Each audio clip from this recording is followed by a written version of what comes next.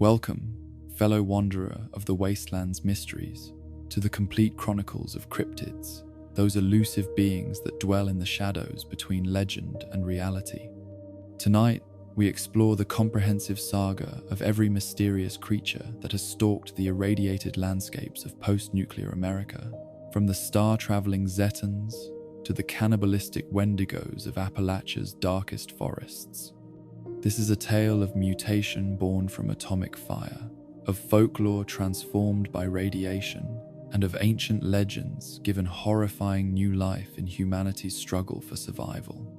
So settle in, make yourself comfortable, and let your mind drift as we traverse the cryptid-haunted territories together. Close your eyes when you're ready, and let the whispered tales of these enigmatic beings carry you into peaceful slumber. The first visitors to our post-nuclear world came not from the irradiated Earth below, but from the infinite darkness above, carrying with them technology so advanced that it seemed like magic to those who encountered it. The Zetans, as they came to be known, had been observing humanity long before the first atomic bomb split the sky over Trinity Site. Their sleek craft slicing through Earth's atmosphere with the silent purpose of creatures studying specimens in a vast cosmic laboratory. These diminutive beings, with their characteristic grey-green skin stretched taut over disproportionately large craniums, represented perhaps the most enduring mystery of the wasteland, not because they were rare, but because their very existence challenged everything survivors thought they knew about their place in the universe. The earliest documented evidence of their presence dates back to 2050, when the artificial intelligence known as Skynet, itself a marvel of pre-war technology, revealed to those brave enough to access its databanks that its creation had been assisted by alien technology. This revelation, buried deep within classified files that few would ever see, hinted at a relationship between extraterrestrial visitors and human technological development that stretched back decades before the Great War transformed the world into an irradiated wasteland. The implications were staggering. Had humanity's greatest technological achievements been guided by beings from another world, or had human ingenuity simply reverse-engineered discoveries from crashed alien vessels scattered across the globe? The answer began to emerge through fragments of pre-war documentation, carefully preserved in government facilities that had weathered the nuclear holocaust. The Pentagon Library Terminal, its data cores somehow surviving the electromagnetic pulse that had crippled most electronic systems, contained references to the Palandine UFO report of 2062, a classified document that confirmed what conspiracy theorists had long suspected. The United States government had not only known about alien visitations, but had been actively studying recovered specimens and technology for military applications. This knowledge was not limited to shadowy government agencies operating in the depths of secure facilities. The corporate world, too, had been touched by evidence of extraterrestrial presence. Dick Hubble, the charismatic founder of the pre-war religion known as Hubology, had somehow acquired an alien blaster, a weapon of clearly non-terrestrial origin that fired concentrated energy with devastating effectiveness. How Hubble had obtained such a device remained a mystery, but its existence suggested that alien technology had leaked into civilian hands long before the bombs fell, perhaps through black market networks or corporate espionage operations that operated beyond the reach of official oversight. The most dramatic evidence of this hidden knowledge emerged through the tragic story of Queriverum, a conspiracy group that had dedicated itself to exposing what its members believed were the dark secrets of the pre-war government. In 2063, operating on intelligence that suggested alien technology was being reverse-engineered at a secret desert facility, possibly the Fallout universe's equivalent of the infamous Area 51. The group mounted an ambitious infiltration operation. Their success exceeded their wildest expectations, but it also sealed their doom. The smoking gun they recovered was the MP Alex Noesis, an early prototype plasma pistol that represented the fusion of human engineering with alien technology. The weapon's exotic energy systems bore no resemblance to conventional human power sources, while its targeting mechanisms incorporated computational principles that would not be discovered by terrestrial scientists for decades. For the members of Quaere Verum, this device proved beyond doubt that their government was collaborating with extraterrestrial forces for purposes they could only imagine. What they had not anticipated was the presence of Dr. Moldaver, a brilliant scientist whose true allegiances lay not with the pursuit of truth, but with the shadowy pre-war organization that would eventually become known as the Enclave. Operating as a double agent within Quaere Verum, Moldaver fed information about the group's activities to her handlers while carefully manipulating their investigations to serve her organization's interests.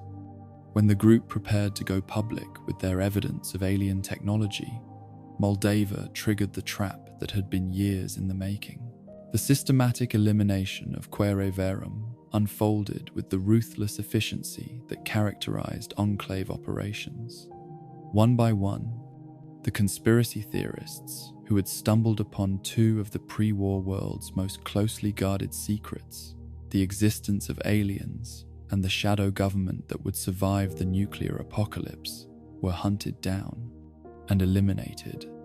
Their research materials were confiscated, their findings suppressed, and their deaths attributed to accidents or criminal activity that drew no attention from the broader public. Only Reed Underwood, the group's final surviving member, managed to escape the initial purge, but his victory proved Pyrrhic. Although he successfully secured the alien weapon in a hidden safe, believing he could preserve the evidence for future revelation, the Zetans themselves intervened to reclaim their technology. Using methods that remained beyond human understanding, they located and recovered the MP Alex Noesis, erasing the last physical proof of their collaboration with terrestrial governments. Underwood's fate remains unknown, though it seems likely that his knowledge died with him in some remote location where his body would never be discovered. This pattern of secrecy and suppression that characterized pre-war alien encounters underwent a dramatic transformation following the Great War. The government agencies that had maintained the conspiracy of silence for decades were either destroyed in the nuclear exchange or reduced to scattered survivors struggling with more immediate concerns than maintaining classified protocols. In this new world, alien visitations became increasingly visible and undeniably real, particularly in the regions that had suffered the most severe nuclear damage. The Appalachian territories of former West Virginia became a focal point for post-war alien activity, with Zetan craft appearing in the irradiated skies with a frequency that made concealment impossible. These were not the careful, secretive observations that had characterized pre-war encounters, but mass appearances that suggested the aliens had abandoned their policy of non-interference. Whether this change reflected new scientific interests in the post-nuclear environment or represented preparation for some larger operation remained unclear to the human survivors who witnessed these events. The most dramatic of these encounters occurred when a crew of human survivors, led by the enigmatic Captain Lorenzo Cabot, managed to commandeer a Zetan mothership through a combination of desperation, ingenuity, and extraordinary good fortune. The vessel they captured represented technology so far in advance of human capabilities that its basic functions remained mysterious even to those operating its controls. Yet somehow, this ragtag group of wastelanders succeeded in turning alien technology against its creators, destroying at least one additional mothership in a battle that illuminated the night sky across several states. This unprecedented victory demonstrated that the Zetans, for all their technological superiority, were not invulnerable. Their craft could be damaged, their operations disrupted, and their personnel captured or killed by determined human opponents. The implications rippled through survivor communities across the wasteland. If aliens could be defeated, then perhaps humanity's future was not as predetermined as it might have seemed. The creatures that had observed and manipulated human civilization for decades could themselves become prey to the descendants of the species they had studied. Yet questions remained that no amount of battlefield success could answer. Why had the Zetans maintained their interest in Earth throughout the nuclear catastrophe that had rendered the planet largely uninhabitable? What did they hope to accomplish through their continued presence in the post-war world? And perhaps most troubling of all, how much of humanity's technological development had been influenced by alien intervention? And what did this mean for species that had believed itself to be the master of its own destiny? The advanced technology that survivors occasionally recovered from crashed Zetan vessels offered tantalizing clues, but no definitive answers. Alien blasters, with their distinctive crystalline power cells and energy projection systems, represented a completely different approach to directed energy weapons than anything human scientists had developed. The psychic nullifiers that appeared in various pre-war facilities suggested research into mental manipulation and telepathic communication that human psychology had barely begun to explore.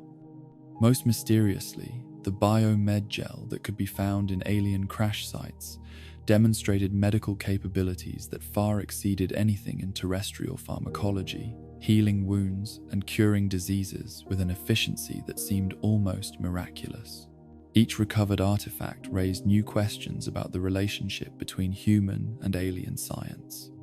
Were these devices examples of completely independent technological development, or did they represent evolutionary branches of research programs that had once involved collaboration between the two species? The discovery of hybrid technologies, like the MP Alexnoesis, suggested that such cooperation had indeed occurred. But the extent and duration of these programs remained hidden behind layers of classification that had died with the civilization that created them. The post-war appearances of Zetan craft also revealed organizational structures and hierarchies within alien society that had not been apparent during their more secretive pre-war operations. Different vessel types served distinct purposes, from small reconnaissance craft that conducted individual abductions to massive motherships that appeared to coordinate larger operations. The aliens themselves displayed variations in appearance and behavior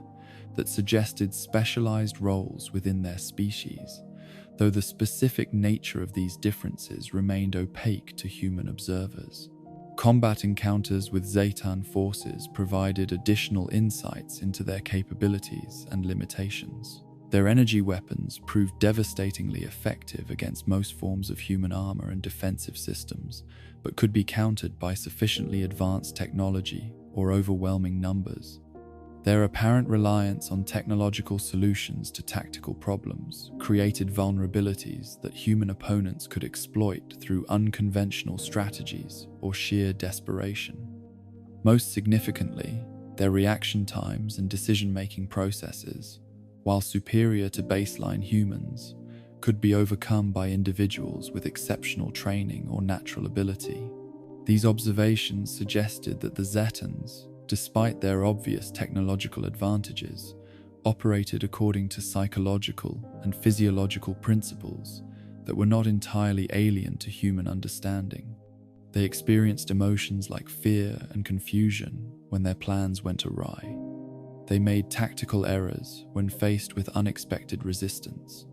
They could be surprised, outmaneuvered, and defeated by opponents who understood their behavioral patterns and exploited their assumptions about human capability. The cultural impact of visible alien presence on post-war society extended far beyond the immediate tactical implications of these encounters. Survivor communities that had struggled to maintain belief in human exceptionalism found themselves forced to confront evidence that their species had never been alone in the universe. Religious and philosophical frameworks developed in isolation from alien influence had to incorporate the reality of beings whose very existence challenged fundamental assumptions about consciousness, intelligence, and humanity's place in the cosmic order. Some communities embraced this revelation, viewing alien visitors as harbingers of a new age in which humanity might transcend the limitations that had led to nuclear self-destruction. Others reacted with hostility and fear, interpreting alien presence as an invasion that threatened human autonomy and survival. Most fell somewhere between these extremes, acknowledging the reality of extraterrestrial intelligence while struggling to understand its implications for their daily existence in the wasteland. The technological artifacts recovered from alien encounters became objects of intense fascination and careful study among those communities with sufficient scientific knowledge to attempt reverse engineering. The Brotherhood of Steel, with their dedication to preserving and understanding pre-war technology, showed particular interest in alien devices, though their rigid doctrines struggled to accommodate technology that originated entirely outside human civilization. The Enclave, heir to the pre-war government's alien research programs, approached recovered artifacts with greater context and understanding, but their goals remained focused on human supremacy rather than peaceful cooperation. Individual survivors who encountered aliens or their technology often found their worldviews fundamentally altered by the experience. Those who had lived their entire lives believing that humanity represented the pinnacle of intelligence and achievement suddenly faced evidence of beings whose capabilities far exceeded anything their species had accomplished. The psychological impact of such encounters could be profound and lasting, creating both inspiration for greater human achievement and despair over the apparent insignificance of terrestrial civilization. As the years passed and alien encounters became a recognized, if uncommon, aspect of wasteland life, patterns began to emerge that suggested larger purposes behind their presence. Abduction incidents often involved individuals with particular genetic markers or exposure to specific forms of radiation, implying ongoing research programs that transcended simple curiosity about post-war human development. Technology recovery operations appeared to focus on specific types of equipment, particularly items related to energy generation and transmission, suggesting aliens were monitoring human attempts to rebuild industrial civilization. The question of alien intentions remained perhaps the greatest mystery facing post-war humanity. Were they benevolent observers, studying human recovery from nuclear catastrophe in hopes of providing assistance at some future date? Were they potential invaders, gathering intelligence for conquest operations that awaited the right moment? Or were they something else entirely, beings whose motivations and goals remained so fundamentally alien that human understanding could never fully comprehend their purposes? The answer, like so much about the Zetans and their long relationship with Earth, remained hidden behind their technological superiority and apparent unwillingness to engage in meaningful communication with the species they had observed for so long. They continued their mysterious operations across the wasteland, leaving behind only tantalizing clues and profound questions about humanity's past, present, and future in a universe that had proven far stranger and more dangerous than anyone had imagined in the innocent days before the bombs fell and the stars revealed their watching eyes. In the mist-shrouded forests of Appalachia, where radiation has twisted both flesh and folklore into forms that defy conventional understanding, no cryptid has captured the imagination quite like the creature known as the Flatwoods Monster. Standing at the intersection of extraterrestrial mystery and terrestrial terror, this enigmatic being represents one of the most complex and misunderstood entities to emerge from the post-nuclear wasteland. What appears to casual observers as a ghostly apparition draped in metallic robes is, in truth, something far more sinister. An alien intelligence encased in advanced technology, wielding powers that challenge the very boundaries between science and supernatural horror. The first documented encounters with this creature stretch back to the years immediately preceding the Great War, when the world still retained some semblance of normalcy and unexplained phenomena could be dismissed as the ravings of drunkards or attention-seeking hoaxes. Among the most notable of these early accounts was the bizarre incident involving one Colton Pickens, proprietor of Hill Fork Hot Dogs, whose encounter with the unknown would transform him from a respected local businessman into a cautionary tale about the dangers of investigating mysteries that humanity was not yet prepared to comprehend. On a night that began like countless others in pre-war West Virginia, Pickens was conducting the mundane task of disposing of his establishment's refuse when the ordinary world suddenly revealed its hidden depths. A light appeared in the darkness beyond his property. Not the steady beam of a hunter's flashlight or the flickering glow of a campfire, but something that seemed to pulse with its own internal rhythm, cycling through colors that had no names in human language. Blue shifted to green, green transformed into red, red dissolved back into blue, each transition accompanied by a subtle change in the quality of the illumination that suggested technology far beyond anything terrestrial science had achieved. What happened next, according to Pickens's increasingly frantic testimony to Deputy Walton, transcended the boundaries of normal human experience. The colored light began to affect him in ways that defied medical explanation,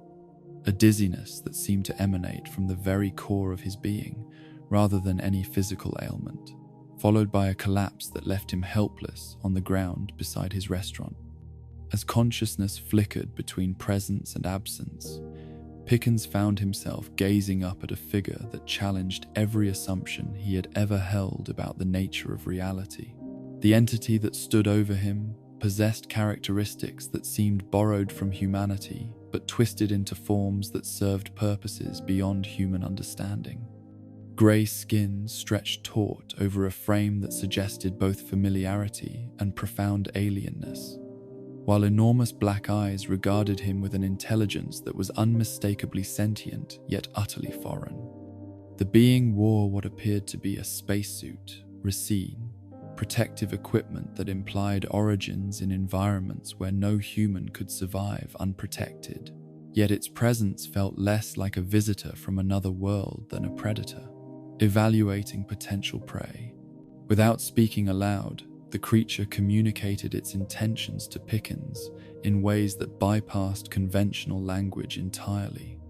The message burned itself directly into his consciousness with terrifying clarity. He was to accompany this being, to board its spacecraft and submit to whatever purposes had brought it to his small corner of Earth. The telepathic communication carried undertones of compulsion that made resistance seem not merely futile, but fundamentally inconceivable, as though the very concept of refusing had been temporarily erased from his mind. Deputy Walton, confronted with this extraordinary account from a man he had previously known as a sober and reliable member of the community, responded with the skepticism that law enforcement officers develop through years of dealing with intoxicated citizens and attention-seeking fabricators. Pickens' disheveled appearance, combined with his location atop the Hill Fork Hot Dogs establishment without any clothing, suggested explanations far more mundane than alien abduction. The deputy's decision to arrest him for drunk and disorderly conduct reflected not callous indifference to a citizen's distress, but a rational response to circumstances that appeared to have prosaic explanations. Yet the dismissal of Pickens's account as the product of alcohol-induced hallucinations would prove to be a tragic miscalculation that reflected humanity's broader failure to recognize the signs of extraterrestrial presence. In the final years before the Great War, unknown to Deputy Walton,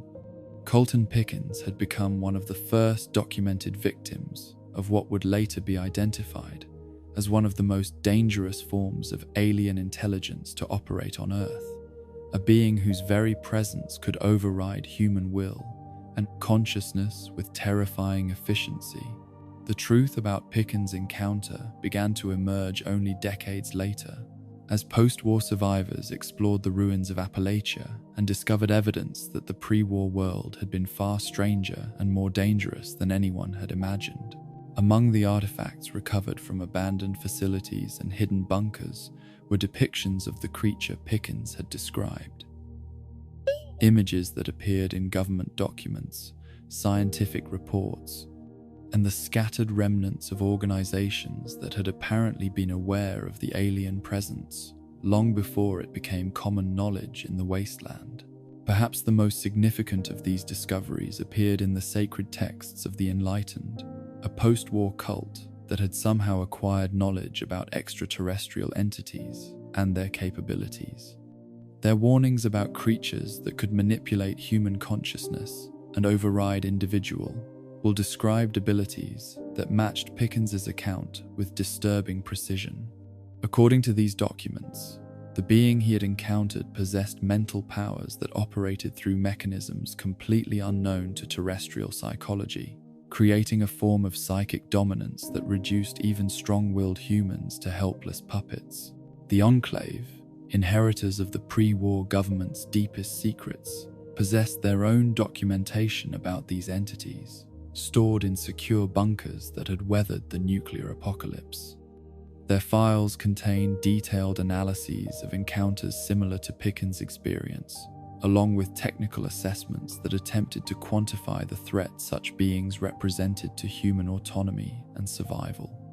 These reports painted a picture of creatures whose mental capabilities far exceeded anything known to exist in terrestrial life forms, possessing abilities that blurred the line between advanced technology and what previous generations might have considered supernatural powers. The creature's true nature began to reveal itself through combat encounters with post-war survivors, brave or foolish enough to confront it directly, unlike the terrified civilian who had been discovered ranting atop a hot dog stand. These hardened wasteland warriors possessed the training and equipment necessary to engage supernatural threats on something approaching equal terms. Their after-action reports provided insights into the alien's capabilities that transformed it from mysterious apparition into a classified threat that demanded serious tactical consideration. The being that appeared as a ghostly figure draped in metallic robes proved to be something far more complex and dangerous than its ethereal appearance suggested.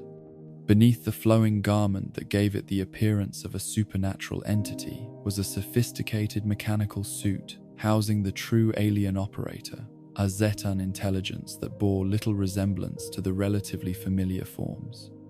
encountered in other extraterrestrial contacts.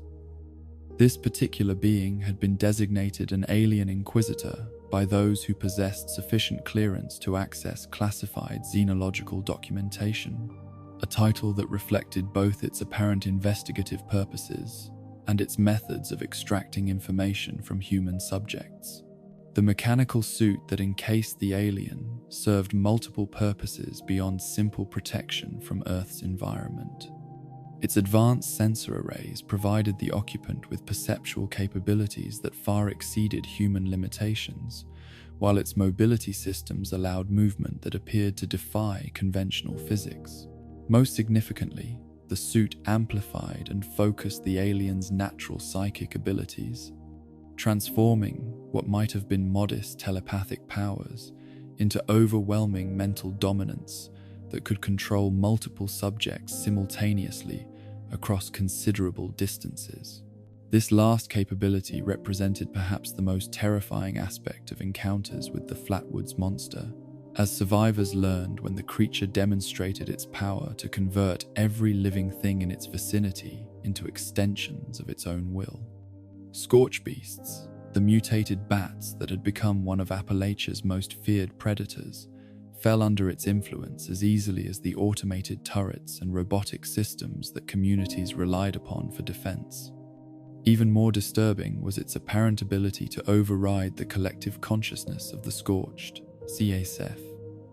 Humans and animals transformed by an alien fungus into a hive-minded plague that had consumed vast swaths of the Prospect, post-war world. The implications of this mental domination, extended far beyond the immediate tactical challenges it presented to survivors attempting to establish safe communities in the wasteland. If a single alien entity could override the collective intelligence of thousands of scorched creatures, what did this suggest about the true nature of the plague that had transformed so much of Appalachia? Had the scorched outbreak been a natural phenomenon, the result of environmental contamination following the Great War, or had it been influenced by alien intervention for purposes that remained hidden from human understanding? Combat encounters with the Flatwoods Monster revealed additional capabilities that challenged conventional approaches to dealing with supernatural threats. The creature could teleport across significant distances without warning, appearing and disappearing at will in ways that made traditional tactical positioning meaningless. Its weapon systems projected concentrated energy beams of a distinctive purple coloration that could inflict devastating damage on both organic targets and technological systems. Most frustratingly for those attempting to eliminate it, the entity possessed regenerative capabilities that allowed it to recover from injuries that would have been instantly fatal to terrestrial life forms. These abilities combined to create an opponent that operated according to rules fundamentally different from anything human warriors had been trained to confront. Veterans of the wasteland, accustomed to dealing with raiders, super mutants, and various forms of mutated wildlife, found themselves facing an enemy that could control their equipment, dominate their allies, and recover from wounds while teleporting around the battlefield at will. The psychological impact of such encounters often proved as debilitating as the physical damage inflicted by the creature's energy weapons. The alien's apparent investigative mission on Earth raised questions about its ultimate objectives that no amount of combat experience could answer. Why had this particular Zetan been dispatched to Appalachia, and what information was it attempting to gather through its encounters with human survivors? The mental domination it exercised over local creatures and technology suggested capabilities that could be used for conquest rather than research. Yet its behavior patterns indicated a focus on observation and data collection rather than territorial acquisition or resource extraction. Some survivors who had studied the creature's activities theorized that it represented part of a larger intelligence-gathering operation designed to assess human recovery from the nuclear catastrophe. By observing how post-war communities dealt with various threats and challenges, alien analysts might be developing comprehensive assessments of human resilience, adaptability, and potential for rebuilding civilization. Such information could prove valuable for a species considering either assistance or invasion of a world still recovering from self-inflicted devastation. Others suggested more sinister purposes, interpreting the Flatwoods Monster's mental manipulation abilities as preparation for some form of psychological conquest that would render physical invasion unnecessary. If alien entities could override human consciousness as easily as they appeared to control wasteland creatures, traditional concepts of military resistance might become meaningless. A species that could turn humanity's own thoughts and decisions against them would possess advantages that no amount of conventional preparation could overcome. The technological implications of the aliens' capabilities also troubled those survivors with sufficient scientific knowledge to understand what they were witnessing. The suit that enabled the creature's supernatural abilities represented engineering principles that terrestrial science had not yet discovered. Incorporating energy manipulation, consciousness interface, and matter transmission technologies that existed decades or centuries ahead of human development. If such capabilities were commonplace among alien civilizations, what did this suggest about humanity's prospects for maintaining independence in a universe filled with beings whose abilities bordered on the godlike? The creature's ability to control scorched creatures proved particularly troubling to researchers attempting to understand the plague that had transformed so much of post-war Appalachia.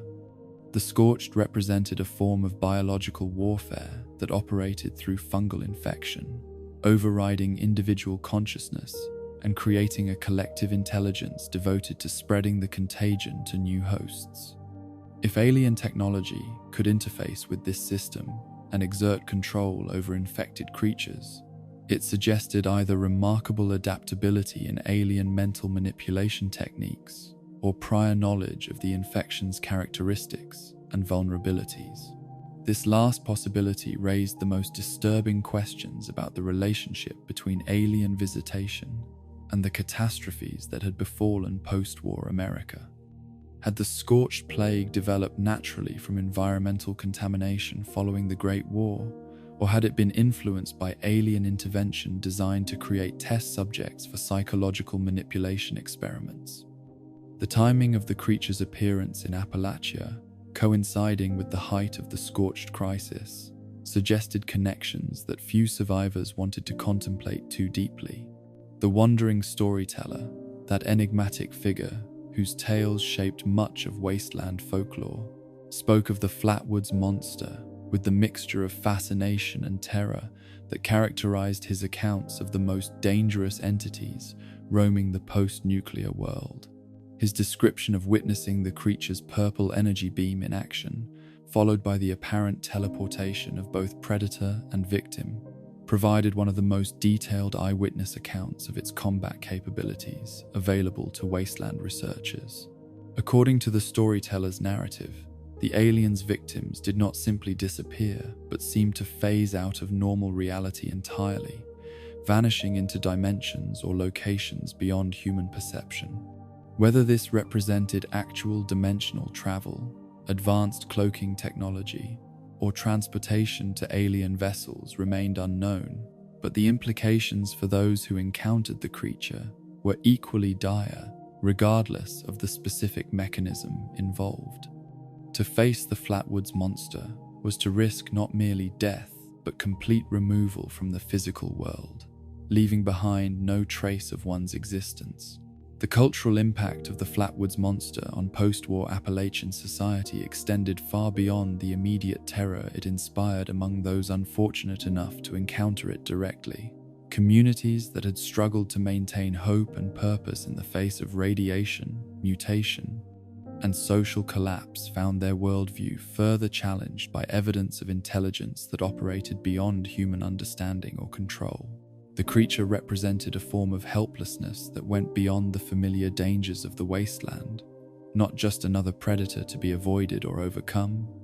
but a being whose very presence could strip away the autonomy that defined human consciousness. Religious and philosophical frameworks developed in isolation from alien influence struggled to accommodate entities whose capabilities seemed to transcend the natural laws that governed terrestrial existence. Some communities interpreted the Flatwoods Monster as a demonic presence,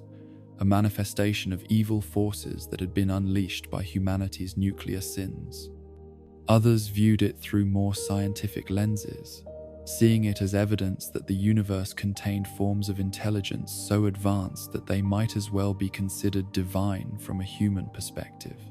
The creature's apparent ability to phase between visible and invisible states added another layer of terror to encounters with it, as survivors could never be certain whether they were truly alone or under observation by an entity that could remain undetected until it chose to reveal itself.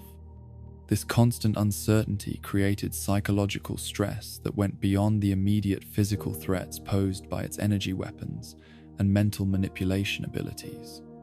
Communities that knew the Flatwoods Monster operated in their region often developed elaborate precautions and warning systems, though the effectiveness of such measures remained questionable given the creature's demonstrated capabilities. The discovery of the alien's true nature beneath its ghostly exterior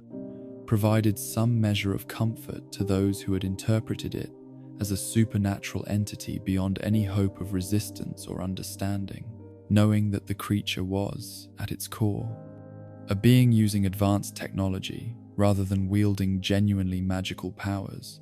offered the theoretical possibility that its capabilities could be countered through sufficient scientific advancement or tactical innovation. Yet this knowledge came with its own troubling implications, about the level of technological development possessed by alien civilizations and the extent to which they might be studying or manipulating human society. The question of whether the Flatwoods Monster represented a unique individual or one member of a larger group remained unanswered despite decades of speculation and investigation. If it was singular, its presence in Appalachia might represent a special research mission focused on studying human recovery from nuclear warfare. If others like it existed, the implications for human independence and survival became far more serious, suggesting organized alien operations that could be operating simultaneously across multiple regions or even continents. The creature's apparent immortality, demonstrated through its ability to regenerate from injuries that would destroy conventional life forms, added another dimension to the mystery surrounding its origins and purposes. Unlike terrestrial creatures, which operated within biological constraints that limited their operational lifespan, the Flatwoods Monster appeared to exist outside such limitations. This suggested either advanced medical technology that could repair damage at the cellular level, or a form of consciousness that could transfer between physical platforms, making the destruction of any individual manifestation merely an inconvenience rather than a permanent solution. For those brave or desperate enough to confront the Flatwoods Monster directly, success required not just superior firepower or tactical skill, but psychological resilience, capable of maintaining focus and determination in the face of abilities that seemed to violate the natural order.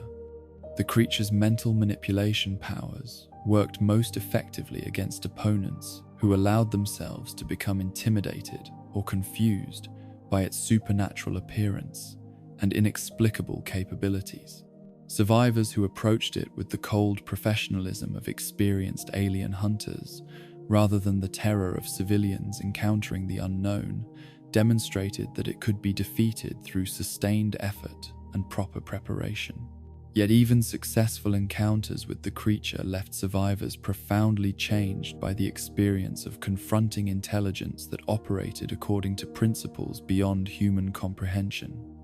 The knowledge that such beings walked among humanity, studying and manipulating events from behind veils of technology and misdirection, created lasting psychological impacts that influenced how these individuals viewed their place in the universe and the prospects for human civilization's long-term survival. The Flatwoods Monster thus stands as perhaps the most complex and troubling of all cryptids encountered in the post-war world. A being that combines the terror of alien intelligence with the mystery of advanced technology,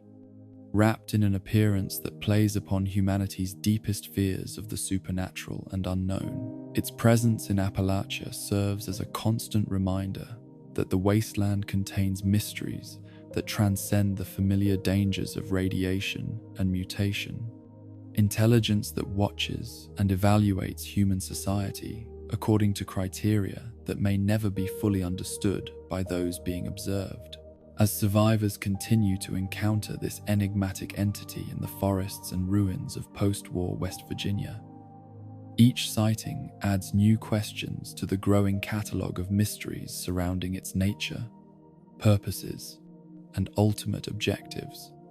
The truth about the Flatwoods Monster may prove as elusive as the creature itself, phasing in and out of human understanding like the alien intelligence that gave it birth, leaving behind only fragments of knowledge and the disturbing certainty that humanity shares its world with beings whose capabilities and intentions remain forever shrouded in shadow and misdirection. In the twisted laboratories of WestTech Research Center, where corporate ambition and government funding converged to create horrors that would outlive the civilization that spawned them, two of the wasteland's most nightmarish creatures were born not from ancient folklore or alien visitation, but from humanity's relentless pursuit of scientific advancement without moral constraint. The forced evolutionary virus, that synthetic plague which would transform countless humans into the super mutants that terrorized the post-war world, found its most disturbing expression in a pair of experimental subjects whose metamorphosis created beings so alien in appearance and behavior that they seemed to belong to entirely different orders of existence. The story of these abominations begins in the sterile corridors of the WestTech Appalachian facility, where scientists worked with the single-minded dedication of researchers who believed themselves to be solving humanity's greatest challenges while remaining blind to the moral implications of their methods. The Greenhouse Initiative, originally conceived as a noble effort to address the food shortages that plagued pre-war America, had evolved into something far more sinister by February of 2076, when corporate priorities shifted from agricultural enhancement to military application of genetic manipulation technology. The transformation of the research program from peaceful agriculture to weaponized biology reflected the broader militarization of American science in the final years before the Great War. As resource shortages intensified and international tensions escalated toward inevitable conflict, every aspect of technological development became subordinated to military necessity. The forced evolutionary virus, initially designed to increase crop yields and nutritional content, was reimagined as a tool for creating enhanced soldiers capable of surviving and fighting in environments that would kill unprotected humans. The town of Huntersville, nestled in the mountainous terrain of Appalachia, provided what WestTech researchers considered ideal conditions for human experimentation. A isolated community with limited external communication, a population small enough to monitor comprehensively, and local authorities who could be convinced to cooperate with federal research initiatives presented as public health measures. The residents of Huntersville had no way of knowing that their community had been selected not for protection, but for sacrifice to scientific ambition that recognized no ethical boundaries. The initial phase of the experiment began with deception that reflected the researchers' understanding of how their true purposes would be received by potential test subjects. Rather than announcing their intention to expose an entire community to experimental biological agents, WestTech scientists orchestrated what appeared to be a natural disease outbreak on 10. A strain of influenza that seemed to spread through normal epidemiological pathways while actually representing the first iteration of forced stewed evolutionary virus testing on unwilling human subjects. The fictional flu epidemic that swept through Huntersville in February of 2076 served multiple purposes beyond simple camouflage for illegal human experimentation. It provided cover for the quarantine measures that isolated the community from outside observation, justified the military intervention that prevented residents from leaving the area, and created conditions of house arrest that allowed researchers to monitor the progression of viral infection without interference from subjects who might have resisted more obvious forms of medical experimentation. What the residents experienced as a tragic public health crisis was, in reality, the systematic exposure of an entire community to successive iterations of a biological weapon designed to transform human beings into something that could barely be recognized as having once shared their species. The failure of early virus strains to produce stable mutations led not to abandonment of the program, but to refinement of the biological agent and expansion of testing to include variations that pushed the boundaries of what human physiology could survive. The breakthrough that WestTech scientists had been pursuing through months of failed experiments finally emerged on October 14, 2077, when test subject AM52 underwent a transformation so complete and horrifying that it challenged every assumption the researchers had held about the limits of biological metamorphosis. The creature that had once been human bore so little resemblance to its original form that the scientists could only describe it in terms that emphasized its departure from recognizable anatomy rather than any positive characteristics it might have retained. The being that emerged from the experimental chambers possessed a configuration of organs and limbs that seemed to have been assembled according to principles that owed nothing to terrestrial evolution. Multiple eyes, clustered along its enlarged torso, provided visual capabilities that far exceeded human limitations, while forearms ending in razor-sharp claws offered manipulation and combat abilities that no natural creature could match. The enlarged body cavity suggested internal modifications that remained hidden from external observation, but clearly supported capabilities that transcended the biological constraints that had defined human existence for millennia. Most disturbing to the researchers who observed this transformation was not the radical alteration of the subject's physical form, but the apparent retention of some form of consciousness within the drastically modified structure. The creature they designated as the first successful Snallygaster demonstrated awareness, problem-solving ability, and what appeared to be emotional responses to its environment, suggesting that the human intelligence that had once inhabited the original body had survived the metamorphosis in some unrecognizably altered state. The scientists' description of their creation as a pile of quivering genetic biowaste reflected both their clinical detachment from the ethical implications of their work and their struggle to categorize something that defied conventional biological classification. Yet their simultaneous designation of the experiment as a success revealed the disturbing criteria they were using to evaluate their research. Arthur. Not the preservation of human dignity or the welfare of their test subjects, but simply the achievement of a stable, self-sustaining mutation that could serve as the foundation for further experimentation. The decision to allow the creature to incubate in containment rather than immediately subjecting it to additional testing reflected both scientific caution and a recognition that they had created something whose capabilities remained largely unknown. The Snallygaster's ability to sustain itself without external life support suggested metabolic processes that operated according to principles different from those governing normal human physiology, while its behavioral patterns indicated intelligence that might have been enhanced rather than diminished by the transformation process. This period of observation would prove fatally brief, as the creature demonstrated capabilities that its creators had failed to anticipate in their containment protocols. On January 3rd, 2078, the Snallygaster achieved what the researchers had considered impossible in Clue 2, escape from a secure facility designed to prevent exactly such an occurrence. The methods by which it accomplished this feat remained unclear, but the implications were immediately apparent to anyone familiar with the creature's enhanced physical capabilities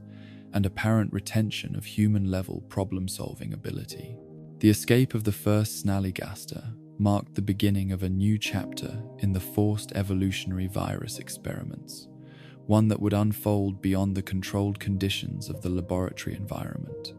Free to roam the contaminated landscape of post-war Appalachia,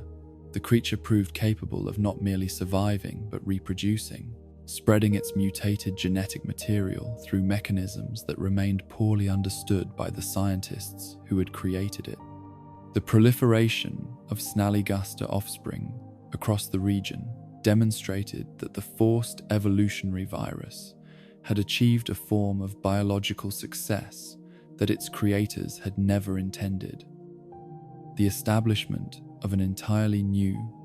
species capable of independent existence and continued evolution. While the first Snallygaster represented an unexpected success in the WestTech research program, the scientists were far from satisfied with the results of their experimentation. The creature's capabilities, impressive though they were,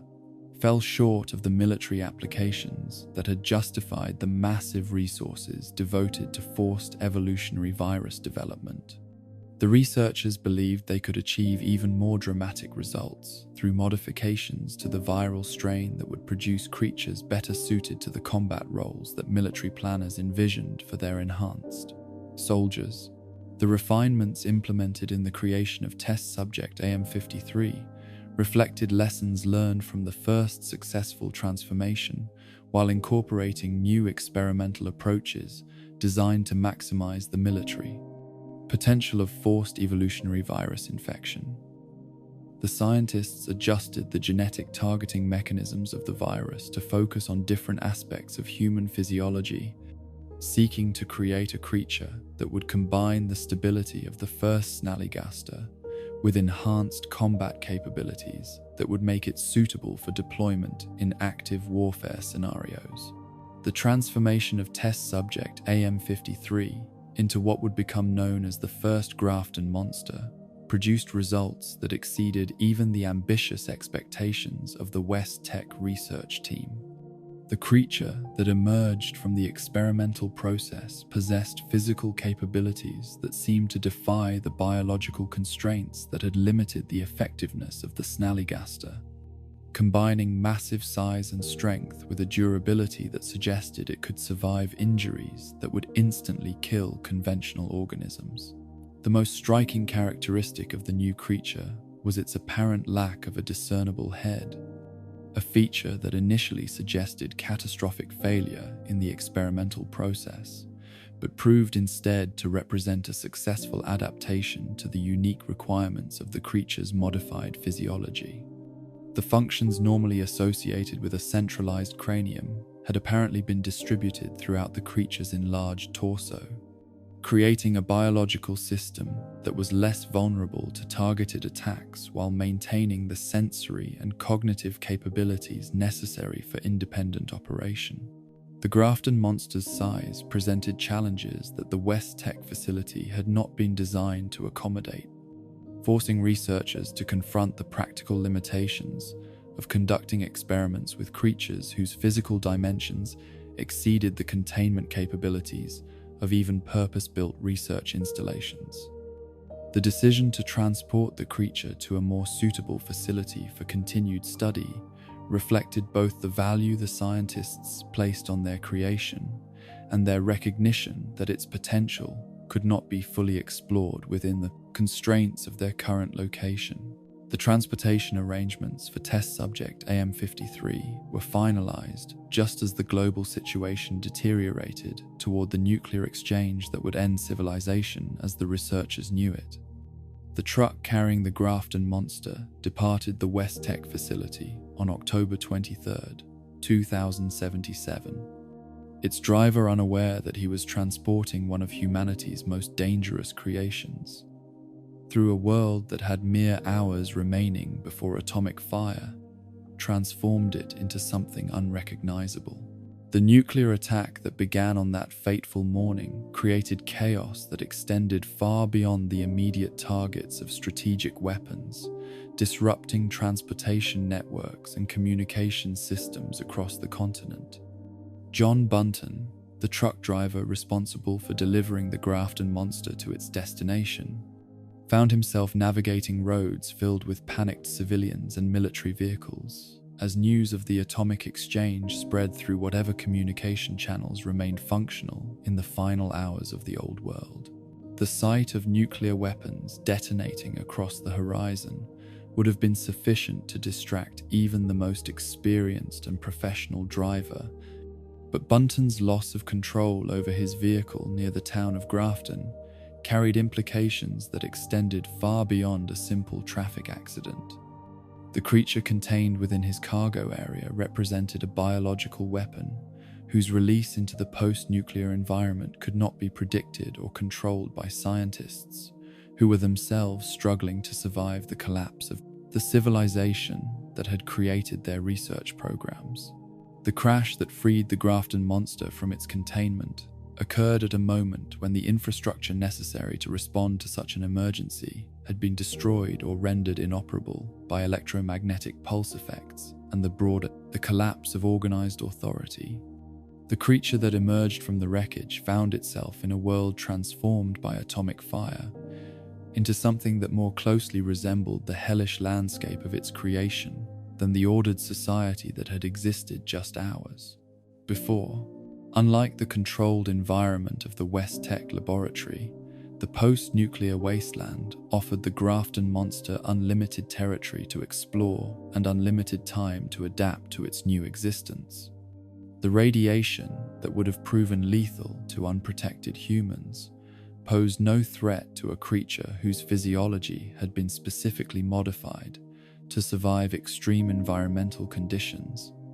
while the collapse of human civilization eliminated the primary threat to its continued existence and reproduction. The creature's apparent ability to procreate, demonstrated by the appearance of multiple Grafton monsters throughout post-war Appalachia, suggested that the forced evolutionary virus had achieved a form of biological success that transcended its original military applications.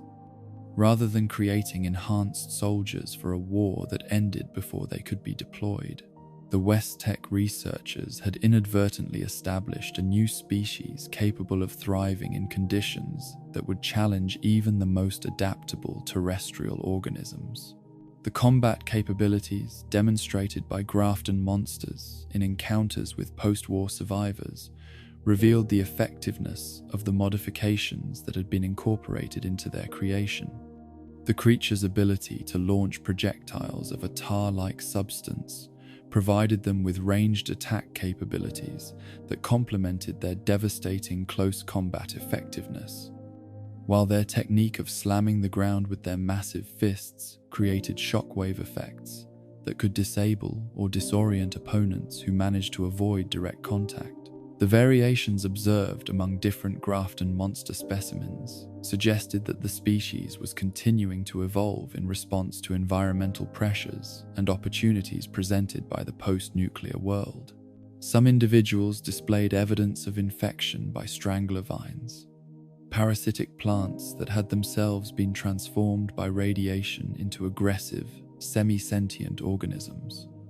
The resulting hybrid entities suffered from deep, weeping lesions that seemed to cause them constant pain while somehow enhancing their already formidable combat abilities. These ongoing mutations demonstrated that the forced evolutionary virus had not simply created two static species, but had initiated ongoing biological processes that continued to generate new variations and adaptations decades after the Brothem.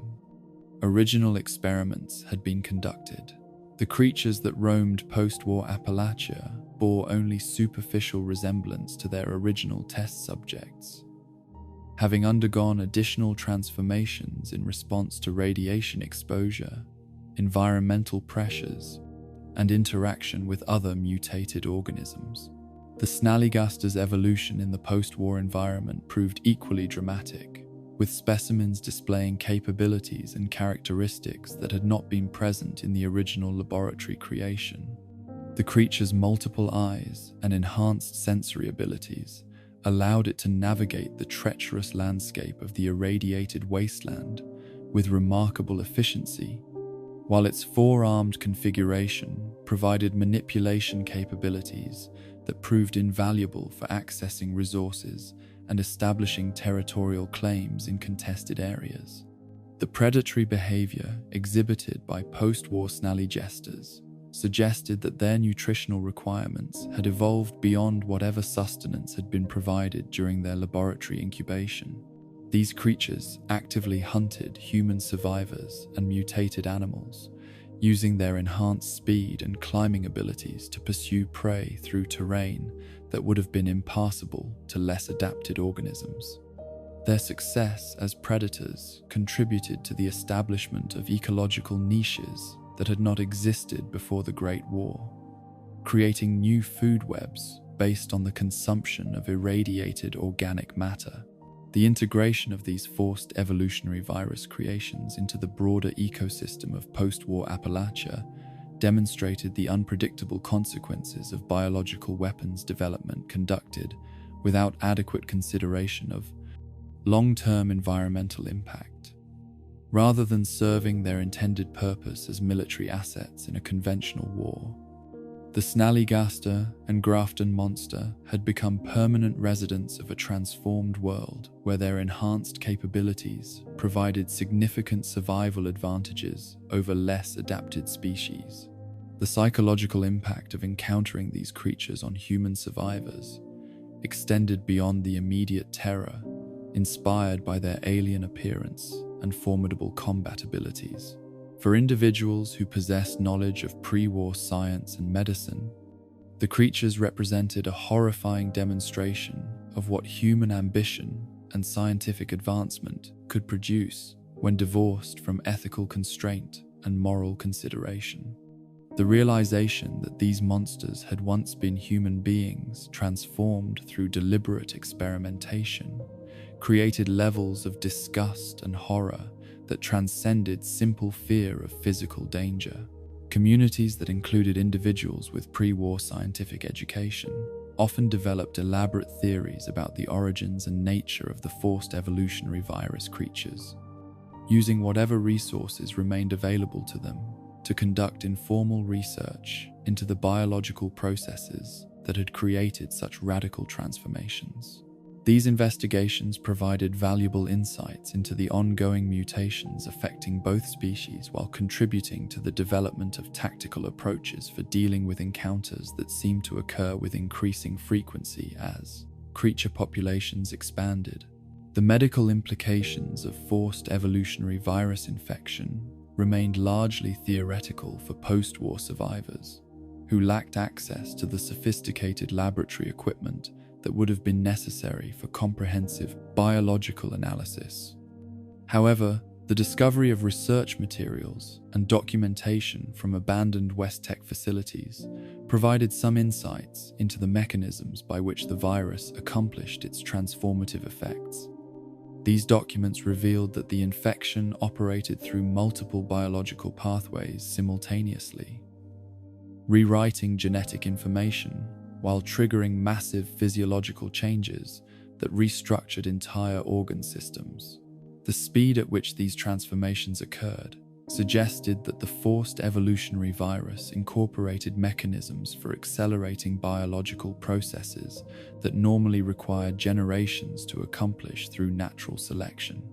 The compression of evolutionary timescales into periods of weeks or months represented a technological achievement that might have revolutionized biological science if it had been developed and applied under controlled conditions for beneficial purposes rather than military applications. The long-term consequences of releasing forced evolutionary virus creations into the post-war environment remained largely unknown to the survivors who encountered them, but the evidence suggested that both species were continuing to adapt and evolve in response to their new ecological circumstances. The appearance of new behavioral patterns, physical characteristics, and environmental tolerances among different populations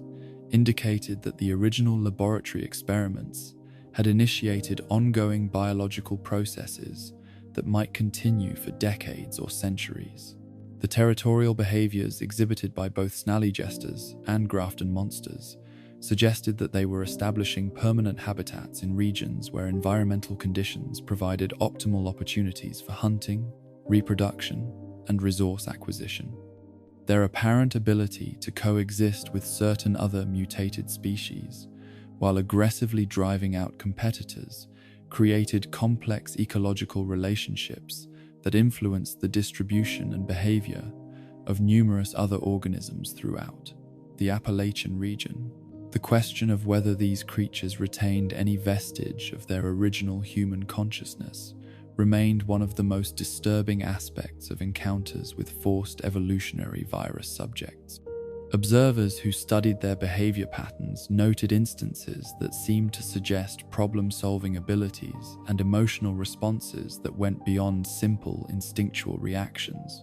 raising the possibility that some fragment of human intelligence persisted within their transformed biology. If such consciousness did survive the transformation process, the implications for understanding the nature of identity and humanity became profoundly troubling. The creatures that had once been human test subjects might retain memories, emotions, or cognitive patterns from their previous existence, while being trapped within physical forms that prevented any meaningful communication or connection with their former species. The possibility that the monsters roaming the wasteland might be experiencing their transformation as an ongoing nightmare of consciousness trapped within alien flesh added psychological horror to encounters that were already terrifying on purely physical grounds. The legacy of the WestTech forced evolutionary virus experiments thus extended far beyond the immediate creation of 2 new species to encompass broader questions about the relationship between scientific advancement and moral responsibility. The researchers who had created these creatures possessed the technical knowledge necessary to accomplish remarkable biological transformations, but lacked the wisdom to consider the long-term consequences of their actions for both their test subjects and the broader world that would inherit the results of their experimentation. The Snallygaster and Grafton Monster stand as permanent reminders that the pursuit of knowledge and capability without ethical constraint can produce results that transcend their creators' intentions while creating problems that persist long after those responsible for their creation have vanished from the world. In the irradiated landscapes of post-war Appalachia, where these creatures continue to hunt and reproduce and evolve, the hubris of pre-war science has taken on physical form that will continue to shape the ecology and psychology of human survivors for generations yet to come. As wasteland explorers continue to encounter these abominations in the ruins of research facilities and the dark forests where they make their lairs, each sighting serves as a reminder that some boundaries should never be crossed and some knowledge should never be pursued. The forced evolutionary virus experiments represent humanity's capacity for both remarkable scientific achievement and catastrophic moral failure, creating a legacy of horror that outlived the civilization that produced it and continues to stalk the wasteland as a testament to the dangers of progress without conscience. In the darkest corners of post-war Appalachia, where hunger drove humanity to cross boundaries that should never have been violated,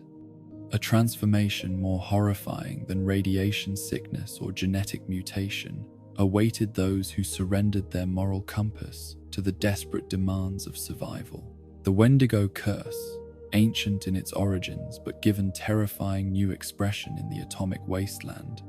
represented the ultimate price of abandoning the fundamental taboos that separated civilized behavior from primordial savagery. These creatures, born from the unholy marriage of human consciousness and cannibalistic compulsion, stalked the irradiated forests as living reminders that some hungers, once indulged, could never again be satisfied through conventional means. The transformation from human being to Wendigo did not occur through exposure to radiation or engineered viruses, but through the deliberate violation of one of humanity's most fundamental prohibitions, the consumption of human flesh by those who retained sufficient consciousness to understand the moral weight of their actions. In the desperate years following the Great War, when traditional food sources had been contaminated or destroyed and supply networks had collapsed entirely, survivors faced choices that tested the very foundations of human identity and social order. The psychological pathway that led from civilized human being to cannibalistic monster followed patterns that had been documented in folklore for centuries before the bombs fell.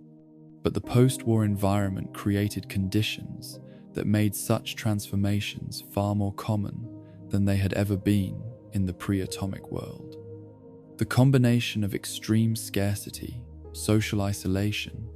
and the breakdown of moral frameworks that had previously constrained human behavior created perfect conditions for the emergence of beings that represented humanity's darkest potential made manifest. Maurice Stevens, leader of the cannibalistic raider faction known as the Gourmands,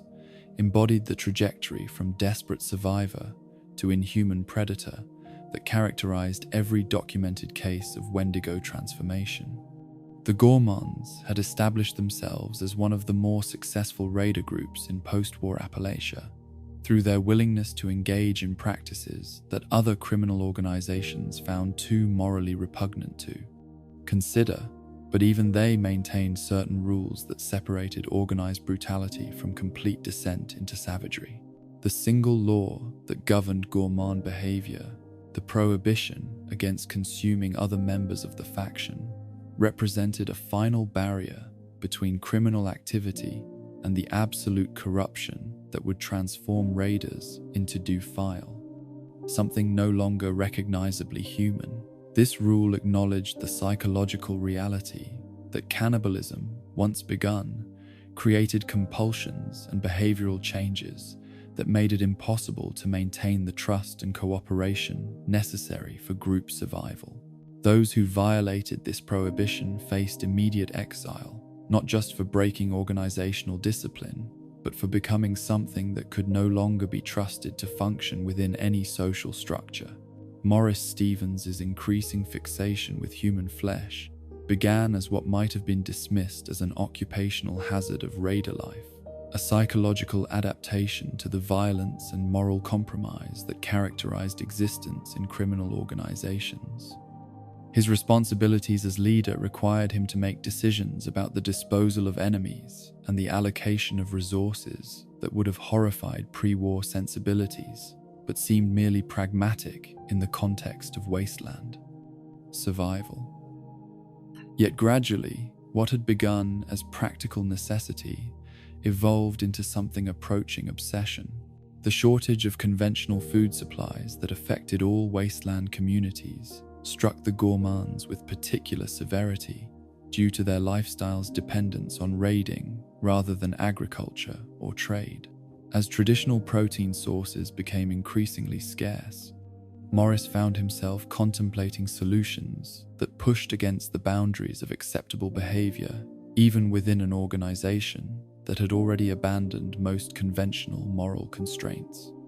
His growing interest in human flesh as a potential food source began to color his decision-making in ways that other gourmands found increasingly disturbing. The breaking point came when Morris crossed the line that his own organization had established as inviolable,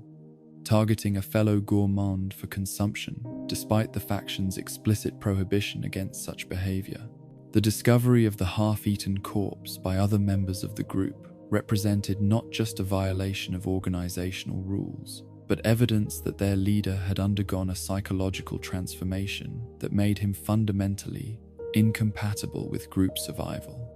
The decision to exile Morris and his wife Edie reflected both punishment for rule violation and practical recognition that individuals who had begun consuming human flesh could no longer be trusted to maintain the minimal social bonds necessary for faction cohesion. The cave that became Morris and Edie's final refuge provided the isolation necessary for the completion of their transformation from desperate humans to something that transcended the boundaries of human identity entirely. Removed from the social constraints and alternative food sources that might have prevented their complete descent into cannibalistic compulsion, the couple faced choices that would determine whether they retained any connection to their former humanity or surrendered entirely to the hunger that had begun to define their existence. The progression from consuming enemies to consuming loved ones represented the final stage in the psychological destruction that preceded physical transformation into Wendigo form. Morris's decision to kill and consume his wife Edie demonstrated that the cannibalistic compulsion had completely overridden whatever human emotions and social bonds had previously constrained his behavior. The journal entries he left behind documented this descent with horrifying clinical detail, describing Edie's taste and texture with an enthusiasm that revealed how completely his consciousness had been restructured around the consumption of human flesh. The physical transformation that followed this ultimate violation of human taboo occurred through mechanisms that remained poorly understood by wasteland survivors who encountered the results. Unlike the rapid mutations produced by forced evolutionary virus infection or the gradual changes associated with radiation exposure, The Wendigo transformation appeared to operate through psychological and spiritual pathways that conventional science struggled to explain. The creature that Morris Stevens became retained certain human characteristics while developing capabilities and instincts that seemed to derive from sources beyond normal biological processes. The Wendigo that emerged from the cave where Morris and Edie had made their final home possessed physical capabilities that far exceeded anything possible for unmodified human physiology. Enhanced speed allowed it to pursue prey through terrain that would have challenged even experienced wasteland hunters, while increased strength provided the power necessary to overpower victims who might have successfully resisted conventional human attackers. Most disturbing was the creature's apparent retention of human-level intelligence, which allowed it to plan and execute hunting strategies that incorporated knowledge of human behavior and psychology. The psychological profile of the transformed Morris Stevens revealed characteristics that combined human cunning with predatory instincts that seemed to derive from entirely non-human sources. The creature demonstrated remarkable patience in stalking potential victims, often observing their routines and vulnerabilities for extended periods before executing attacks, calculated to minimize resistance and maximize the likelihood of successful feeding.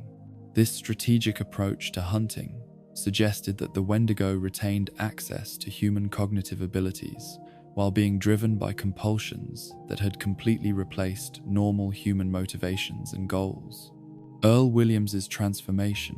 followed a different pathway to the same horrifying destination, beginning not with deliberate violation of moral boundaries, but with the desperate choices forced upon survivors trapped in circumstances beyond their control. The Monongah mine disaster that sealed dozens of miners underground created conditions that tested the limits of human endurance and moral flexibility, forcing individuals who had never contemplated cannibalism to confront choices that would have been unthinkable under normal circumstances. The decision by mining supervisor Deke Sykes to seal the mine entrance rather than risk potential security breaches reflected the paranoia and institutional breakdown that characterized the immediate aftermath of the Great War. His action, intended to prevent outside interference with valuable mining assets, created a death trap that would transform ordinary working men into creatures of nightmare through the simple expedient of removing all alternative sources of nutrition while providing an abundant supply of human flesh in the form of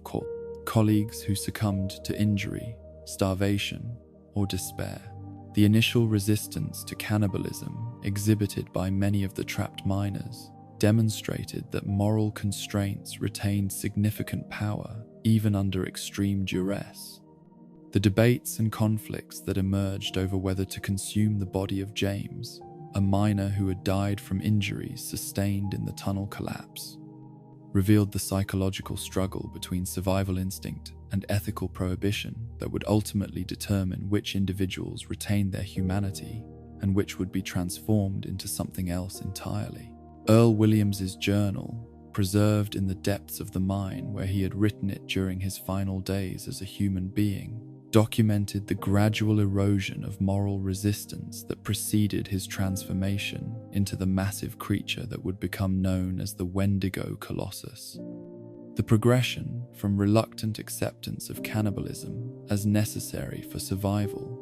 to active hunting of living colleagues demonstrated how quickly the consumption of human flesh could reshape fundamental psychological structures and behavioral patterns. The 3 weeks that elapsed between the mine collapse and Williams's complete transformation into a Wendigo provided a timeline for the psychological and physical changes that characterized this form of mutation.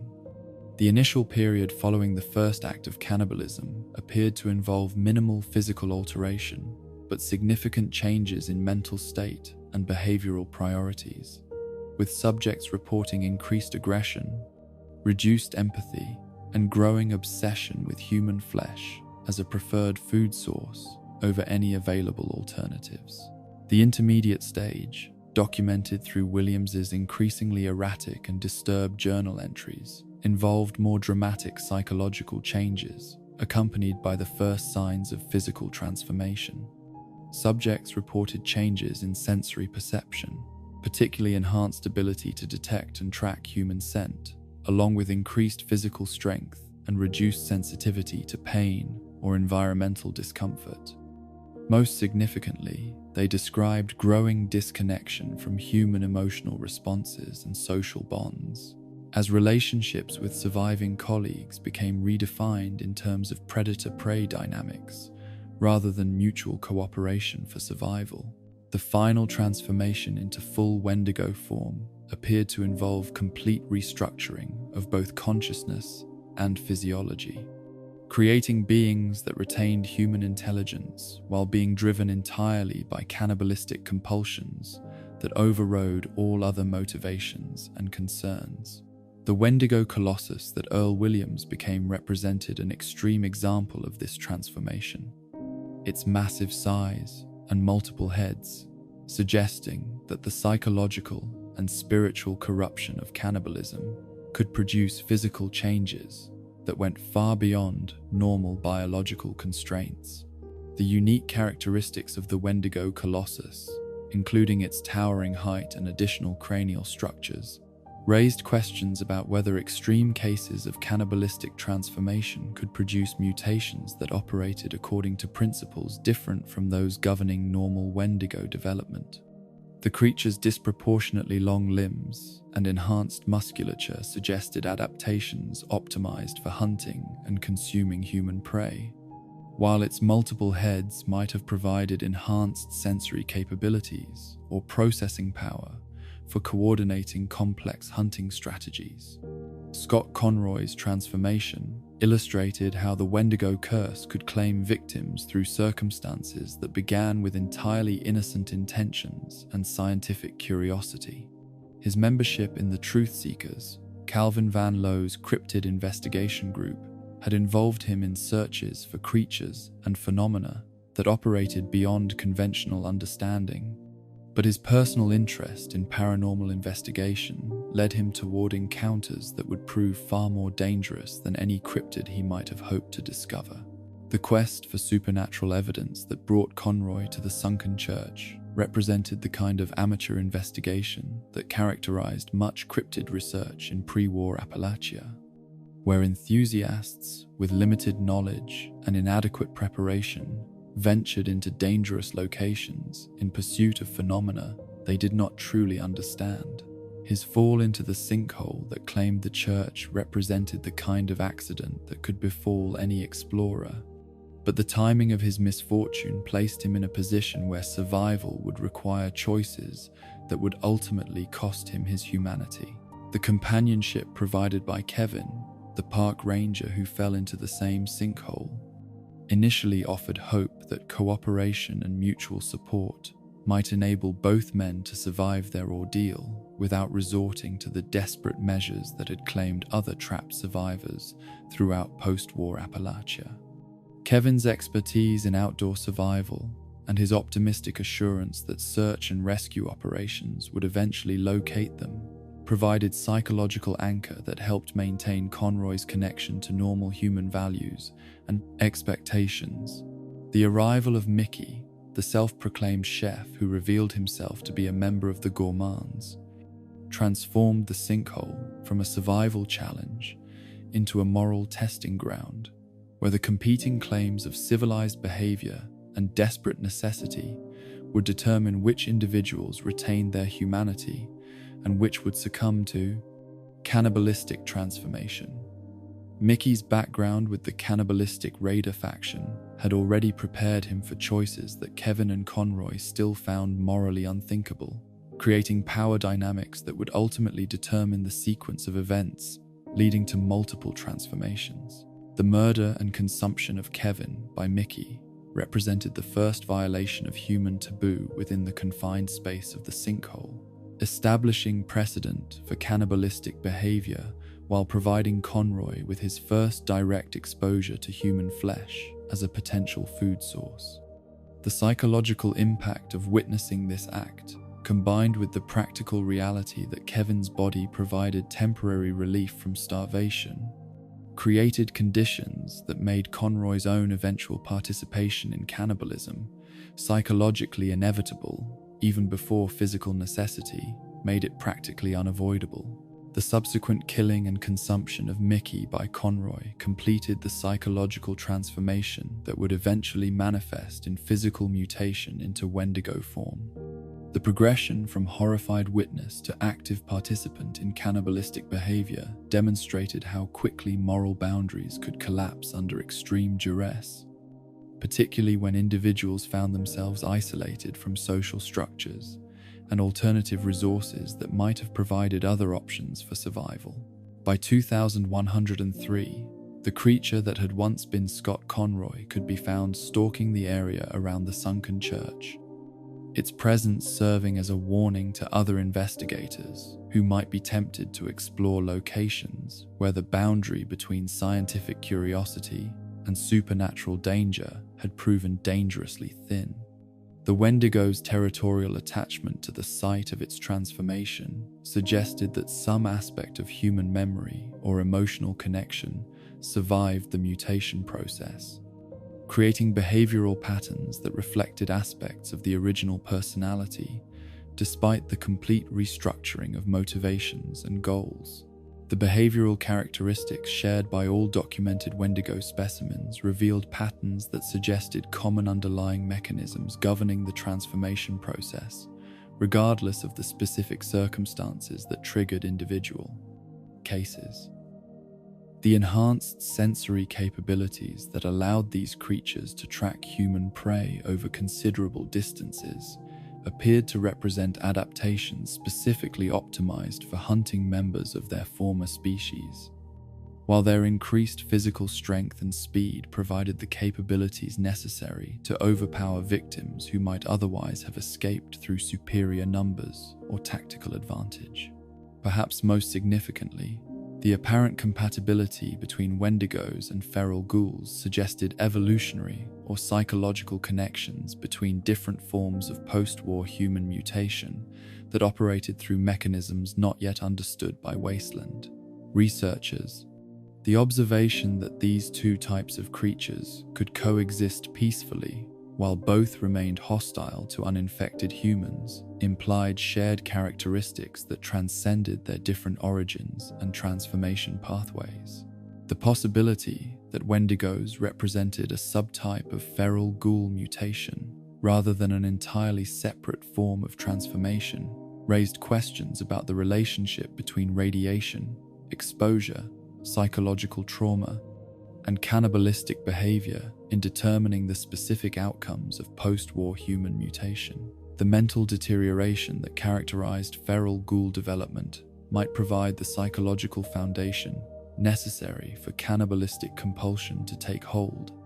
while the physical changes associated with radiation exposure could create the enhanced capabilities that distinguished Wendigos from ordinary feral specimens. The cultural significance of Wendigo creatures in post-war Appalachian folklore extended far beyond their immediate threat to human life and safety, representing deep-seated fears about the fragility of civilized behavior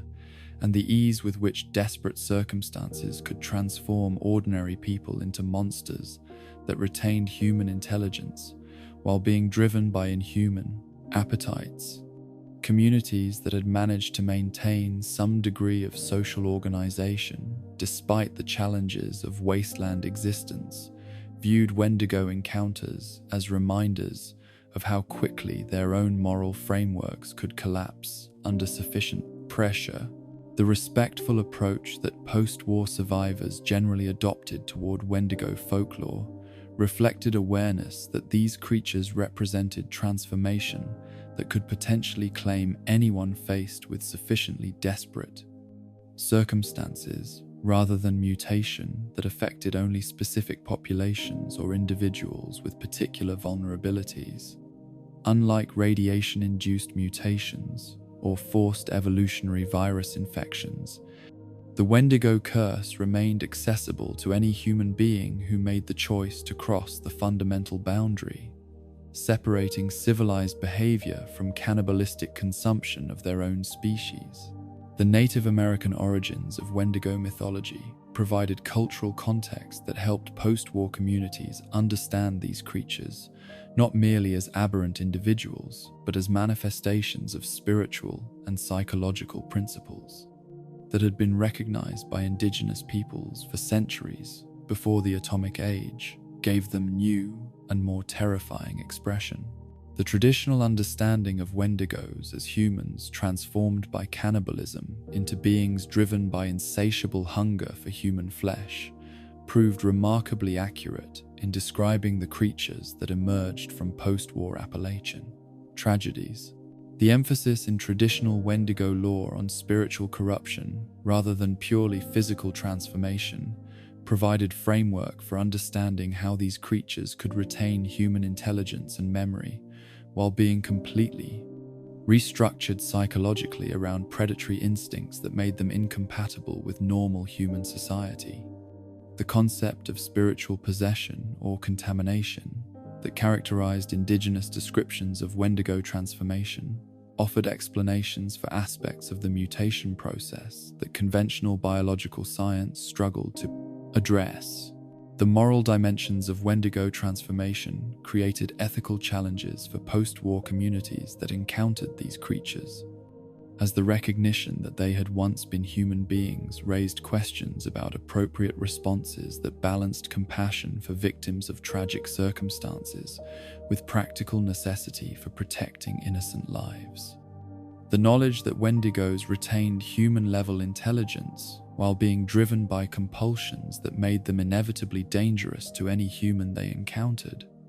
created moral complexity that few other forms of wasteland threat presented. The possibility that some aspect of human consciousness survived within the transformed state of Wendigo existence added psychological horror to encounters with these creatures that transcended simple fear of physical danger. The question of whether the original personality remained trapped within a body and mind, restructured around cannibalistic compulsion, created nightmare scenarios where destruction of the creature might represent mercy for the human, consciousness that had been imprisoned within inhuman drives and appetites. For survivors who possessed knowledge of the specific individuals who had been transformed into particular Wendigo specimens, encounters with these creatures carried emotional weight that extended far beyond tactical considerations about threat assessment and defensive strategy.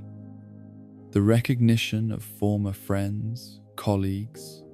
or community members within the physical form of cannibalistic predators created psychological trauma that could affect entire communities and influence their approach to survival challenges that might otherwise have been manageable through conventional means. The continuing presence of Wendigo creatures throughout post-war Appalachia served as perpetual reminder that the boundary between civilization and savagery remained fragile even decades after the immediate crisis of the Great War had passed. Communities that had successfully established stable food supplies, defensive capabilities, and social structures still faced the knowledge that sufficient desperation could transform any of their members into creatures that would pose existential threats to everything they had worked to build and preserve. The Wendigo curse thus represents one of the most psychologically disturbing aspects of post-war existence, demonstrating how the collapse of social order and traditional moral frameworks could create conditions where ordinary human beings might be transformed into monsters through choices that seemed rational or necessary under extreme circumstances, but carried consequences that extended far beyond the immediate decisions that triggered them. In the dark forests of Appalachia, where these creatures continue to hunt and stalk their former species, the price of abandoning fundamental human taboos continues to exact payment in forms that transcend individual tragedy to threaten the very possibility of rebuilding civilized society from the ashes of the old world. The irradiated landscapes of post-war Appalachia have given birth to creatures that challenge every assumption about the relationship between size, temperament, and survival in the atomic wasteland. Among the most unexpected inhabitants of this transformed world are beings whose very existence demonstrates that mutation and environmental adaptation do not inevitably lead to increased aggression or predatory behavior.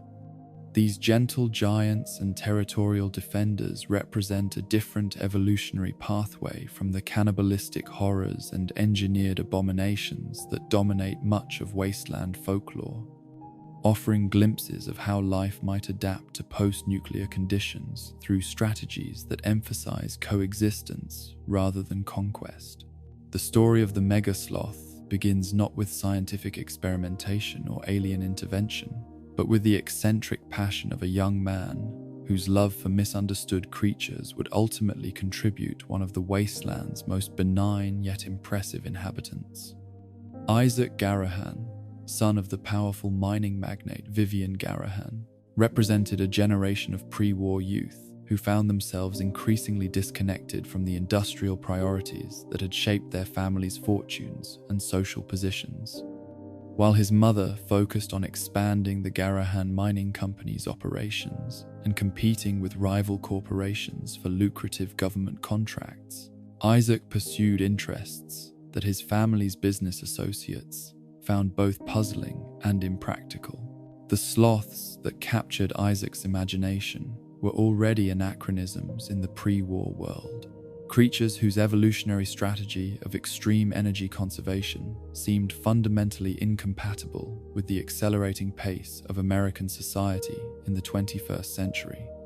Where others saw laziness or biological inefficiency, Isaac perceived a form of wisdom that transcended human understanding of productivity and achievement.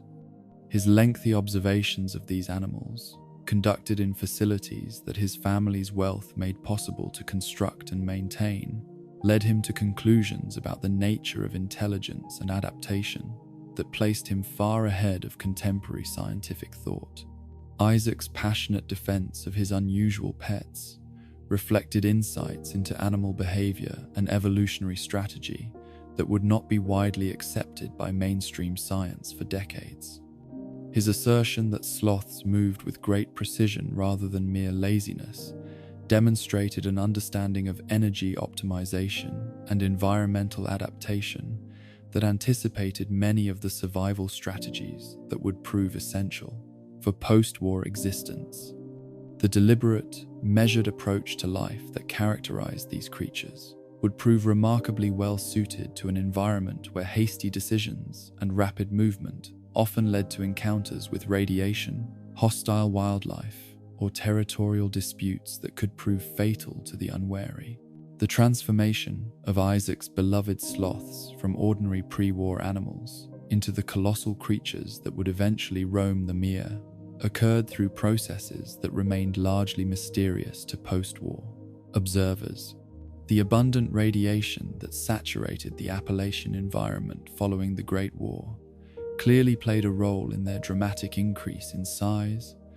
but the specific mechanisms by which their physiology adapted to accommodate such massive growth while maintaining their essential behavioral characteristics suggested evolutionary responses that operated according to principles not yet understood by wasteland researchers. The symbiotic relationship that developed between the enlarged sloths and the various fungal organisms that colonized their fur represented one of the most remarkable examples of interspecies cooperation to emerge from the post-nuclear environment. The clusters of mushrooms that covered the mega sloth's shaggy coats created miniature ecosystems that provided both practical benefits and defensive capabilities, transforming what had once been simple fur into complex biological systems that supported multiple forms of life while enhancing the host animal's survival prospects. The spore clouds released by these fungal colonies when megasloths felt threatened demonstrated how the creature's defensive systems had evolved to incorporate biological warfare principles without requiring aggressive behavior from the host organism. Rather than developing claws, teeth, or other physical weapons that would have necessitated direct combat with potential threats, the megasloths had evolved a passive defense system that could incapacitate attackers while allowing the sloths themselves to maintain their naturally peaceful temperament and energy-conserving lifestyle. The rock-throwing behavior exhibited by megasloths when their fungal defenses proved insufficient represented a tactical approach to conflict resolution that minimized energy expenditure while providing effective deterrent against most potential threats. Their selection and hurling of projectiles demonstrated both problem-solving intelligence and remarkable accuracy, suggesting that their enlarged brains had retained and enhanced the cognitive capabilities that had allowed their pre-war ancestors to thrive in complex forest environments despite their reputation for sluggish behavior. The scratching attacks that megasloths employed as a final resort revealed that their massive claws, originally evolved for gripping tree branches and manipulating vegetation, could serve as formidable weapons when circumstances absolutely required direct physical confrontation. However, the reluctance with which they employed these capabilities reflected their fundamental preference for avoiding conflict through other means, making them among the few post-war creatures that could be encountered safely by humans who approached them with appropriate caution and respect. The territorial behavior of megasloths differed significantly from that exhibited by most other large wasteland creatures, reflecting an approach to space and resources that emphasized sustainable use rather than aggressive expansion. Their habit of dangling from large trees in the mire provided them with elevated positions that offered both security and optimal access to the vegetation that formed their primary food source, while their general indifference to human presence reduced the likelihood of conflict with survivor communities attempting to establish settlements in their territories. The unique status of megasloths within the cryptid classification system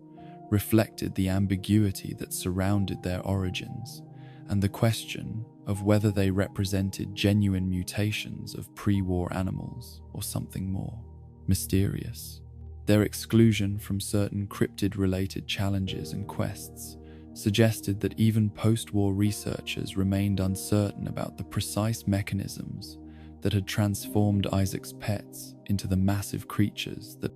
now inhabited the wasteland, though their inclusion in other cryptid-focused activities indicated that they were generally accepted as representing some form of supernatural or unexplained phenomenon. The prehistoric inspiration for these creatures could be traced to the actual fossil remains of Megalonyx, the giant ground sloth whose bones had been discovered in Organ Cave within Greenbrier County, West Virginia, decades before the Great War transformed the region into an irradiated wasteland.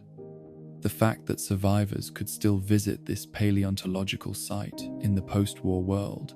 despite its occupation by dangerous cultists, provided tangible connection between the ancient creatures that had once roamed North America and their mutated descendants that had emerged from atomic fire to reclaim territories their ancestors had abandoned millennia earlier. In the aquatic environments of post-war Appalachia, where contaminated waterways created challenges that few terrestrial creatures could successfully navigate, another gentle giant emerged to claim dominion over rivers and lakes that had become too dangerous for most forms of life. The creature known as the Ogar represented an adaptation to aquatic existence that combined impressive physical capabilities with behavioral patterns that emphasized territorial defense rather than aggressive expansion, creating a predator that posed significant threats only to those who invaded its carefully maintained domains. The blood of the Ogar, according to the fanatic devotees of the Moth Man cult who had made its capture and sacrificed their obsession, contained secrets that stretched back through geological ages to eras when the basic body plan of this creature's ancestors had already achieved evolutionary perfection. The cultists' belief that this ancient lineage held keys to understanding deeper mysteries of existence reflected their interpretation of the creature's remarkable evolutionary stability, seeing in its unchanged form evidence of biological wisdom that transcended the mutations and adaptations that characterized most post-war life. The hunting expedition, organized by the Moth Man cultists of Sacramental Glade, demonstrated the reverence with which these religious fanatics approached their quarry, viewing the Ogar not merely as another wasteland creature to be killed for practical purposes, but as a sacred being whose sacrifice could provide spiritual benefits to those who approached it with appropriate ritual preparation and theological understanding.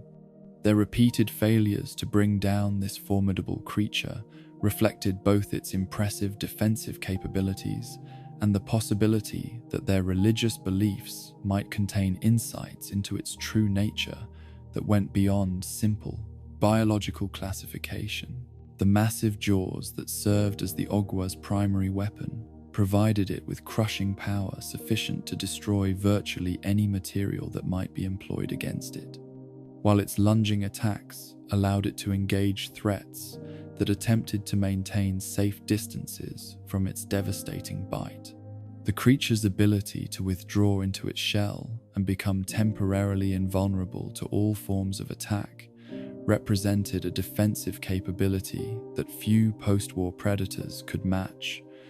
creating tactical challenges that required patience and strategic thinking rather than simple application of superior firepower. The aquatic territories claimed by Ogar specimens encompassed some of the most resource-rich and strategically valuable waterways in post-war Appalachia,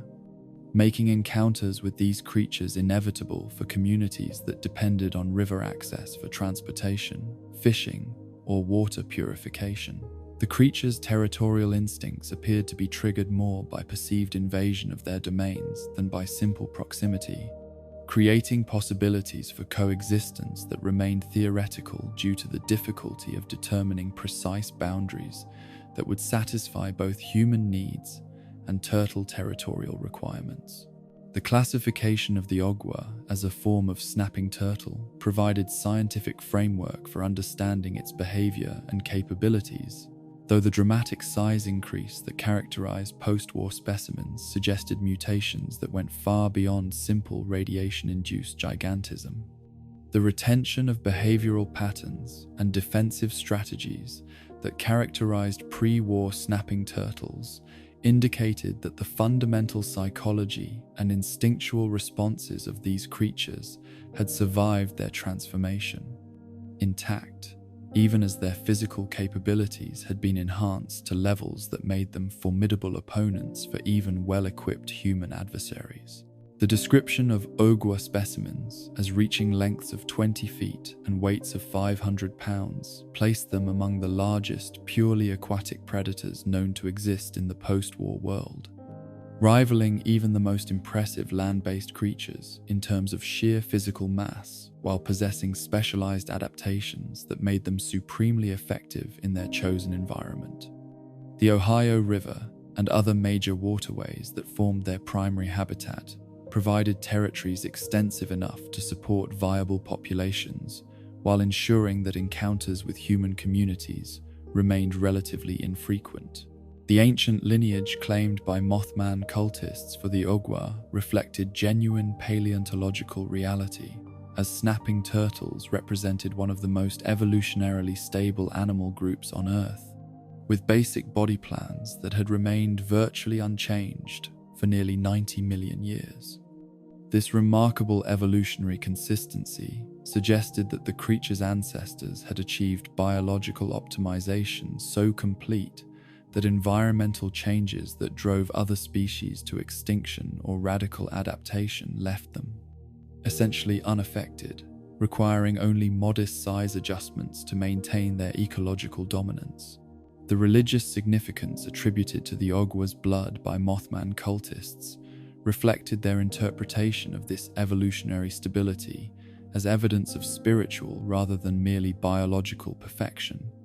viewing the creature as a living connection to primordial forces that had shaped the world long before human civilization emerged. to challenge natural order through technological development and environmental manipulation. Their desire to sacrifice such a creature represented attempt to access these ancient powers through ritualistic consumption of its life essence.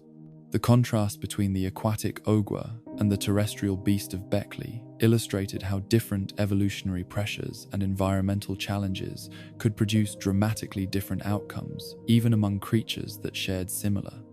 geographic origins and post-war radiation exposure. Where the turtle had evolved into an impressive aquatic predator whose capabilities matched its imposing appearance, the creature that had terrorized the Beckley region proved to represent evolutionary adaptation along far more modest lines. The investigation conducted by Raymond and Janelle Priblos into the beast of Beckley reflected the entrepreneurial spirit that characterized many post-war cryptid enthusiasts, who saw opportunities to profit from public fascination with mysterious creatures through the sale of merchandise, guided tours, and preserved specimens that could serve as conversation pieces or tourist attractions. Their shop, Priblos Curios, specialized in cryptid-related products that catered to both genuine believers and casual tourists who enjoyed the folklore and mystery associated with unexplained phenomena. The marketing materials produced by the Priblos establishment demonstrated remarkable creativity in transforming local legends and reported sightings into commercial opportunities, creating elaborate backstories and artistic representations that often bore only superficial resemblance to actual witness accounts. Their inventory ranged from conventional taxidermy mounts and artistic reproductions to entirely fictional creatures that existed only in the imaginations of their creators, reflecting the blurred boundaries between authentic folklore and commercial exploitation that characterized much of the post-war cryptid industry. The tragic fate that befell both Raymond and Janelle during their attempt to hunt and capture the beast of Beckley served as cautionary tale about the dangers of pursuing cryptids without adequate preparation or understanding of the actual threats they might represent. Despite Janelle's repeated warnings about the risks involved in tracking a potentially dangerous creature through unfamiliar territory,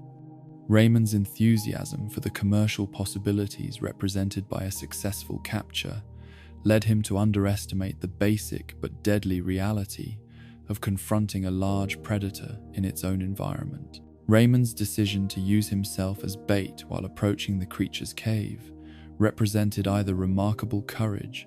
or catastrophic overconfidence in his ability to retreat safely once the beast revealed itself. His death demonstrated that even relatively mundane explanations for cryptid sightings could involve genuinely dangerous animals whose size, strength, or territorial behavior posed serious threats to humans who encountered them without proper precautions or backup support from experienced hunters. Janelle's subsequent attempt to avenge her husband's death by hunting the creature herself reflected both personal grief and the practical reality that their business investment in Beast of Beckley merchandise would be worthless if they could not provide evidence of the creature's existence. Her death completed the tragic destruction of both the commercial venture and the couple who had created it, leaving behind only their abandoned shop and the mystery that had claimed their lives. The revelation that the Beast of Beckley was nothing more than an albino wolf, albeit one of exceptional size and apparent ferocity, provided anticlimactic resolution to investigations that had generated considerable speculation about more exotic explanations for the creature's reported characteristics. The 4 bright yellow eyes that appeared consistently in witness accounts and artistic representations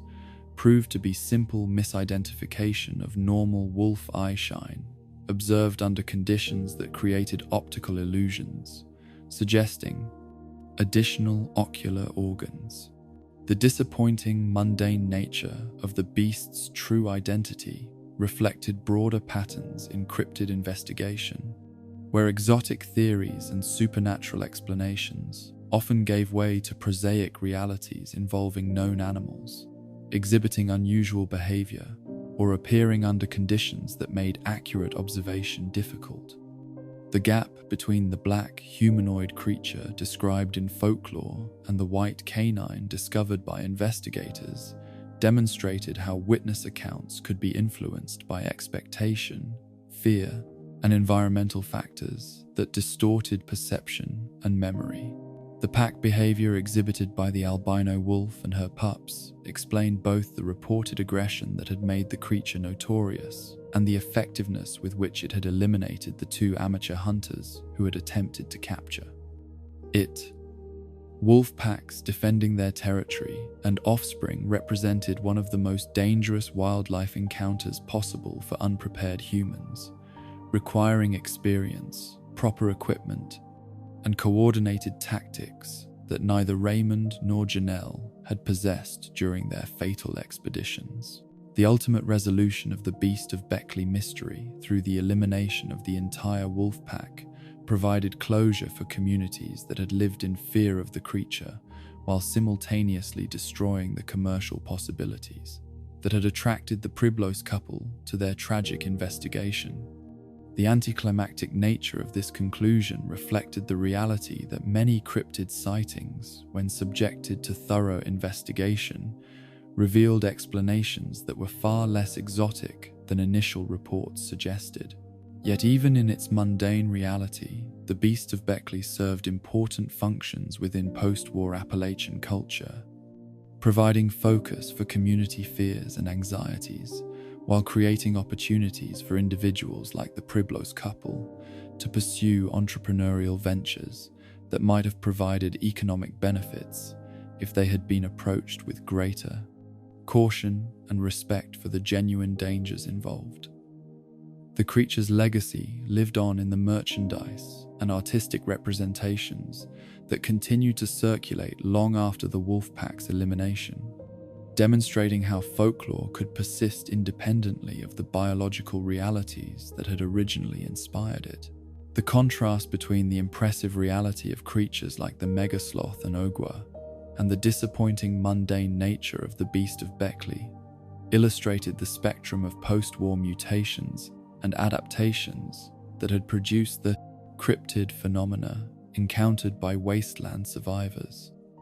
While some mysterious creatures proved to represent genuine evolutionary marvels that challenged conventional understanding of biological possibilities, others turned out to be relatively ordinary animals whose appearance or behavior had been misinterpreted through the lens of expectation and environmental factors that made accurate observation difficult. The gentle nature of the true giants among these creatures provided hopeful counterpoint to the predatory horrors and cannibalistic monsters that dominated much of post-war folklore, demonstrating that mutation and environmental adaptation did not inevitably lead to increased aggression or hostility toward human survivors. The possibility of coexistence with creatures like megasloths offered models for how post-war communities might learn to share their transformed world with the other species that had emerged from atomic fire to claim their places in the new ecosystem. The territorial behavior of creatures like the Ogar, while potentially dangerous to humans who encroached upon their domains, reflected natural instincts for resource protection and habitat defense that could be understood and accommodated through appropriate respect for boundaries and careful observation of behavioral patterns. The key to successful coexistence lay in recognizing these creatures as legitimate inhabitants of the post-war world, rather than obstacles to be eliminated or curiosities to be exploited for commercial purposes. The tragic fate of cryptid hunters like Raymond and Janelle Priblos served as reminders that even the most mundane explanations for mysterious phenomena could involve genuine dangers that required serious preparation and professional expertise to address safely. The entrepreneurial opportunities represented by cryptid-related commerce could provide economic benefits for post-war communities, but only when approached with appropriate respect for the risks involved and adequate preparation for the realities that investigation might reveal. In the end, these gentle giants and territorial defenders represented the diversity of life that had emerged from the atomic wasteland, demonstrating that evolution and adaptation could produce outcomes that transcended simple categories of beneficial or harmful mutations. Their continued presence in post-war Appalachia served as evidence that life could find ways to thrive, even in environments that had been transformed by humanity's most destructive technologies, creating new forms of beauty and wonder that arose from the very conditions that had seemed to promise only death and devastation. In the shadow-draped forests of Point Pleasant, where the Ohio River carries whispers of ancient mysteries through valleys that have witnessed both triumph and tragedy, there exists a creature whose very presence challenges the boundaries between myth and reality, between divine messenger and earthly predator. The Moth Man, with its piercing eyes that glow like beacons in the darkness and wings that span the gulf between the natural and supernatural worlds, stands as perhaps the most enigmatic and philosophically complex entity to emerge from the post-nuclear wasteland. This being, which has inspired both terror and reverence among those who encounter it, represents far more than a simple cryptid or mutated creature, C1 Moan. It embodies the intersection of prophecy and horror, wisdom and destruction, salvation and damnation that defines humanity's relationship with forces beyond its comprehension. The origins of Moth Man encounters in Appalachia stretch back to the years immediately preceding the Great War, when the world still maintained some semblance of normalcy and unexplained phenomena could be dismissed as products of overactive imagination or deliberate hoaxes designed to attract attention to otherwise unremarkable communities. The tales that circulated through the hills and hollows of West Virginia spoke of a winged figure that stalked the darkness around Point Pleasant,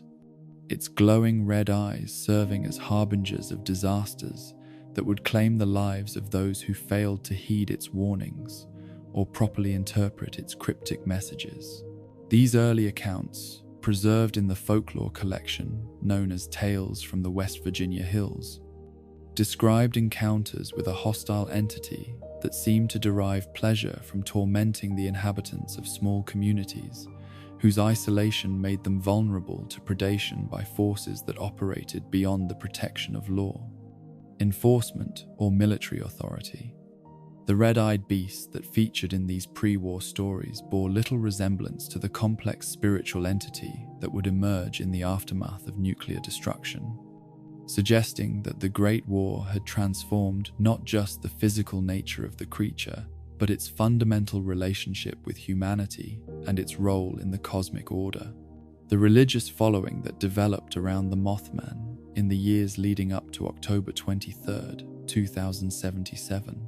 reflected humanity's desperate search for meaning and guidance in a world that seemed increasingly unstable and dangerous. The devotees, who gathered in Point Pleasant and other locations throughout Appalachia,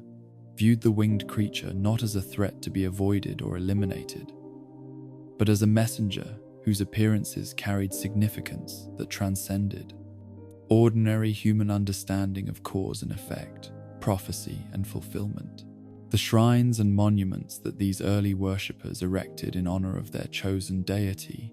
demonstrated levels of devotion and artistic expression that suggested genuine spiritual experiences rather than mere superstition or manufactured controversy designed to attract tourism to economically struggling communities.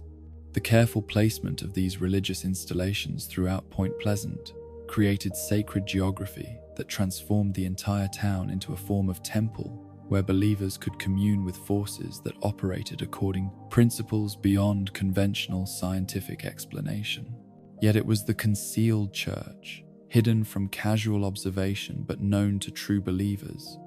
that served as the focal point for the most serious theological investigations into the nature and purposes of the creature that had become the center of their religious practice. Within the walls of this secret sanctuary, Devotees conducted rituals and ceremonies designed to establish communication with their winged deity, while seeking to understand the cosmic significance of its continued presence in their community. The first documented successful summoning occurred on October 22, 2077, when Brother Charles, one of the most dedicated members of the concealed church congregation, reported direct contact with the entity he and his fellow believers had been attempting to reach through months of prayer and ritualistic preparation. The message he received during this encounter would prove to be one of the most accurate prophetic communications in recorded human history, demonstrating capabilities that challenged every assumption about the relationship between supernatural phenomena and physical reality. The warning that Charles received from his red-eyed visitor spoke of impending floods that would occur the following day,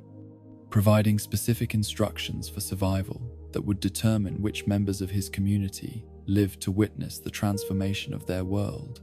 and which would perish in the catastrophe that was already bearing down upon them with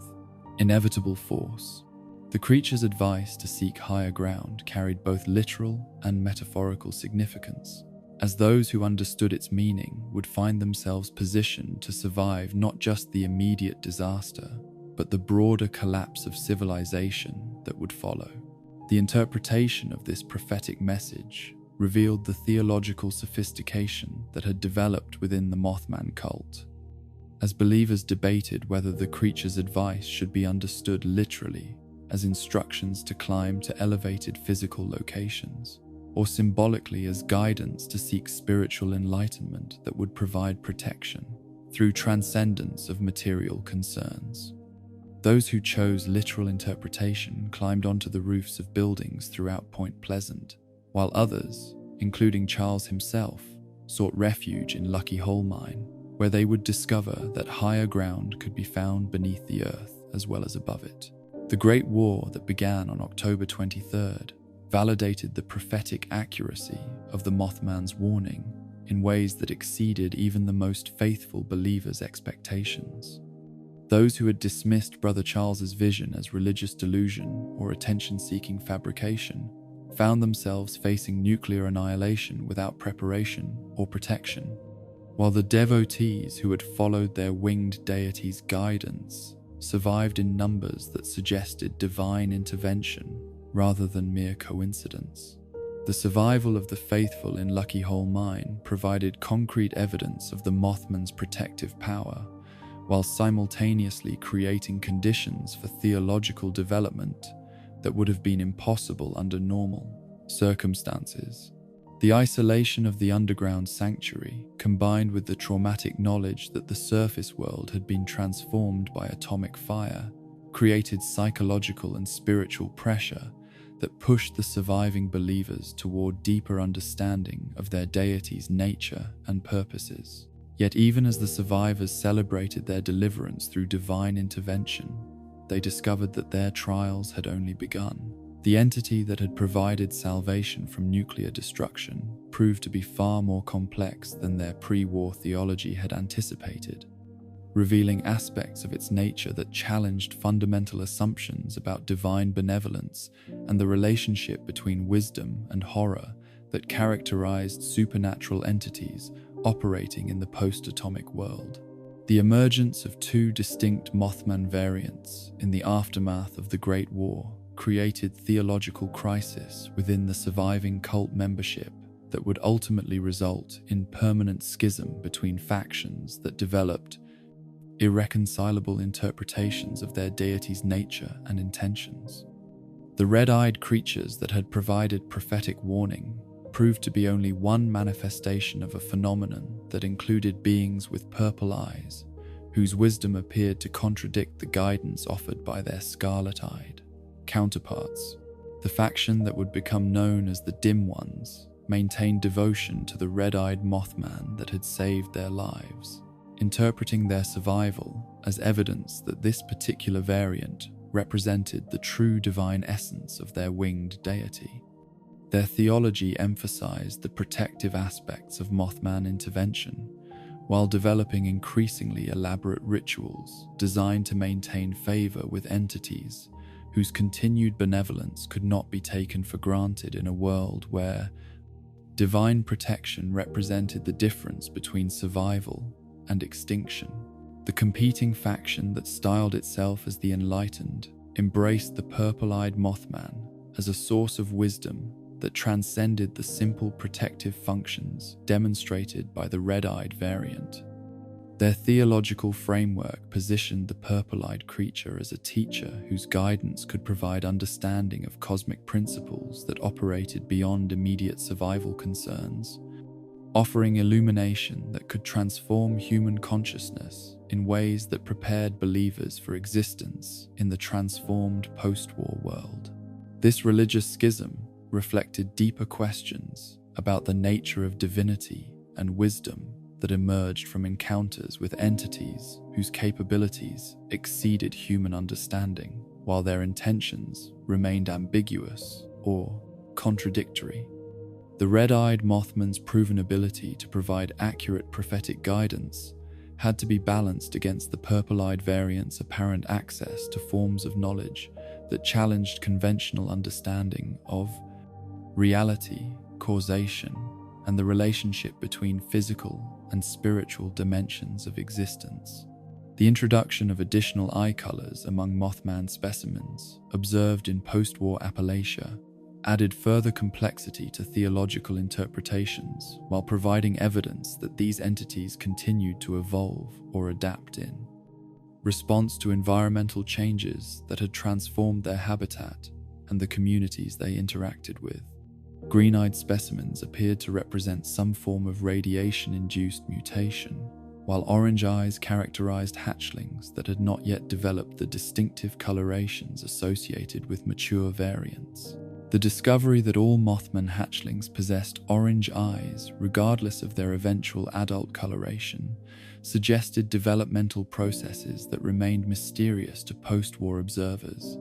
but clearly involved transformation that occurred through exposure to environmental influences or spiritual forces that operated according to principles not yet understood by human investigators.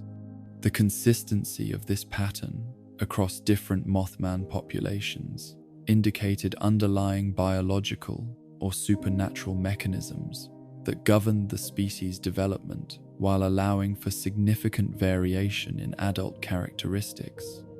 and capabilities.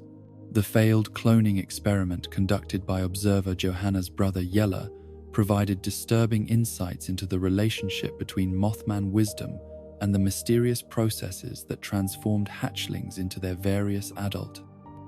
forms. His attempt to create artificial copies of the wise Mothman demonstrated that the knowledge and capabilities displayed by mature specimens could not be replicated through purely biological reproduction, suggesting that their wisdom derived from sources external to their physical forms. The tragic fate that befell Yella when his cloned hatchlings consumed him rather than developing the wisdom he had sought to duplicate revealed the dangerous nature of attempting to manipulate or exploit Mothman biology without understanding the spiritual dimensions of their development. The orange-eyed offspring that destroyed their creator demonstrated that immature specimens retained predatory instincts that could prove fatal to humans who underestimated their capabilities or assumed that their eventual wisdom made them inherently benevolent. The theological implications of these observations forced both dim ones and enlightened to reconsider fundamental assumptions about the relationship between their winged deities and the human communities that worshipped them.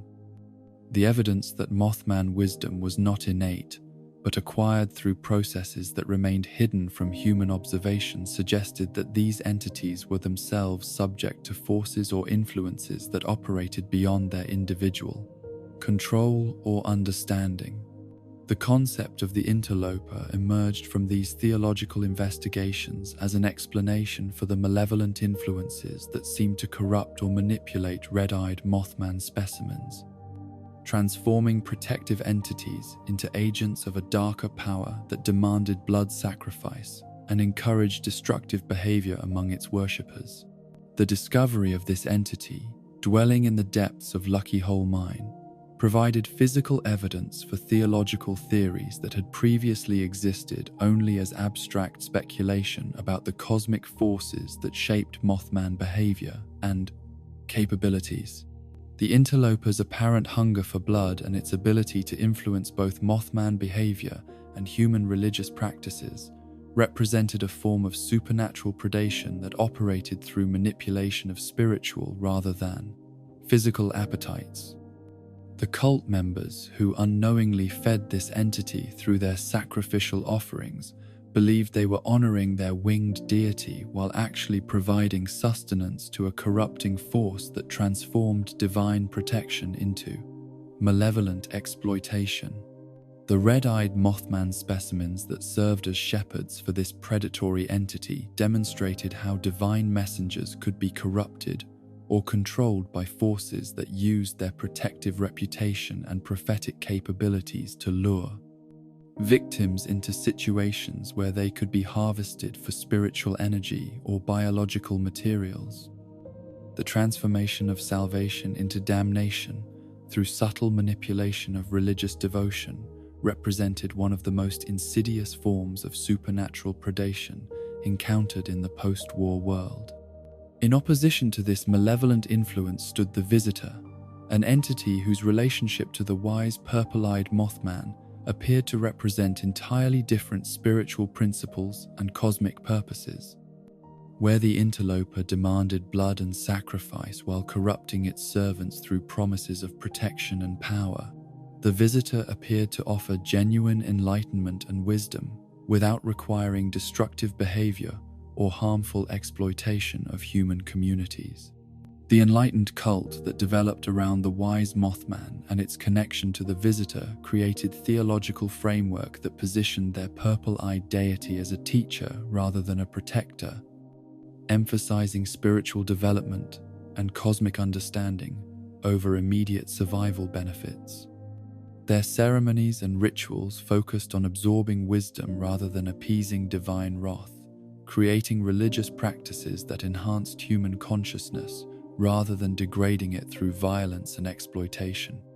The neurotoxic dust produced by the wise Mothman during seasonal festivals represented a form of chemical communion that allowed human participants to access forms of consciousness and perception that transcended normal biological limitations. The Mothman equinox celebrations organized by the enlightened provided controlled exposure to these consciousness-altering substances while maintaining ritual frameworks that prevented the psychological damage or spiritual corruption that might result from unguided exploration of altered states of awareness. The testimony of interpreter Clarence regarding the transformative effects of exposure to Mothman neurotoxins revealed both the potential benefits and inherent dangers of chemical communion with supernatural entities whose biology operated according to principles that remained largely unknown to human science. The dust and flames and fumes that participants willingly absorbed during these ceremonies provided access to truth and enlightenment that came at the cost of potential neurological damage or psychological instability that could persist long after the immediate effects had subsided. The philosophical framework developed by the enlightened to understand their relationship with the wise Mothman reflected sophisticated theological thinking that acknowledged the creature's mortality and limitations while still recognizing its value as a source of cosmic wisdom and spiritual guidance. Their acceptance that the wise Mothman was not truly divine but rather a mortal entity with access to knowledge beyond human understanding created more nuanced and sustainable religious practices than those developed by the dim ones, whose worship of the red-eyed variant as an omnipotent deity led them toward increasingly destructive forms of devotion. The discovery of the Visitor's corpse in the deep provided physical evidence for theoretical frameworks that had positioned this entity as the source of the wise Mothman's knowledge and capabilities. The connection between the death of this mysterious being and the subsequent reduction in wise Mothman sightings from multiple specimens to a single surviving individual suggested causal relationships that supported enlightened theology, while raising disturbing questions about the vulnerability of cosmic wisdom to physical destruction or spiritual corruption. The implications of the visitor's death extended beyond immediate concerns about the availability of wise Mothman guidance to encompass broader questions about the stability and sustainability of enlightenment in a world where malevolent forces like the interloper continued to operate with apparent impunity. If the source of wisdom could be destroyed while the agents of corruption remained active and expanding their influence, what did this suggest about the cosmic balance between knowledge and ignorance? Enlightenment and exploitation? The combat capabilities demonstrated by various Mothman specimens in encounters with post-war survivors revealed physical powers that complemented their spiritual and prophetic functions while creating tactical challenges for individuals or communities that found themselves in conflict with these entities. The sonic attacks employed by most variants could disorient or incapacitate human opponents while causing structural damage to buildings and equipment, making direct confrontation extremely dangerous even for well-armed and experienced wasteland fighters. The shockwave abilities displayed by Mothman specimens during combat situations demonstrated mastery over acoustic principles that allowed them to weaponize sound itself, creating pressure waves that could knock opponents unconscious or cause internal injuries that might not be immediately apparent but could prove fatal over time. The precision with which they could target these attacks suggested intelligence and tactical awareness that exceeded simple animal cunning while falling short of the strategic thinking capabilities demonstrated by fully sentient beings. The disintegration process that occurred when Mothman specimens were killed or critically injured provided evidence for theoretical frameworks that positioned these entities as partially supernatural beings whose existence transcended purely biological constraints. The transformation of their physical forms into neurotoxic ash upon death suggested that their material manifestations represented only one dimension of more complex spiritual entities whose true nature operated according to principles that defied conventional understanding of life and death. The escape behaviors exhibited by Mothman specimens when faced with overwhelming opposition demonstrated both their intelligence and their apparent commitment to self-preservation, as they would abandon confrontations that seemed likely to result in their destruction while disappearing into black smoke that obscured their retreat routes and prevented pursuit by potential enemies. This tactical flexibility suggested that they possessed both the capability and inclination to avoid unnecessary risks while maintaining their territorial claims and spiritual functions. The cultural impact of Mothman encounters on post-war Appalachian society extended far beyond the immediate membership of the religious cults that had developed around these entities to influence broader community attitudes toward supernatural phenomena, prophetic guidance, and the relationship between divine intervention and human survival in the transformed world. Communities that had experienced Mothman sightings or benefited from prophetic warnings often developed complex relationships with these entities that balanced gratitude for protection with fear of their unpredictable nature and potentially dangerous capabilities. The seasonal nature of many Mothman encounters, particularly those associated with the equinox celebrations organized by the enlightened, created predictable opportunities for communities to interact with these entities under controlled conditions while minimizing the risks associated with unexpected confrontations or misinterpreted prophetic communications. These scheduled gatherings provided frameworks for maintaining beneficial relationships with supernatural entities while preserving community autonomy and preventing the kind of religious extremism that had characterized some pre-war cult activities. The artistic and cultural expressions inspired by Mothman encounters demonstrated the profound psychological impact these entities had on individuals and communities that witnessed their capabilities and experienced their interventions in human affairs. The statues, shrines, and ceremonial sites that proliferated throughout Appalachia reflected both religious devotion and aesthetic appreciation for beings whose appearance and behavior challenged conventional categories, while inspiring responses that combined fear, reverence, and artistic creativity. The economic implications of Moth Man-related tourism and religious pilgrimage created opportunities for communities that could safely accommodate visitors seeking spiritual experiences or simply hoping to witness supernatural phenomena that had become legendary throughout the post-war world. The development of festivals, guided tours, and specialized facilities for Mothman worship contributed to regional economic stability while preserving and transmitting cultural traditions that might otherwise have been lost in the broader struggle for survival that characterized post-war existence. The scientific investigations conducted by various groups attempting to understand Mothman biology and capabilities revealed the limitations of conventional research methods when applied to entities that appeared to operate according to principles that transcended purely physical constraints. The failure of traditional biological analysis to explain Mothman reproduction, development, or the sources of their various supernatural abilities forced researchers to develop new theoretical frameworks that incorporated spiritual and metaphysical dimensions previously excluded from scientific consideration. The medical implications of exposure to Mothman neurotoxins, particularly through ritual consumption of the dust produced during religious ceremonies, remained largely unknown due to the lack of comprehensive long-term studies and the difficulty of separating the effects of chemical exposure from the psychological and spiritual transformations that occurred during these encounters. The potential for both beneficial consciousness expansion and harmful neurological damage created ethical dilemmas for communities that had incorporated Mothman worship into their cultural practices.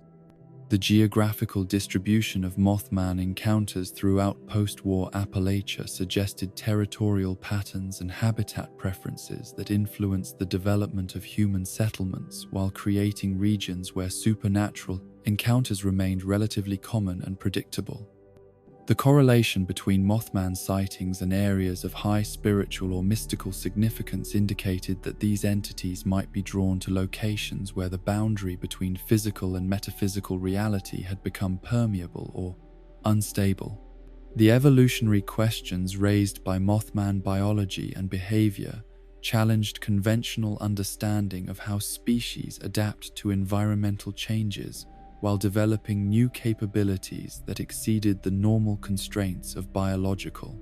development.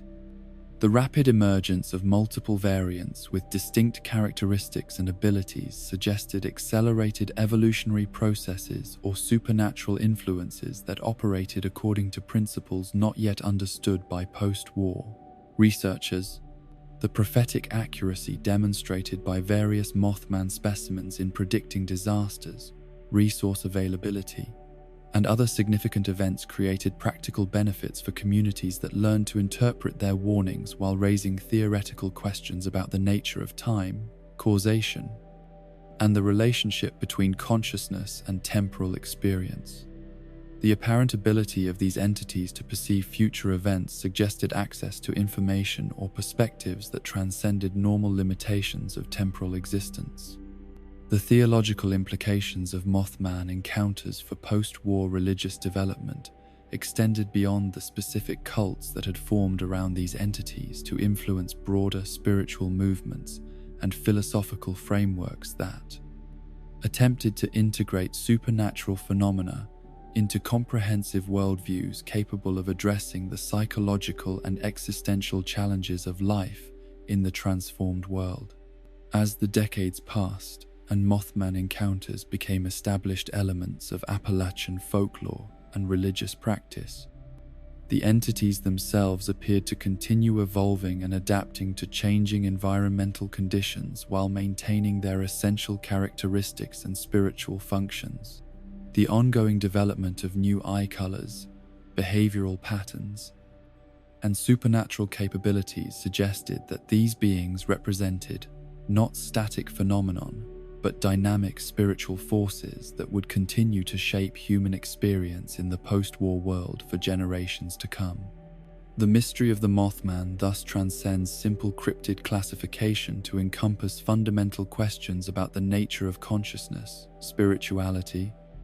and humanity's relationship with forces that operate beyond the boundaries of scientific understanding, while profoundly influencing the development of post-war civilization. In the shadow of their great wings, survivors continue to grapple with questions of faith and knowledge, protection and exploitation, wisdom and horror that define existence in a world where the impossible has become commonplace, and the divine walks among mortals in forms both beautiful and terrible. The wasteland harbors creatures whose very existence challenges the comfortable boundaries between reality and nightmare, between the natural order and forces that operate according to principles no human mind was meant to comprehend. Among the most unsettling of these entities are those that serve as harbingers and heralds, beings whose appearances precede disasters of such magnitude that their mere presence transforms casual encounters into portents of doom. The Smiling Man, known to those who have survived meeting him as injured cold, represents perhaps the most psychologically disturbing manifestation of this herald phenomenon, a figure whose grotesquely cheerful demeanor masks purposes that become increasingly sinister with each cryptic utterance and knowing glance. The first documented encounters with this enigmatic entity occurred in the months following his sudden appearance in the Appalachian wasteland, emerging from whatever dimensional pocket or temporal fold had concealed him during the decades since the Great War transformed the world into its current irradiated state. Unlike the dramatic materializations that characterized alien visitations, or the gradual revelations that marked most cryptid encounters, the Smiling Man simply began appearing at locations throughout the region without fanfare or obvious pattern, as though he had always been present but had only recently chosen to make himself visible to human observers. His physical appearance defied easy categorization, combining elements that suggested both sophisticated pre-war fashion sensibilities and the kind of deliberate theatricality that implied awareness of his own disturbing effect on those who encountered him. The black suit that he wore with meticulous care appeared to be cut from materials and according to styles that predated the atomic age, yet showed none of the wear or deterioration that would be expected from garments that had survived decades of wasteland conditions. The precision of his grooming and the immaculate condition of his attire suggested either access to resources unavailable to most wasteland inhabitants or existence according to principles that transcended normal material limitations. Most unsettling of all was the smile that gave him his colloquial designation among survivors who had witnessed his appearances and lived to describe the experience to others. The expression that dominated his features stretched far beyond the normal range of human facial mobility,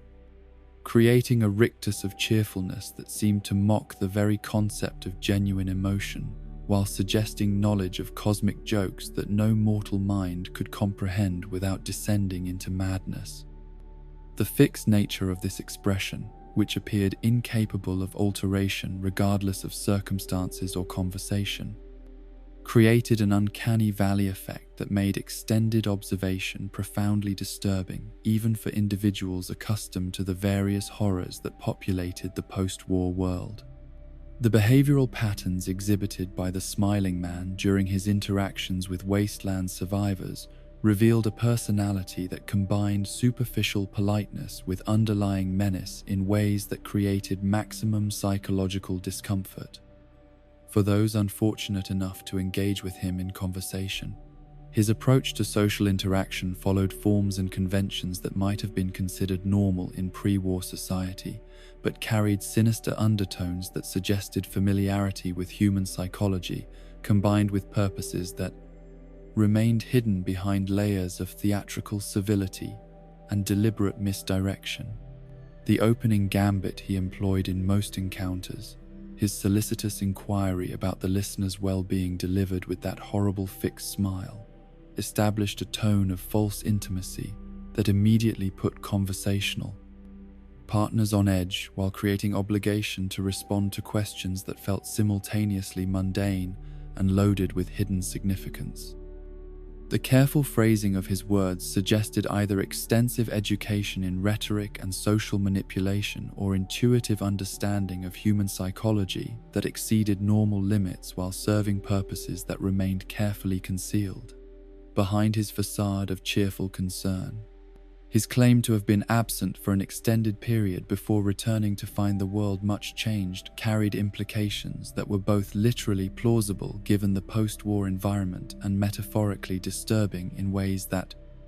suggested connections to forces or dimensions that operated outside normal temporal constraints.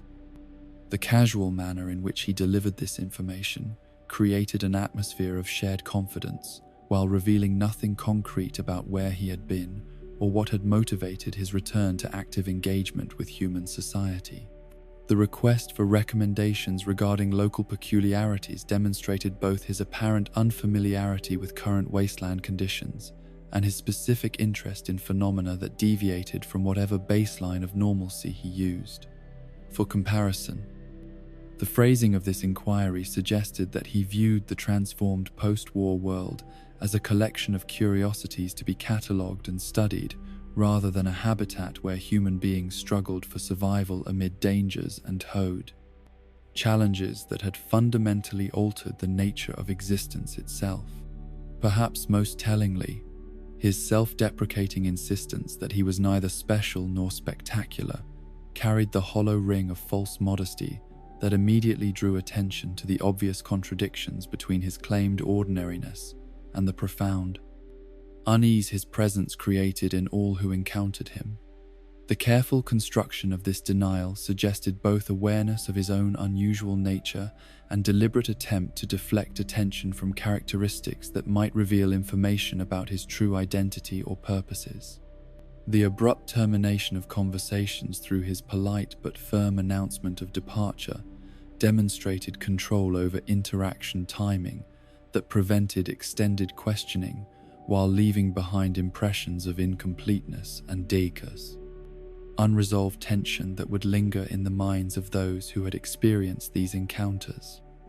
The formulaic nature of his farewell, combined with the vague promise of future meetings, created patterns of expectation and dread that influenced behavior long after he had vanished from immediate presence. The additional dialogues that could be extracted from the smiling man through repeated interaction revealed layers of meaning and implication that transformed his seemingly innocuous social pleasantries into cryptic prophecies and philosophical statements that carried weight far beyond their surface content. His observation that one should prefer familiar devils to unknown ones acknowledged the reality of evil while suggesting that worse forms of malevolence remained hidden from current awareness, waiting to reveal themselves when circumstances permitted their emergence into active influence over human affairs. The reference to dancing with devils under blue moons combined folkloric elements with specific astronomical details in ways that implied both familiarity with occult traditions and knowledge of specific future events or encounters that would fulfill the metaphorical conditions described in his cryptic utterance. The casual delivery of this statement suggested that what might be interpreted as warning or prophecy was, from his perspective, simply factual information about future developments that had already been determined through processes beyond human influence or understanding. Most significantly, his role as herald for another entity, the creature known as the Blue Devil that would begin manifesting in areas where he had been observed, demonstrated the interconnected nature of wasteland cryptid phenomena while revealing that his cheerful social interactions served purposes far removed from simple curiosity about post-war human society. The relationship between herald and heralded suggested organizational structures or cosmic hierarchies that operated through mechanisms unknown to human observation, while profoundly influencing the distribution and behavior of supernatural entities throughout the region. The Blue Devil, whose emergence followed the Smiling Man's appearances, represented a dramatic shift from psychological horror to physical threat, manifesting as a creature whose lupine characteristics combined with supernatural capabilities in ways that created tactical challenges, unlike those posed by conventional wasteland predators. The massive size that characterized this entity exceeded even the impressive dimensions of other mutated canines encountered throughout the post-war world, suggesting either extreme radiation-induced gigantism or origins that transcended normal biological development processes entirely. The distinctive howl that served as the Blue Devil's primary weapon demonstrated mastery over acoustic principles that allowed it to weaponize sound itself in ways that bypassed conventional defensive measures while creating psychological effects that could prove as debilitating as physical damage. The terror-inducing properties of this sonic attack operated through mechanisms that appeared to target primal fear responses embedded deep within human neurology, creating panic reactions that could override rational decision-making and tactical training even among experienced wasteland survivors. The only known countermeasure against this psychological warfare technique involved consumption of liquid courage, an alcoholic beverage whose chemical properties somehow provided protection against the fear-inducing effects of the creature's howls, while allowing potential victims to maintain enough composure to mount organized resistance or execute successful escape strategies. The specificity of this countermeasure suggested either remarkable coincidence or underlying connections between the Blue Devil's capabilities and the chemical composition of particular alcoholic preparations that remained unexplored by wasteland researchers. The investigative work conducted by the partnership of Calvin Van Loo, operating under his post-war identity as Ares, and his field operative Clyde Asting represented one of the most systematic attempts to document and understand the Blue Devil phenomenon through scientific methodology rather than folklore collection or religious interpretation. Their coded communications network demonstrated both operational security awareness and recognition that their investigation might attract unwanted attention from entities or organizations with interests in maintaining secrecy around cryptid activities. The breeding history that emerged from their research suggested origins rooted in pre-war animal husbandry practices that had been transformed by post-war environmental conditions into something far more dangerous than their creators could have anticipated. The transition from racing competitions to fighting applications reflected broader patterns in pre-war society that prioritized entertainment and profit over consideration of long-term consequences or ethical implications of selective breeding programs designed to enhance aggressive characteristics and competitive performance. The continuation of these practices in the immediate aftermath of the Great War demonstrated the persistence of human behaviors and institutions, even under conditions that had fundamentally altered the environmental and social contexts within which such activities had originally developed. The adaptation of breeding and fighting programs to post-war conditions suggested that some aspects of pre-war culture maintained continuity despite the destruction of the broader civilization that had given them meaning and regulatory structure. The environmental factors that Clyde Asting identified as potential causes of the Blue Devil's exceptional size and capabilities pointed toward the Mount Blair disposal site and other locations where pre-war industrial activity had concentrated toxic materials in ways that created ongoing mutation pressure on local wildlife populations. The correlation between creature encounters and proximity to these contamination sources suggested causal relationships that remained poorly understood, but clearly contributed to the development of supernatural characteristics that exceeded normal limits of biological adaptation. The specific canine breed that might have served as the foundation for Blue Devil development remained a subject of speculation, with German Shepherd ancestry representing the most likely candidate based on behavioral patterns and physical characteristics observed during encounters. The historical use of German Shepherds for herding, police work, and military applications provided genetic foundation that could account for the intelligence, aggression, and pack coordination behaviors exhibited by Blue Devil specimens, while explaining their apparent comfort with both solitary and group hunting strategies. The herding instincts that had originally been developed for moving sheep could have been transformed by mutation and environmental pressure into more sinister capabilities for controlling and manipulating human behavior, particularly when combined with the psychological effects created by their supernatural howling abilities.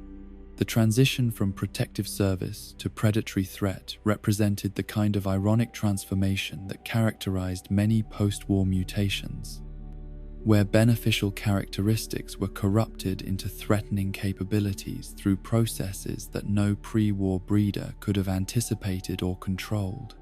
The economic activities that had originally supported Blue Devil breeding programs, racing and fighting competitions that generated revenue through gambling and entertainment, reflected broader patterns of social organization that persisted in modified forms throughout the post-war period. The adaptation of these activities to wasteland conditions demonstrated human determination to maintain cultural practices even when their original social and economic contexts had been destroyed by nuclear warfare and its aftermath. The geographical distribution of Blue Devil encounters suggested territorial claims that extended across regions where environmental conditions supported their survival while providing access to human populations that could serve as both threats to be eliminated and resources to be exploited. The correlation between creature sightings and areas of ongoing human settlement activity indicated behavioral patterns that combined predatory instincts with territorial defense mechanisms in ways that created ongoing conflict with craze. Survivor communities attempting to establish permanent habitations in contested areas. The pack hunting behaviors occasionally observed among Blue Devil specimens suggested social organization capabilities that exceeded those demonstrated by other mutated canines while falling short of the complex hierarchical structures that characterize pre-war military or police dog training programs. The balance between independent operation and group coordination reflected adaptation to post-war environmental conditions where resources and threats were distributed in patterns that required tactical flexibility while maintaining the benefits of cooperative hunting and territorial defense. The nocturnal activity patterns that characterized most Blue Devil encounters reflected both predatory optimization for low-light hunting conditions and possible adaptation to avoid human activity during periods when organized resistance might be most effective. The creature's apparent preference for engaging isolated individuals or small groups rather than large, well-armed parties suggested tactical intelligence that incorporated threat assessment capabilities while maintaining focus on objectives that could be achieved with acceptable risk levels. The psychological impact of Blue Devil encounters on human communities extended beyond immediate physical threats to encompass broader concerns about the reliability of traditional defensive measures and the adequacy of conventional weapons and tactics against supernatural opponents.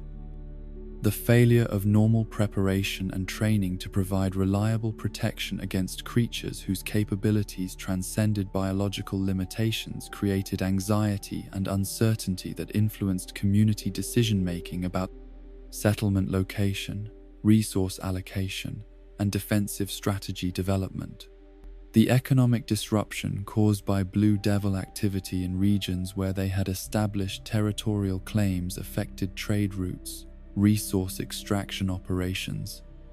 and agricultural development in ways that forced human communities to reconsider fundamental assumptions about their ability to reclaim and develop areas that appeared suitable for settlement based on traditional environmental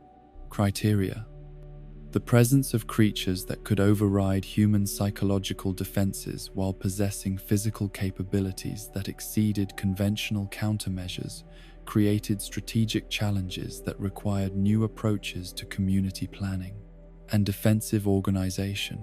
The cultural significance of Blue Devil encounters in wasteland folklore reflected broader themes about the relationship between human ambition and unintended consequences.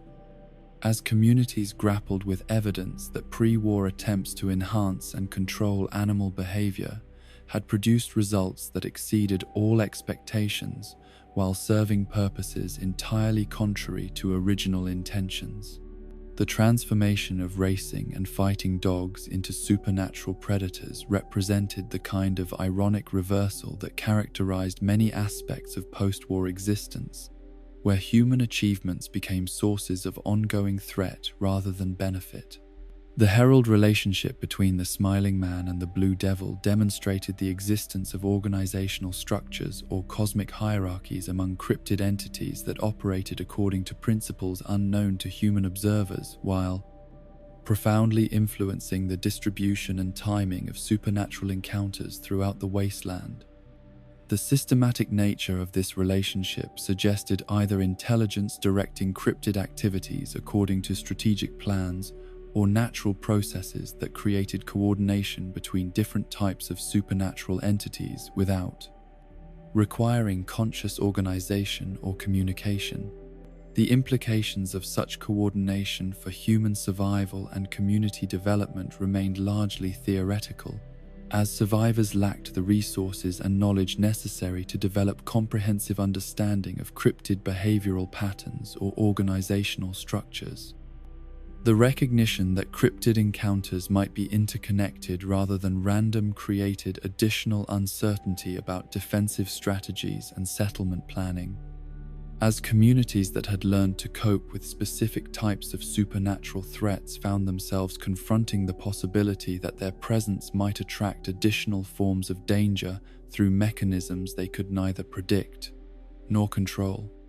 The investigation techniques developed by Calvin Van Loo and Clyde Asting provided models for systematic cryptid research that could be adapted by other communities seeking to understand the supernatural threats they faced while developing effective countermeasures and defensive strategies. Their emphasis on coded communication, careful documentation, and collaborative analysis demonstrated approaches that balanced operational security with scientific methodology in ways that protected researchers while maximizing the value of information they gathered through field observation and encounter analysis. The failure to achieve definitive conclusions about Blue Devil origins despite extensive investigation reflected broader challenges facing post-war scientific research, where limited resources, dangerous field conditions, and lack of institutional support created barriers to comprehensive study of phenomena that required sustained observation and analysis over extended periods. The questions that remained unanswered about environmental mutation factors, breeding program history,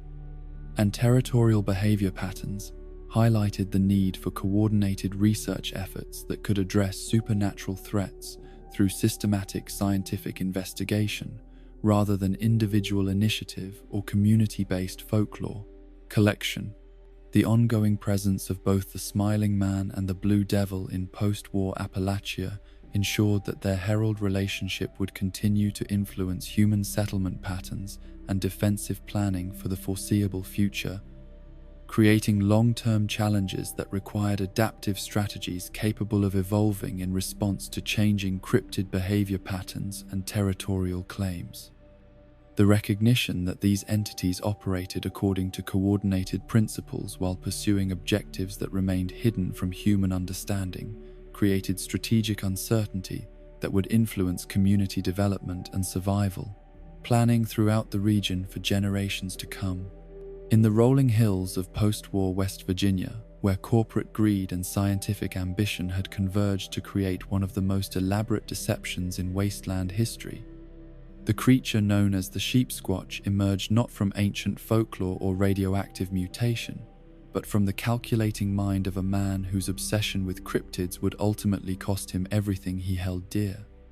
The tale of this manufactured mystery reveals how easily the line between genuine supernatural phenomena and deliberate fraud could be blurred in a world where the impossible had become commonplace, and where desperate circumstances could transform even the most well-intentioned research into something far more dangerous than its creators had ever imagined. Calvin Van Loo, the brilliant but obsessive engineer who would later adopt the identity of Ares in his post-transformation existence, had begun his career as a member of the Truth Seekers, a group of amateur cryptid investigators who dedicated their spare time to exploring the mysterious phenomena that seemed to proliferate throughout pre-war Appalachia with increasing frequency as global tensions mounted toward their inevitable nuclear conclusion. His academic training at WestTech University provided him with technical knowledge that far exceeded that of his fellow enthusiasts, while his genuine passion for unexplained phenomena made him one of the most dedicated and systematic researchers in the organization. The graduation that separated Van Loo from his Truth Seekers colleagues marked more than just educational achievement. It represented his entry into the corporate world that would ultimately corrupt his scientific curiosity and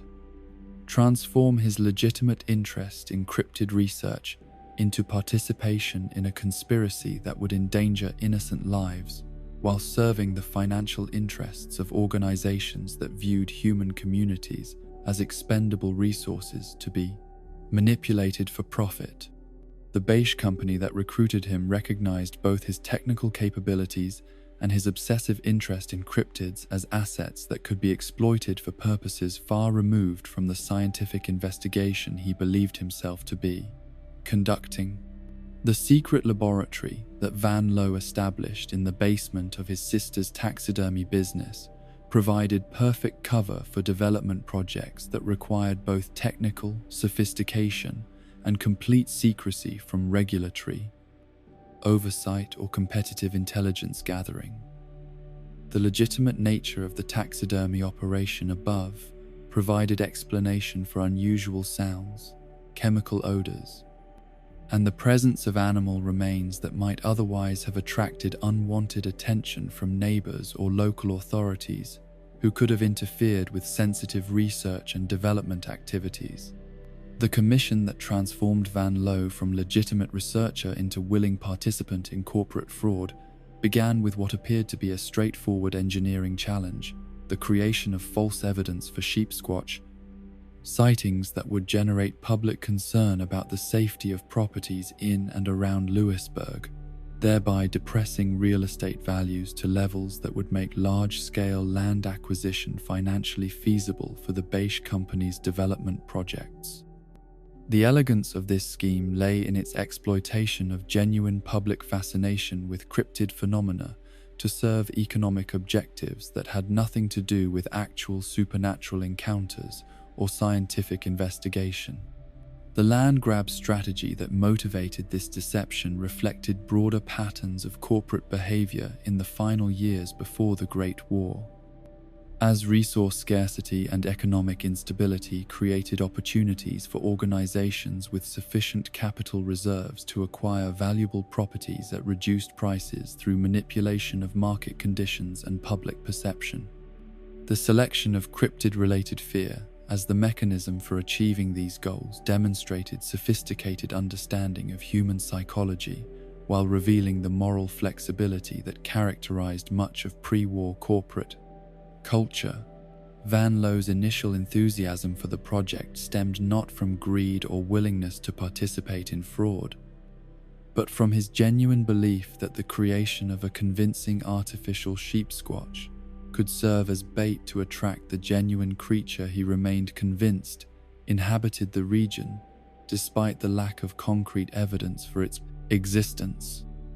His decision to engineer the imposter as a female specimen reflected his understanding of animal behavior and his hope that mating protocols could be triggered that would bring a real male sheep squatch within range of observation and potential capture. The two Assaultron units provided by the Beige Company to assist with this operation, designated Bo Peep and Big Bad Wolf, according to the pastoral theme that Van Loo had adopted for the project, represented sophisticated, robotic technology that had been repurposed from military or industrial applications to serve the requirements of his cryptid engineering project. The selection of sheep-related code names for these mechanical assistants reflected both the agricultural imagery associated with sheep squatch folklore and the deceptive nature of the operation that positioned itself as protective of local interests while actually serving corporate objectives that would ultimately harm the communities involved.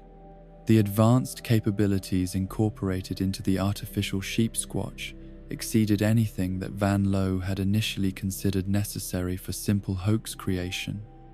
reflecting either the Beige Company's commitment to engineering excellence or their understanding that the creature might need to function effectively in situations beyond the controlled demonstrations originally planned for the land acquisition scheme. The combination of sophisticated mobility systems, realistic appearance generation, and behavioral programming created an entity that could convincingly portray genuine cryptid characteristics while serving the commercial objectives that had motivated its development. The accidental activation of mating protocols that Van Loo had incorporated into his creation's programming represented the kind of unintended consequence that plagued many pre-war technological development projects, where complex systems designed for specific purposes could produce unexpected and dangerous results when circumstances triggered operational modes that had not been adequately tested under field conditions.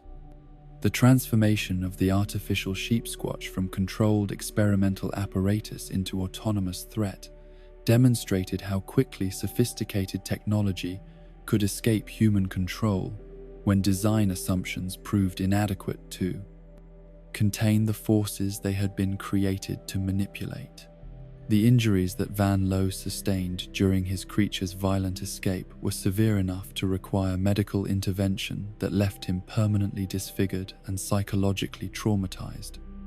transforming him from confident engineer into the scarred and obsessive individual who would later be known as Ares. The physical damage inflicted by his own creation served as permanent reminder of the dangers inherent in attempting to manipulate forces, whether technological or supernatural, that operated according to principles beyond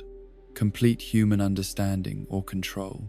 The death of Bo Peep at the hands of the rogue Assaultron demonstrated the lethal capabilities that Van Loo had unknowingly incorporated into his creation, while revealing the inadequacy of the safety protocols that had been designed to maintain human control over the experimental apparatus. The failure of these safeguards reflected broader problems in pre-war technology development, where pressure to achieve rapid results often led to inadequate testing and insufficient consideration of failure modes that could transform useful tools into deadly threats. Big Bad Wolf's unsuccessful attempt to decommission the escaped creature provided valuable intelligence about its defensive capabilities and behavioral patterns while establishing the groundwork for future intervention attempts that would eventually enable post-war survivors to locate and destroy the rogue Assaultron before it could cause additional casualties. The survival of this robotic operative long enough to establish the pylon ambush site represented one of the few positive outcomes from a project that had gone catastrophically wrong in almost every other respect. The revelation that genuine sheep squatch creatures had been inhabiting the region long before Van Loo's artificial creation added layers of irony and tragedy to a deception that had been predicated on the assumption that such beings existed only in folklore and local superstition. The evidence that Ray Geary had been crippled by an encounter with a real sheep squatch years before the Beige Company project began suggested that Van Lowe's fundamental premise had been correct, even as his methods and motivations had led him toward participation in dangerous fraud rather than legitimate scientific investigation. Ray Geary's decision to keep his encounter secret reflected the social and professional pressures that prevented many cryptid witnesses from reporting their experiences to authorities who were likely to dismiss their accounts as hallucinations, hoaxes, or attempts to attract attention through fabricated stories. The culture of skepticism that surrounded unexplained phenomena in pre-war society created barriers to information sharing that left researchers like Van Lowe working with incomplete data while genuine cryptids remained free to operate without systematic observation or documentation of their behavior patterns and territorial claims. The tragic fate that befell Michael Turner and Cindy Holloway during their romantic outing demonstrated that genuine sheep squatch encounters could prove fatal for unprepared individuals who lacked the knowledge or equipment necessary to binge and survive confrontations with creatures whose capabilities exceeded those of conventional wildlife. The discovery of suspicious quills at the scene provided physical evidence that supported witness accounts while highlighting the deadly nature of the genuine cryptids that inhabited the region alongside Van Lowe's artificial creation. The interest that these events attracted from Toxic Larry, the half-feral mountain man who had established territorial claims in the area, revealed the complex ecosystem of human and cryptid inhabitants that characterized many remote regions of pre-war Appalachia. Larry's description of the creature as possessing a stench that suggested centuries of existence implied either remarkable longevity for individual specimens or cultural memory that connected contemporary sheep squatch encounters with N2. Historical sightings that stretched back through generations of regional folklore. The disappearance of Toxic Larry following his decision to hunt the creature that had been preying on his claimed territory suggested that even experienced woodsmen with intimate knowledge of local conditions could be overwhelmed by cryptids whose capabilities exceeded those of conventional predators.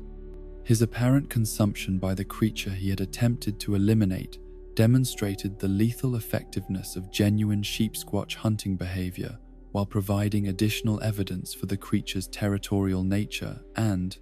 aggressive response to perceived threats from human encroachment. The wandering storyteller's theological interpretation of the sheep squatch as an unholy creation born from fornication that violated divine natural order reflected religious frameworks that struggled to accommodate supernatural phenomena within doctrinal structures that had been developed to address conventional moral and spiritual challenges. His characterization of the creature as the product of forbidden relationships carried metaphorical weight that extended beyond literal biological explanations to encompass broader themes about the consequences of crossing boundaries that separated acceptable from prohibited behavior.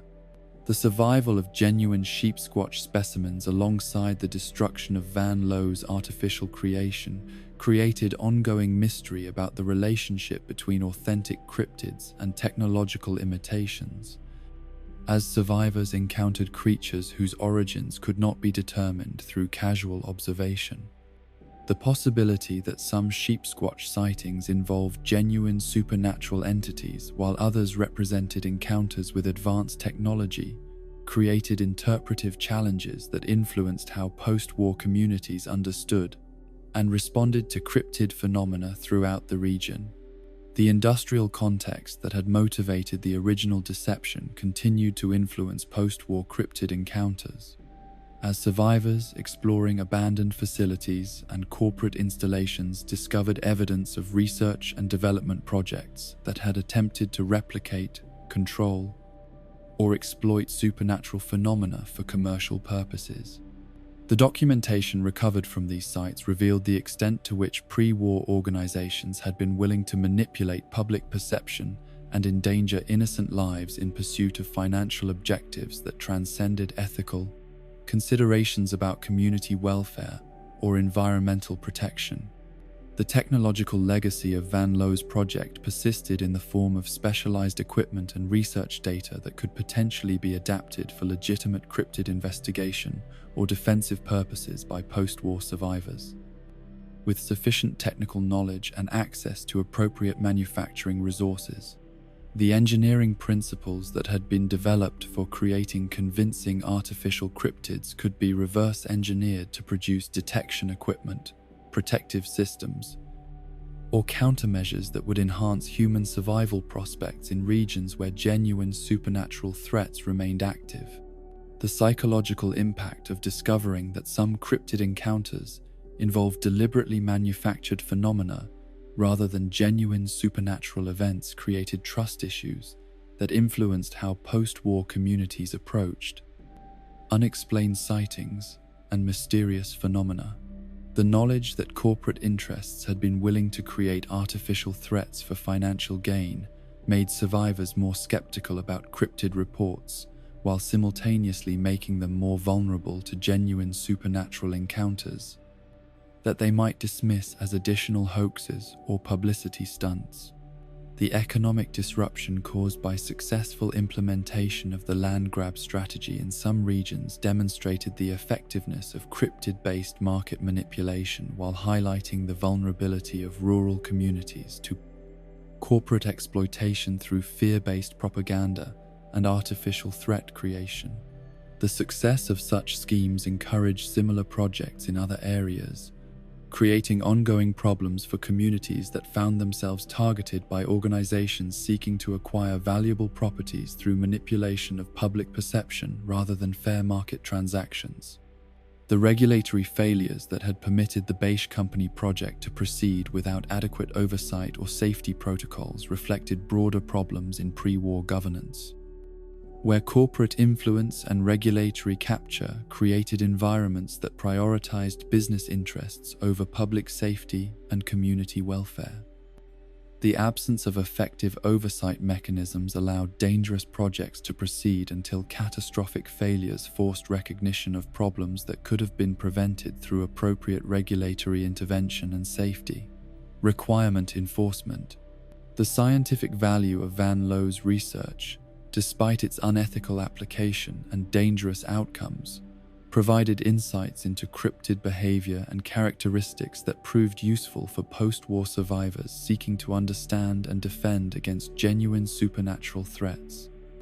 The detailed observations and technical analyses that had been conducted during the development of his artificial creature contained information that could be adapted for legitimate research purposes by individuals committed to scientific investigation rather than commercial exploitation. The survival skills that Van Lowe had developed during his transformation into Aries reflected both the physical challenges of living with severe disfigurement and the psychological adaptations necessary for functioning as an individual, whose past actions had contributed to community endangerment and environmental degradation. His post-war existence represented an attempt at redemption through continued cryptid research, though his methods and motivations remained influenced by the obsessive patterns that had originally led him toward participation in dangerous corporate schemes. The documentation that survived from the Sheep Squatch project provided case study material for post-war researchers attempting to understand the relationship between genuine supernatural phenomena and technological attempts to replicate or exploit such creatures for human purposes. The detailed records of both successful and failed aspects of the artificial cryptid development process offered insights that could inform future projects while highlighting the ethical and safety considerations that needed to be addressed before undertaking similar research.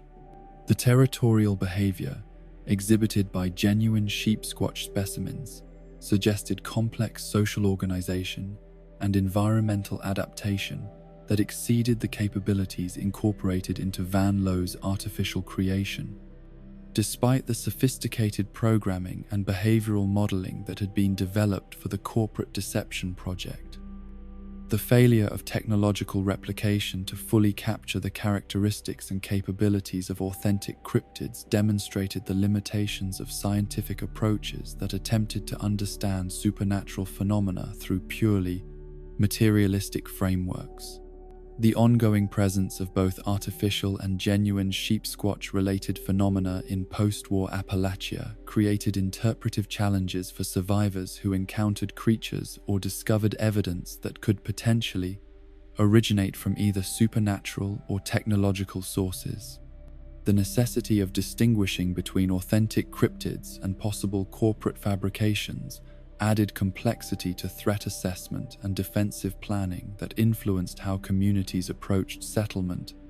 resource allocation, and security protocol development. The cultural significance of the sheep squatch in post-war folklore reflected both genuine supernatural encounters and the legacy of corporate manipulation, creating mythological frameworks that incorporated elements from both authentic cryptid behavior and artificial threat creation. The blending of these narrative threads produced folklore that served community needs for understanding and responding to mysterious phenomena while preserving historical memory of the deceptive practices that had characterized much of pre-war corporate behavior. The environmental impact of Van Lowe's project extended beyond immediate safety concerns to encompass broader questions about the relationship between technological development and supernatural phenomena, as the introduction of artificial entities into ecosystems that already supported genuine cryptids created unpredictable interactions and competitive pressures that influenced the behavior and distribution of both manufactured and natural, supernatural threats throughout the region. The legacy of manufactured mystery that characterized the sheep squatch phenomenon thus serves as reminder that not all cryptid encounters involve genuine supernatural entities, while simultaneously demonstrating that authentic mysteries continue to exist alongside deliberate deceptions. In the post-war world where both corporate fraud and genuine magic shape daily experience, survivors must navigate landscapes where artificial and authentic threats coexist in ways that challenge simple categories while demanding constant vigilance against dangers that may originate from either supernatural forces or human manipulation. In the neon-soaked streets of Atlantic City, where the glittering facades of casinos and entertainment complexes masked a society in terminal decline, the final years before the Great War witnessed the emergence of a drug trade so exclusive and destructive that it would consume the highest echelons of pre-war society while revealing the existence of creatures whose very blood had become the foundation for humanity's most addictive and dangerous narcotic. The substance known as devil's blood represented the convergence of supernatural predation and human greed, transforming ancient legends into modern pharmaceutical nightmares that would claim lives and destroy families among the wealthy elite who believed their resources could purchase immunity from the consequences of their self-destructive appetites. The Atlantic City expedition that would eventually uncover the horrifying truth behind this epidemic began as a desperate mission to save a single life, that of Abby Rusa, daughter of the powerful crime boss Antonio Rausa,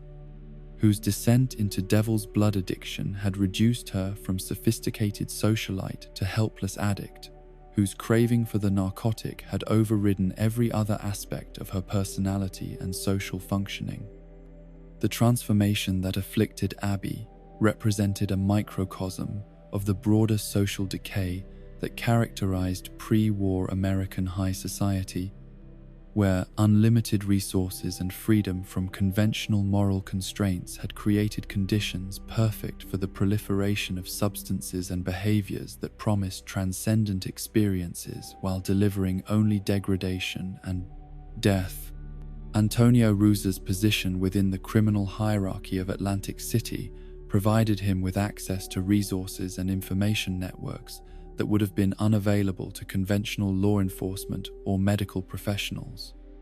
Yet even his extensive connections proved inadequate to address a crisis that originated from sources beyond the normal parameters of organized crime or legitimate pharmaceutical development. His daughter's addiction had emerged from social circles that operated at levels of wealth and exclusivity where normal rules and limitations simply did not apply, creating markets for experiences and substances that existed nowhere else in American society.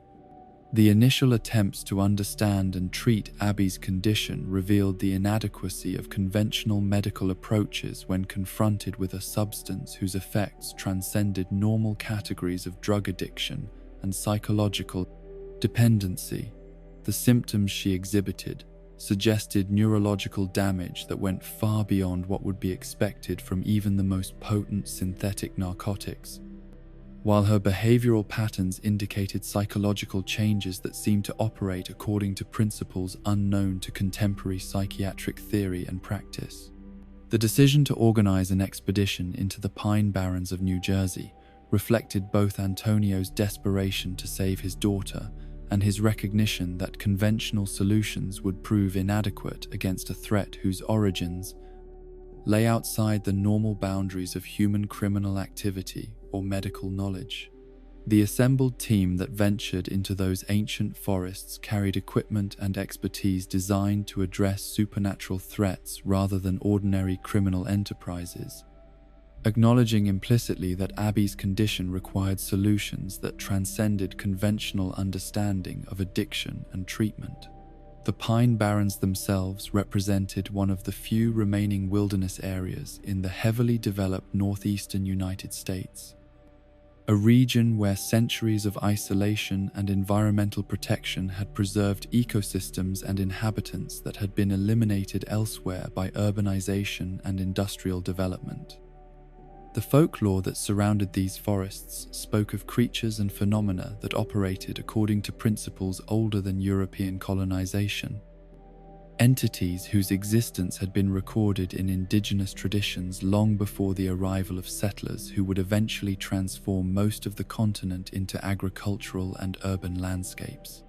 The Jersey Devil that Antonio's expedition sought had been described in local legends for generations, though the specific characteristics attributed to it varied significantly depending on the source and historical period of the accounts. Some described it as having bat-like wings and a horse's head, while others emphasized its draconic appearance and supernatural powers, but all agreed that it represented a form of supernatural predation that had claimed human lives throughout the colonial and early national periods of American history. The expedition's first encounter with tracks and other physical evidence of the creature's presence revealed characteristics that differed significantly from the folkloric descriptions that had guided their preparation and equipment selection. The signs they discovered suggested a creature whose size and capabilities exceeded even the most dramatic legendary accounts, while the environmental impact of its activities indicated feeding and territorial behaviors that had shaped the local ecosystem in ways that remained largely invisible to casual observers. The aggressive nature that characterized the Jersey Devil's response to human intrusion into its territory demonstrated predatory instincts that had been honed through generations of successful hunting and territorial defense against various forms of encroachment. Unlike the more ambiguous entities that populated much of cryptid folklore, this creature showed no interest in communication, warning displays, or graduated responses to perceived threats, instead launching immediate and devastating attacks against any humans who ventured too close to areas it considered part of its domain. The lack of discernible intelligence that Antonio observed during their confrontation with the creature distinguished it from many other cryptids that demonstrated problem-solving abilities or behavioral adaptations that suggested reasoning capabilities comparable to or exceeding those of conventional wildlife. The Jersey Devil appeared to operate according to purely instinctual drives that prioritized immediate survival and territorial defense over more complex considerations, making it essentially a highly efficient biological killing machine rather than a supernatural entity capable of communication or negotiation.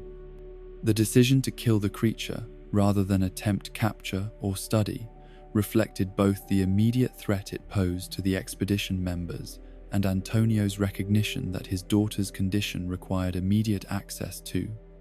whatever substances or materials could be extracted from the creature's biology. The pragmatic approach that prioritized Abby's survival over scientific investigation or preservation of what might have been a unique biological specimen demonstrated the moral flexibility that characterized much organized criminal activity, where practical considerations consistently overrode abstract ethical principles. The discovery that the creature's blood possessed psychoactive properties that exceeded anything previously encountered in conventional pharmaceutical development occurred almost accidentally during the field processing of the planter specimen, as expedition members who came into contact with the substance experienced altered states of consciousness that suggested remarkable neurological activity. The initial euphoria and enhanced sensory perception that characterized these experiences masked more dangerous effects that would only become apparent through extended exposure and systematic analysis. The collaboration between Antonio Rauser and Jean the chemist transformed the accidental discovery of the Jersey Devil's psychoactive blood into a systematic pharmaceutical development program that would eventually supply the exclusive drug markets of Atlantic City's high roller community.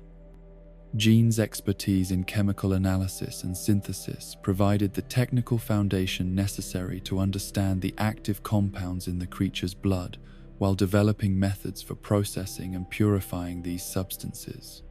into forms suitable for controlled consumption. The laboratory analysis that revealed the complex neurochemical properties of devil's blood demonstrated that the substance operated through mechanisms that conventional pharmacology had never encountered, creating effects on human consciousness and neurology that transcended the capabilities of any known, natural, or synthetic compounds. The addictive properties that made even single exposure sufficient to create permanent dependency reflected neurological changes that appeared to be irreversible through any treatment modalities available to pre-war medical science.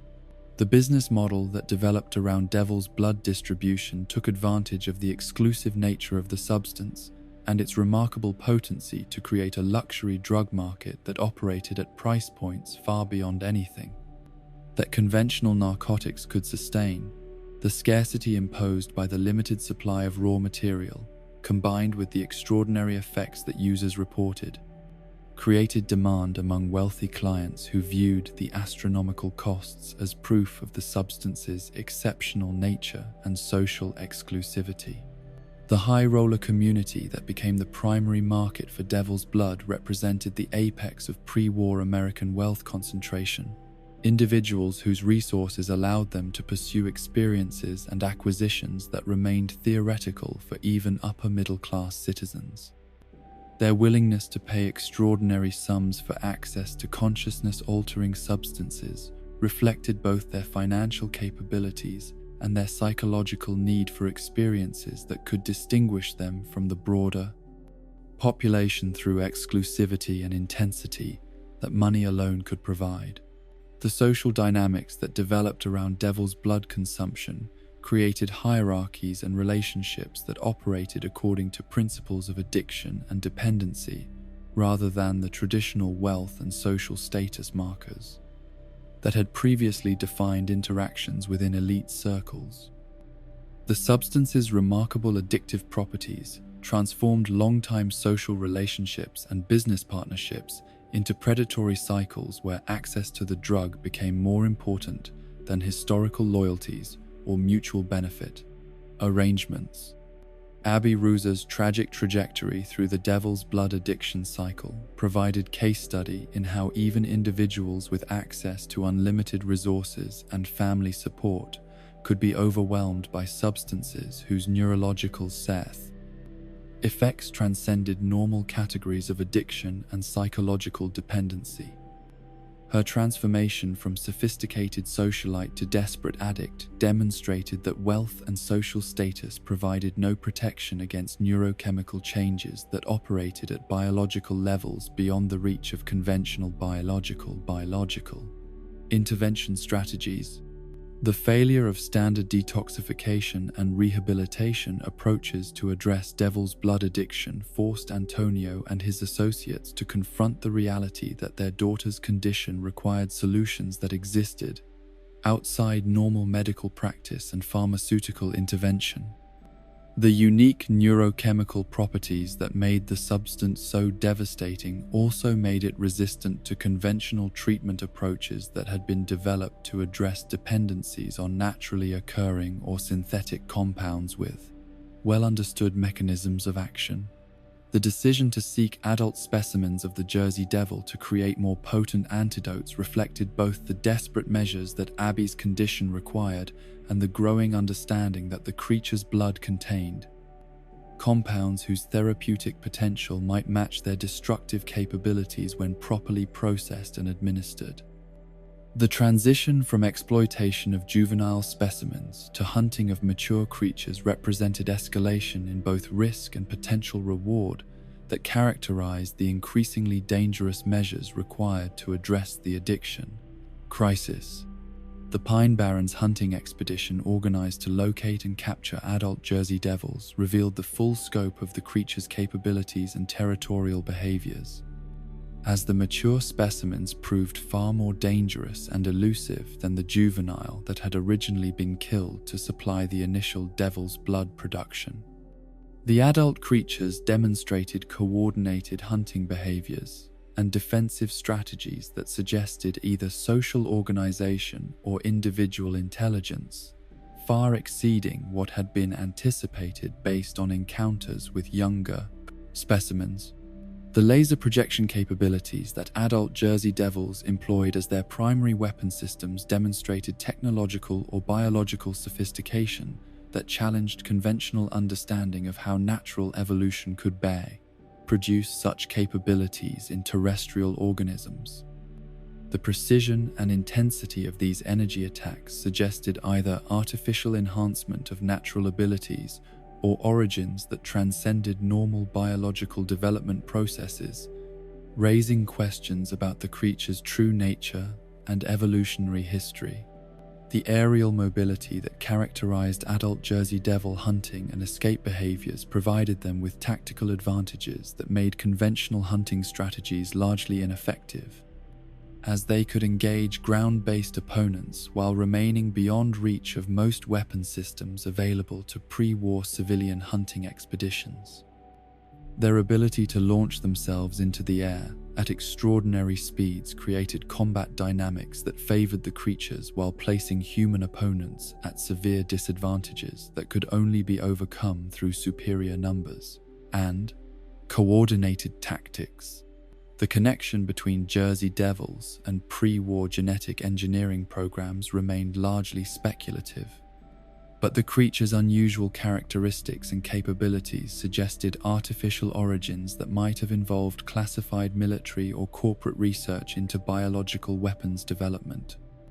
The similarity between Jersey Devil features and those of Deathclaws, which were known to be products of pre-war genetic manipulation,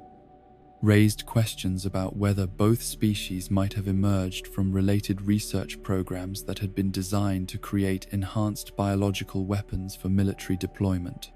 The possibility that Jersey Devils represented escaped or abandoned products of secret laboratory programs provided explanations for their unusual capabilities, while raising disturbing questions about what other forms of artificial life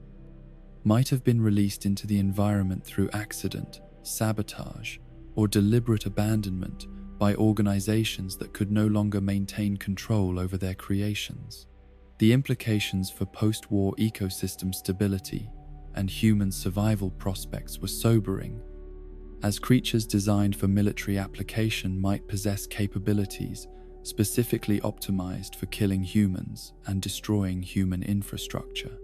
The economic impact of Devil's Blood on Atlantic City's legitimate and illegitimate business communities demonstrated how exclusive luxury drug markets could reshape entire regional economies through the concentration of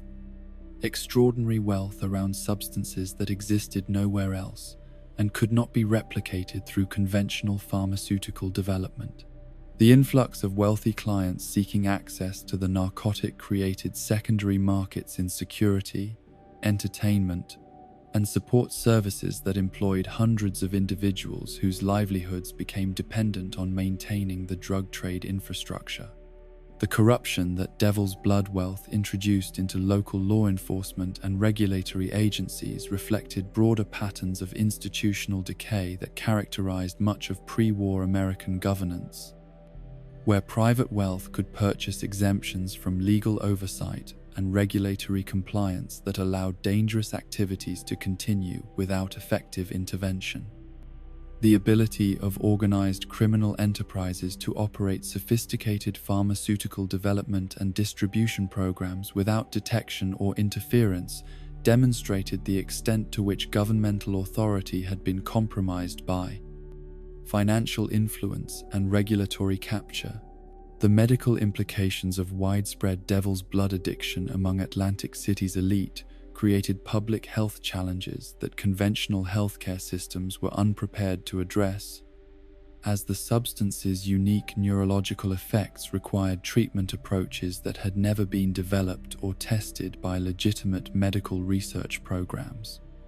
The gap between the sophisticated criminal pharmaceutical operation that produced the drug and the primitive medical understanding of its effects left addicted individuals without access to effective treatment options, even when they have and possessed unlimited financial resources.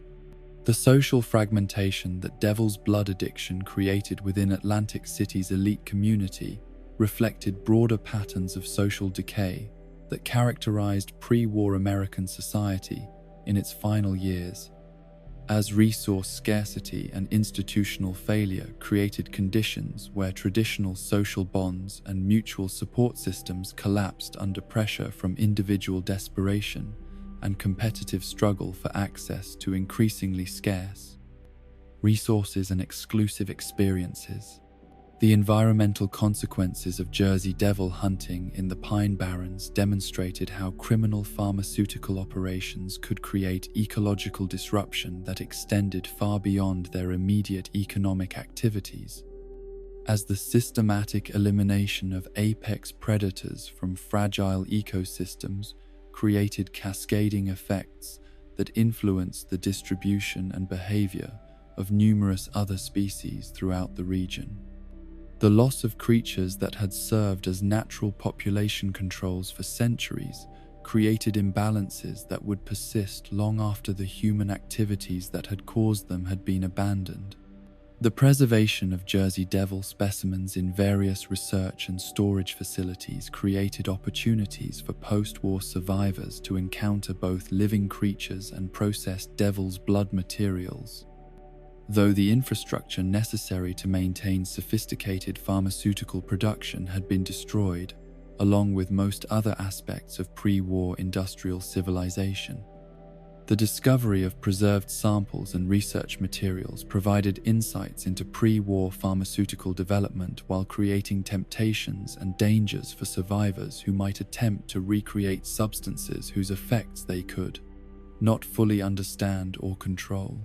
The legacy of Devil's Blood in post-war folklore and survivor accounts served as cautionary tale about the dangers of pursuing experiences and substances that promised transcendence while delivering only destruction, demonstrating how even unlimited resources and sophisticated support systems could prove inadequate against addictive substances whose effects operated beyond normal biological and psychological parameters. The scattered evidence of pre-war addiction and pharmaceutical crime that survivors encountered served as reminders that some forms of knowledge and capability were too dangerous to pursue, regardless of the potential benefits they might offer. The Jersey Devil thus stands as one of the most complex and morally ambiguous cryptids to emerge from pre-war American folklore, representing both genuine supernatural threat and exploitable resource whose biology could be transformed into substances that served human desires, while ultimately destroying those who pursued them. In the Pine Barrens, where these creatures continue to hunt and defend their ancient territories, the boundaries between predator and prey, natural and artificial, beneficial and harmful, remain as blurred as they were in the final corrupt years of the civilization that sought to transform their very essence into currency for purchasing experiences that no amount of wealth could safely provide. Beyond the realm of mutated creatures and alien visitors, beyond the horrors born from scientific experimentation and corporate greed, there exists in the post-nuclear wasteland a category of phenomena that challenges the very foundations of materialist understanding and forces survivors to confront the possibility that consciousness itself might transcend the physical constraints that appear to govern all other aspects of existence. The spirits that linger in the irradiated ruins of America represent perhaps the most philosophically troubling manifestation of post-war supernatural activity. Entities whose very presence suggests that death itself might not provide the final boundary between existence and oblivion that pre-war science had assumed to be absolute and inviolable. The first documented encounter with genuine ghostly phenomena in the post-war world occurred in the frontier settlement known as the Den,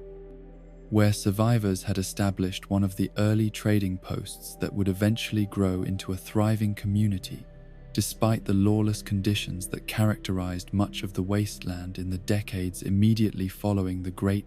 War. Among the various criminals, merchants, and desperate individuals who populated this rough settlement,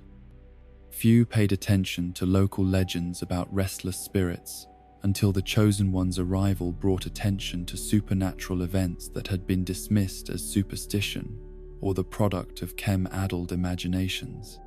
Anna Winslow's tragic story began in the years before the Great War, when the Den had been a legitimate community populated by families and individuals who could never have imagined that their peaceful settlement would eventually become a haven for slavers, drug dealers, and various other criminal enterprises that thrived in the absence of effective law enforcement or governmental authority. Anna had lived what appeared to be an ordinary life, working and socializing within the close-knit community that provided security and meaning for its residents through shared labor and mutual support systems that had sustained human civilization for millennia. The crime that claimed Anna's life and trapped her spirit in perpetual suffering reflected the breakdown of social order that had begun even before nuclear weapons transformed the physical landscape of America into its current irradiated state. Joey, the small-time chem dealer whose theft of Anna's locket provided the spiritual anchor that prevented her soul from finding peace, represented the kind of petty criminal activity that flourished when traditional social institutions lost their capacity to maintain order and protect vulnerable individuals from predatory behavior by those who recognized no moral constraints beyond immediate self-interest. The locket itself, a simple piece of jewelry that carried emotional rather than monetary value, became the focus of spiritual energy that defied conventional understanding of how physical objects could influence consciousness or maintain connections between material and immaterial dimensions of reality. The attachment that Anna's spirit maintained to this personal possession suggested that emotional bonds and psychological associations could create metaphysical links that persisted beyond biological death, connecting departed souls to the physical world through objects that held special significance during their earthly existence. The nature of Anna's ghostly manifestation revealed characteristics that distinguished genuine spiritual phenomena from the various forms of hallucination, psychological projection, or technological illusion that could potentially explain supernatural encounters through purely materialistic frameworks. Her ability to communicate coherently with living individuals while maintaining consistent personality traits and specific knowledge about past events demonstrated continuity of consciousness that transcended physical destruction of the coaster. Brain and nervous system that pre-war science had considered essential for all forms of mental activity. The suffering that Anna experienced during her spiritual imprisonment reflected psychological torment that operated according to principles unknown to conventional psychiatry or medical science, suggesting that emotional pain and existential anguish could persist beyond death when circumstances prevented natural resolution of earthly attachments and unfinished psychological business. The intensity and persistence of her distress indicated that spiritual existence might involve forms of consciousness that remained vulnerable to psychological trauma while lacking access to the physical processes and social relationships that normally provided healing and emotional recovery for living beings. The intervention that finally freed Anna from her spiritual bondage required not technological solution or medical treatment, but simple human compassion and willingness to address the moral wrong that had originally trapped her soul between dimensions. The return of her locket by the Chosen One accomplished what decades of ghostly manifestation had failed to achieve, demonstrating that spiritual healing might require ethical action and emotional recognition rather than scientific understanding or technological manipulation of supernatural phenomena. The disappearance of Anna's spirit following the restoration of her personal property provided evidence that ghostly manifestations might represent temporary rather than permanent states of existence, suggesting that souls trapped in spiritual limbo possessed inherent tendency toward resolution and peace that could be activated through appropriate human intervention. Her successful transition to whatever dimension of existence awaited departed spirits offered hope that death might not represent absolute termination but rather transformation into forms of being that remained mysterious to living observers while providing ultimate resolution for earthly suffering and attachment. The theological implications of Anna Winslow's case influenced how post-war survivors understood the relationship between moral behavior and spiritual consequences, as her liberation through ethical action suggested that ghostly manifestations might serve as natural mechanisms for ensuring that justice eventually prevailed even when conventional legal and social systems had failed to protect innocent individuals from criminal exploitation. The connection between Joey's theft and Anna's spiritual imprisonment implied cosmic principles of cause and effect that operated beyond human legal frameworks while maintaining moral order through supernatural means. The second major ghostly encounter documented in post-war America occurred in the pre-war ruins of the Grandchester family estate, where industrial wealth and social privilege had created conditions that would ultimately lead to one of the most horrific family tragedies in regional history. The Grandchester Mystery Mansion, transformed from family home into macabre tourist attraction, preserved evidence of psychological breakdown and homicidal violence that had claimed multiple lives while creating spiritual disturbance that persisted long after the physical destruction of those responsible for the original crimes. Lucy Grandchester's psychological deterioration began with symptoms that might have been treatable if her family had possessed the knowledge and resources necessary to address serious mental illness through appropriate medical intervention rather than social isolation and institutional confinement. The combination of untreated psychiatric disorder with family dysfunction and social pressure created psychological pressures that ultimately overwhelmed whatever coping mechanisms she had developed during her childhood and adolescence, leading to violent actions that reflected complete breakdown of impulse control and reality testing. The multiple homicides that Lucy committed against her own family members represented not calculated criminal activity, but psychological disintegration that transformed a vulnerable young woman into a lethal threat to everyone in her immediate environment. The systematic nature of these killings suggested planning capacity that coexisted with severe mental illness, creating behavioral patterns that challenged conventional understanding of how psychiatric disorders influenced criminal behavior and moral responsibility for violent actions committed during periods of diminished psychological capacity. The institutional response to Lucy's crimes reflected the primitive understanding of mental illness that characterized much of pre-war psychiatric treatment, as her confinement in a mental health facility represented an attempt at containment rather than healing, focusing on protecting society from dangerous individuals rather than providing therapeutic intervention that might have addressed the underlying psychological problems that had motivated her violent behavior. The failure of institutional treatment to provide meaningful help or hope for recovery contributed to her eventual escape and return to the site of her original crimes. The suicide that ended Lucy's earthly existence occurred in the attic of the family home where she had committed the murders that destroyed her life and claimed her sanity,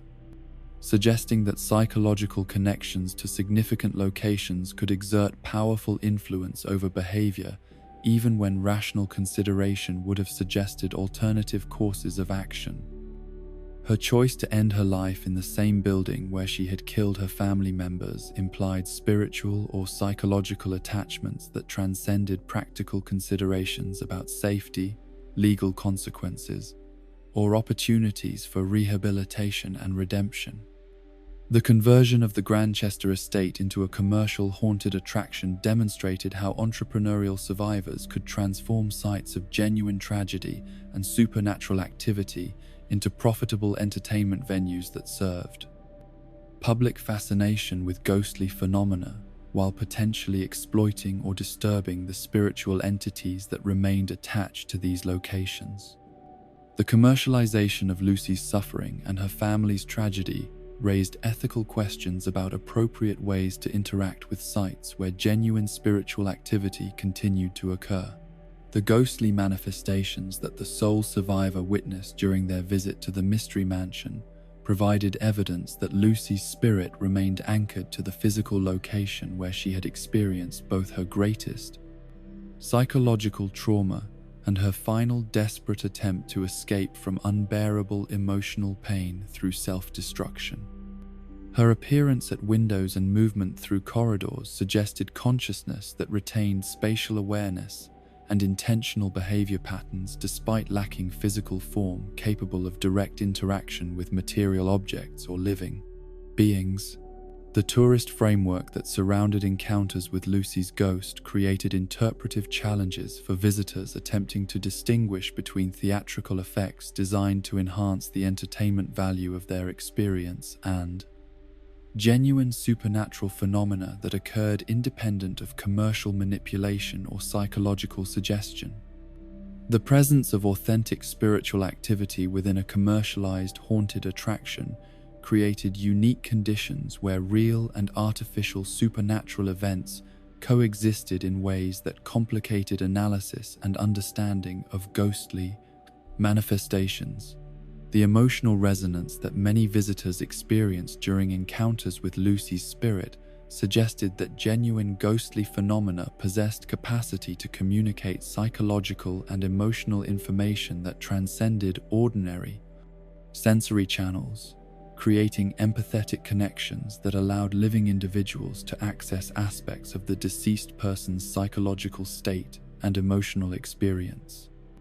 The transmission of feeling and mood through spiritual contact implied forms of consciousness and communication that operated according to principles unknown to conventional psychology, while providing insights into the interior lives of individuals who had suffered extraordinary psychological trauma.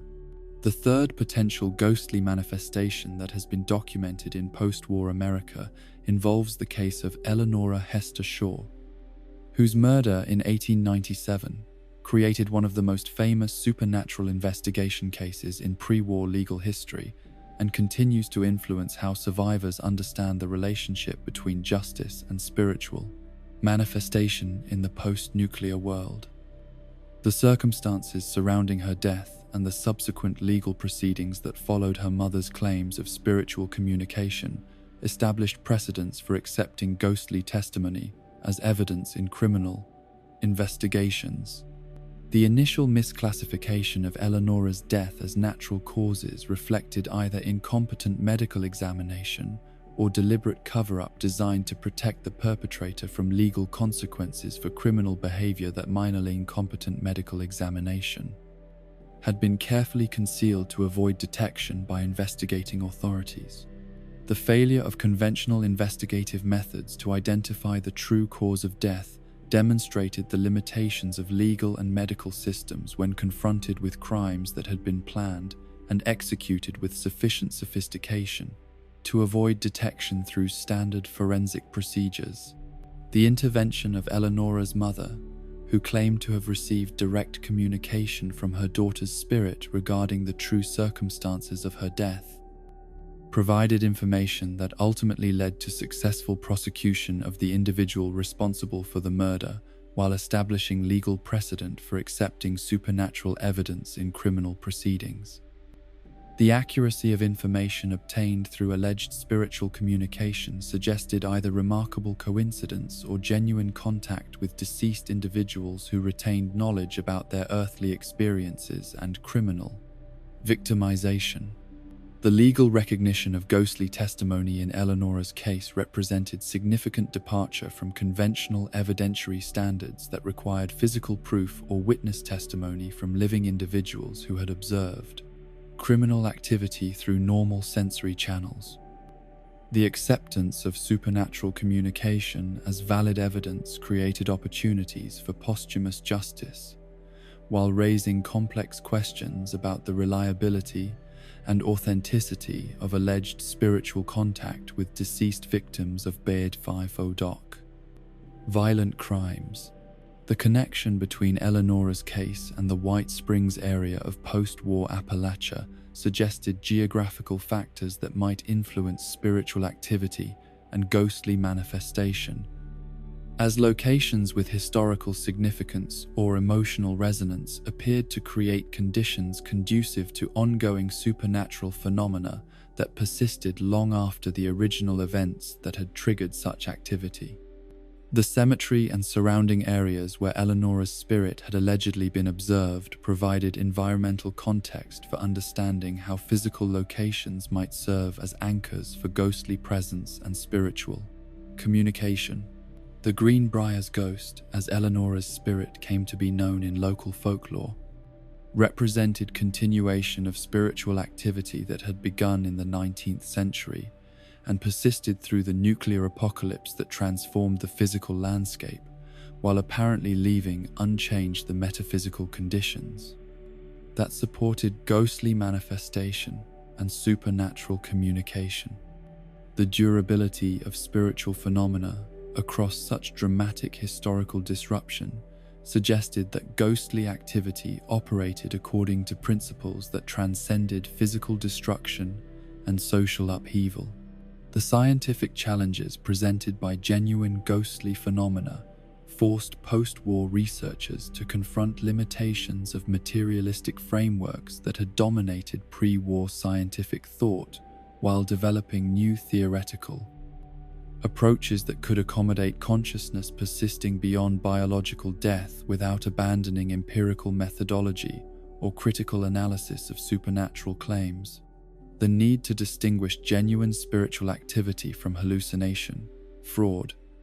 or technological manipulation required development of investigative techniques that could evaluate ghostly encounters with appropriate skepticism while remaining open to evidence that challenged conventional understanding of reality. The radiation effects that saturated post-war environments created additional complexity for analyzing spiritual phenomena, as electromagnetic disturbance and environmental contamination could potentially influence both human perception and technological equipment in ways that might create false impressions of supernatural activity while simultaneously masking or interfering with genuine ghostly manifestations that occurred independent of radiation-induced effects.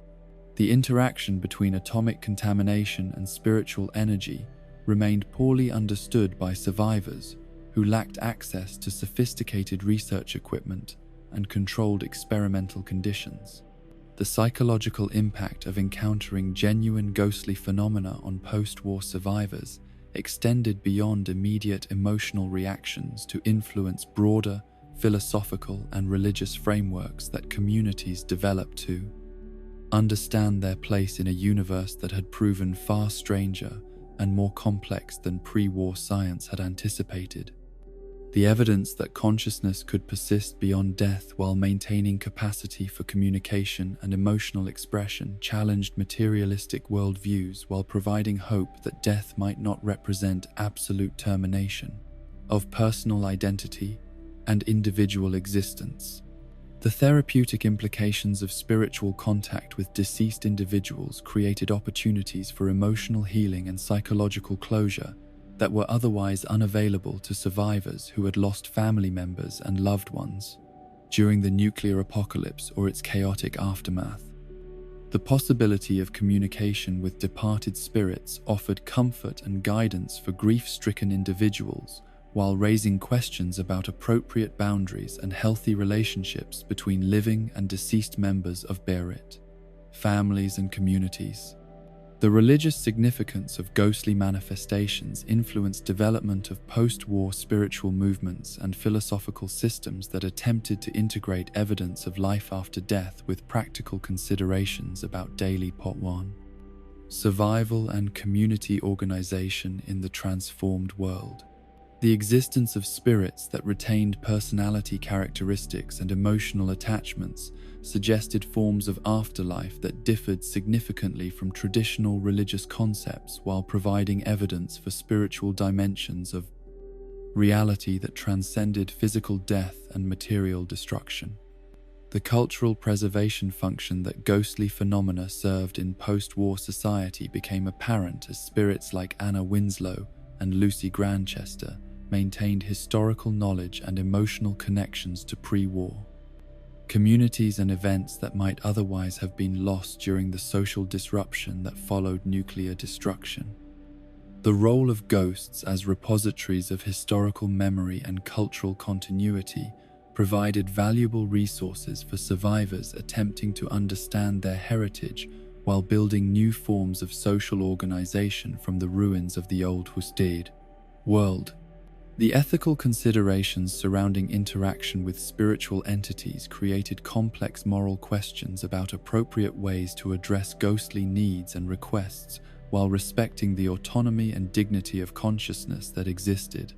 in forms incomprehensible to living humans. The obligation to provide assistance to suffering spirits like Anna Winslow suggested moral responsibilities that extended beyond conventional social boundaries while establishing principles for ethical engagement with supernatural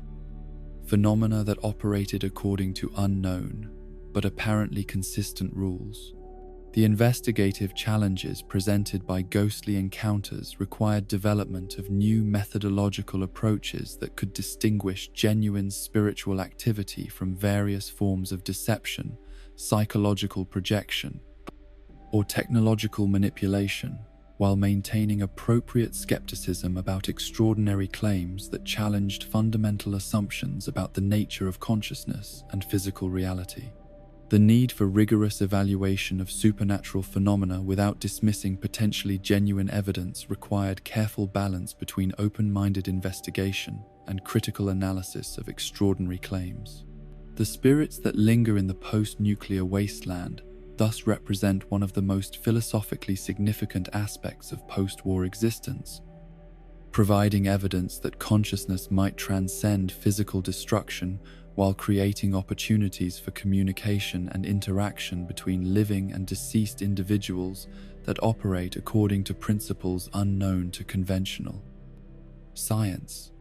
Their presence serves as a reminder that even in a world transformed by atomic fire and human folly, some aspects of existence appear to transcend material limitations while maintaining connections between past and present that offer both comfort and challenge to survivors struggling to understand their place in a universe that has proven far more mysterious and spiritually complex than the civilization that destroyed itself had ever imagined. In the shadowed corners of the post-nuclear wasteland, where reality bends beneath the weight of radiation and human imagination. Whispers persist of creatures that exist at the very edge of manifestation, beings whose presence has been hinted at through artistic depictions, coded communications, and fragmentary witness accounts, but whose full emergence into the physical world remains tantalizingly incomplete. These entities represent the frontier of cryptid evolution in Appalachia, creatures whose development appears to be ongoing as the decades pass, and the wasteland itself continues to transform under influences both mundane and supernatural, creating conditions where new forms of life and consciousness might emerge from the convergence of radiation, folklore, and human belief. The most comprehensive source of information about these emerging entities comes from the artistic documentation preserved in Season 12 of the Regional Conflict Records, where unknown artists working within survivor communities created detailed illustrations and sculptural representations of creatures that had not yet been widely encountered but appeared to be developing within the hidden ecosystems of the transformed landscape. These artistic works, discovered scattered throughout various settlement archives and personal collections,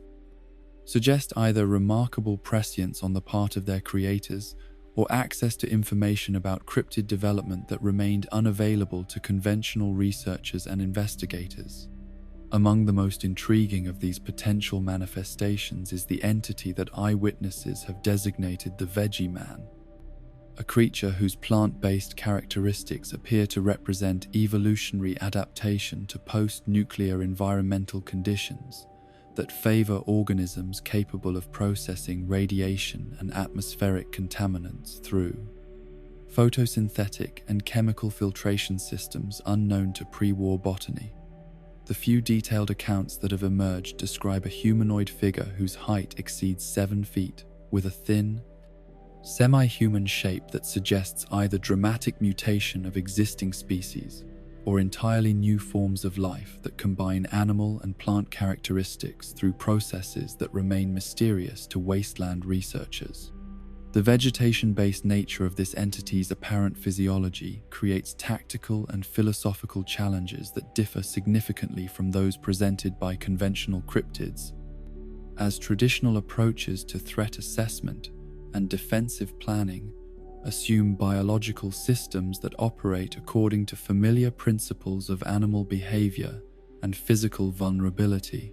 A creature whose existence depends primarily on photosynthesis and chemical processing rather than predation and consumption might respond to human presence according to entirely different motivational frameworks, potentially viewing settlements and survivors as sources of atmospheric contamination or soil nutrients rather than prey or territorial competitors. Stephen Scarberry's account of his encounter with what appears to have been this entity provides the most detailed description currently available of the Veggie Man's behavioral patterns and environmental preferences. His observation of tall foliage that appeared to reach out and grab a settler suggests either remarkable camouflage capabilities that allow the creature to blend seamlessly with natural vegetation or actual integration with plant communities that enables it to manipulate local flora as extensions of its own consciousness and physical capabilities. The high-pitched jabbering that characterized the creature's vocalizations, according to Scarberry's testimony, creates acoustic signatures that bear striking resemblance to the low humming sounds associated with the interloper, the mysterious entity that influences red-eyed Moth Man behavior and demands blood sacrifice from cultist followers. This sonic connection suggests possible relationships between emerging cryptids and established supernatural forces that have shaped Appalachian spiritual and ecological development since the immediate aftermath of the Great War. The telepathic communication capabilities that witnesses attribute to the Veggie Man represent psychological warfare potential that could prove far more dangerous than simple physical threats, as direct mental contact with alien consciousness might overwhelm human cognitive defenses while implanting thoughts, emotions, or compulsions that operate below the threshold of conscious recognition. The reported ability to establish mental communication with victims before physical capture suggests hunting strategies that prioritize psychological domination over brute force, creating encounter dynamics that conventional survival training and defensive preparation might prove inadequate to address. The environmental integration that appears to characterize Veggie Man behavior patterns reflects adaptation to post-nuclear ecological conditions that have created new forms of symbiosis between different categories of organisms. As radiation-induced mutations break down traditional species barriers while creating opportunities for hybrid developments that combine the most successful survival strategies from multiple biological kingdoms. The creature's apparent ability to manipulate surrounding vegetation suggests either technological capabilities that remain hidden from casual observation or evolutionary developments that have created organic networking systems unknown to pre-war biology. The large ears that feature prominently in witness descriptions indicate enhanced auditory capabilities that could provide significant advantages for detecting human presence and activity across considerable distances, while the striking eyes that reportedly oscillate in colors suggest either advanced optical systems or direct connection to electromagnetic phenomena that influence perception and communication through mechanisms that transcend conventional sensory channels. These physiological characteristics imply predatory capabilities that operate through sensory modalities that human defensive planning rarely considers or prepares to counter. The second creature, whose emergence has been documented through artistic representation and witness testimony, appears in illustrations as a melancholic pig-like entity designated the squonk, whose name derives from traditional Pennsylvania folklore describing creatures whose appearance was so pitiful that they spent most of their existence weeping tears of self-hatred and environmental despair. The post-war manifestation of this entity appears to combine elements of the original folklore with radiation-induced characteristics that transform a merely sad creature into something whose psychological influence could prove devastating to human communities already struggling with depression and hopelessness. The ill-fitting skin that characterizes the squonk's physical appearance suggests either incomplete adaptation to post-nuclear environmental conditions or ongoing mutation processes that have not yet achieved biological stability, creating a creature whose very existence represents the struggle between life and death that defines much of wasteland ecology. The constant weeping that defines its behavioral patterns implies either genuine emotional suffering or biological processes that produce chemical secretions with psychoactive properties that could influence the mood and mental state of pounders, individuals exposed to them. The contagious misery that represents the squonk's primary threat to human communities operates through psychological mechanisms that could prove more dangerous than physical attack. As communities already dealing with the traumas of post-nuclear existence might find themselves overwhelmed by additional emotional burden that originates from supernatural sources beyond their capacity to understand or control. The creature's ability to project feelings of hopelessness and despair could undermine the psychological resilience that enables survivor communities to maintain cohesion and purpose, despite the constant challenges of wasteland existence. The mounted red hog specimens and butchered boar meat that have begun appearing in settlement markets and trading posts suggest that pig-like creatures with unusual characteristics have become sufficiently common to support commercial hunting and processing operations, though the connection between these mundane food sources and the supernatural squonk remains unclear. The possibility that multiple variants of pig-based cryptids might be developing simultaneously reflects the complex evolutionary pressures that radiation exposure creates for species whose pre-war physiology provided foundation for post-nuclear adaptation and mutation. The tusked characteristics that historical accounts attribute to creatures that might have inspired the squonk legend provide framework for understanding how pre-war folklore could serve as templates for post-nuclear cryptid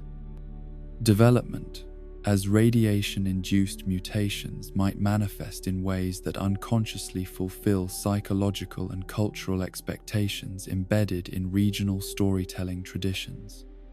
The convergence of biological possibility with folkloric expectation creates conditions where legend and reality might merge through processes that operate beyond simple coincidence or rational explanation. The artistic evidence that documents these emerging creatures reflects sophisticated observation and recording capabilities within survivor communities, suggesting that cryptid development is being monitored and documented by individuals with access to artistic training and materials that enable detailed preservation of visual information about phenomena that remain too rare or dangerous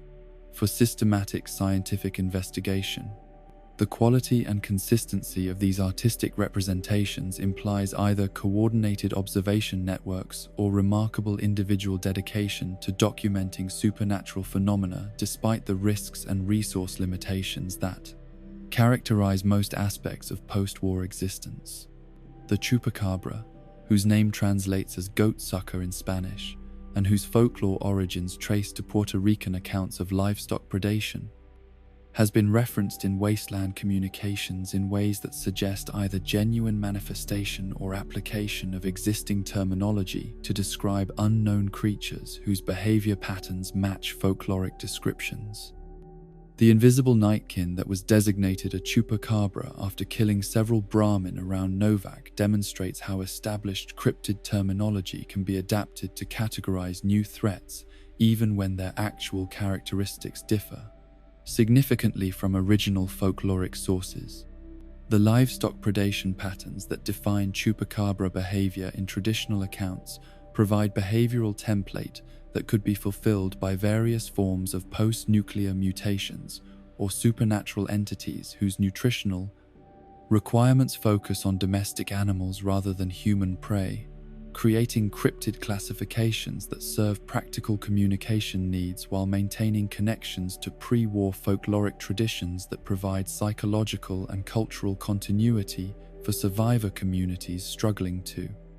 maintain identity and meaning in the transformed world. The Loch Ness Monster,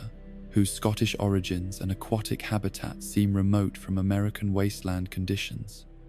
has been referenced in contexts that suggest either remarkable adaptability of European cryptid species to post-nuclear American environments or independent development of lake-dwelling creatures whose characteristics coincidentally match those attributed to the famous Scottish entity. The Lake Mead Monster, reported after the raising of the crashed bomber, demonstrates how bodies of water that have been significantly altered by human activity might create conditions conducive to cryptid development or emergence. The puppet show reference that connects the Loch Ness Monster to pre-war entertainment suggests that folkloric creatures maintained cultural significance even as their biological reality remained questionable, providing narrative frameworks that post-war communities could adapt to understand and categorize the aquatic cryptids that began appearing in contaminated waterways throughout the former United States. The transformation of entertainment content into potential biological reality reflects the complex relationship between human imagination and post-nuclear mutation that characterizes much cryptid development. The bottle containing what appears to be Yeti or Sasquatch specimens indicates that cold climate cryptids might be adapting to wasteland conditions despite environmental changes that have transformed their traditional habitats, suggesting either remarkable biological flexibility or migration patterns that enable survival through adaptation to new ecological niches.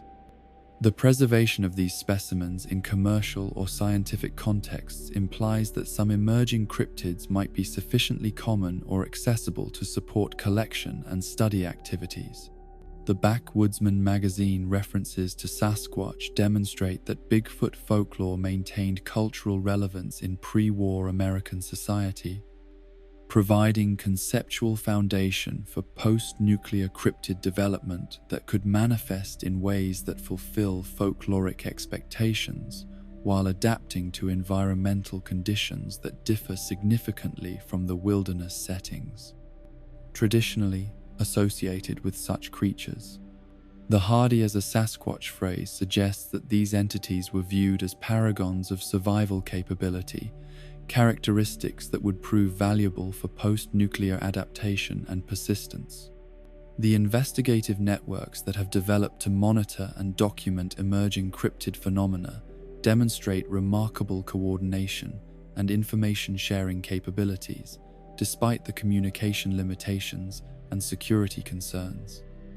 that characterize post-war existence.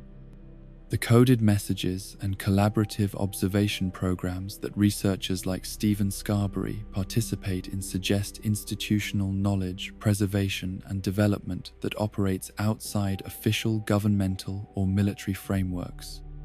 while maintaining scientific methodology and evidentiary standards. The seasonal patterns that appear to influence cryptid emergence and activity suggest environmental or astronomical factors that shape supernatural phenomena according to natural cycles that have persisted despite the dramatic alterations to physical and social landscapes that resulted from nuclear warfare and its aftermath. The timing of creature appearances and behavioral changes might reflect adaptation to post-nuclear environmental conditions while maintaining connections to pre-war ecological patterns that continue to influence biological and past calm. Supernatural development. The territorial behaviors that emerging cryptids appear to exhibit create challenges for human settlement planning and resource allocation, as communities must consider not only conventional threats like radiation and hostile humans, but also supernatural entities whose capabilities and intentions remain largely unknown. The need to accommodate cryptid territorial claims while maintaining access to resources and habitable locations requires flexible strategic thinking that can adapt to changing supernatural circumstances without abandoning essential human needs. The physiological characteristics that distinguish emerging cryptids from established species suggest ongoing evolutionary processes that continue to produce new forms of life and consciousness decades after the initial environmental disruption of the Great War, indicating that post-nuclear mutation and adaptation represent not temporary phenomena but permanent features of the transformed world that will continue to generate novel forms of existence for generations to come. The cultural significance that these emerging creatures are acquiring within survivor communities reflects human psychological need to understand and categorize unknown phenomena through frameworks that provide meaning and context for experiences that transcend conventional reality. The incorporation of cryptid encounters into folklore, artistic expression, and community planning demonstrates how supernatural phenomena become integrated into social structures and cultural identity, despite their mysterious nature and unpredictable manifestation patterns. The research methodologies that have developed to study emerging cryptids represent adaptation of scientific principles to post-war conditions where controlled experimentation and institutional support are unavailable, requiring innovative approaches that balance empirical observation with practical considerations about safety and resource limitations.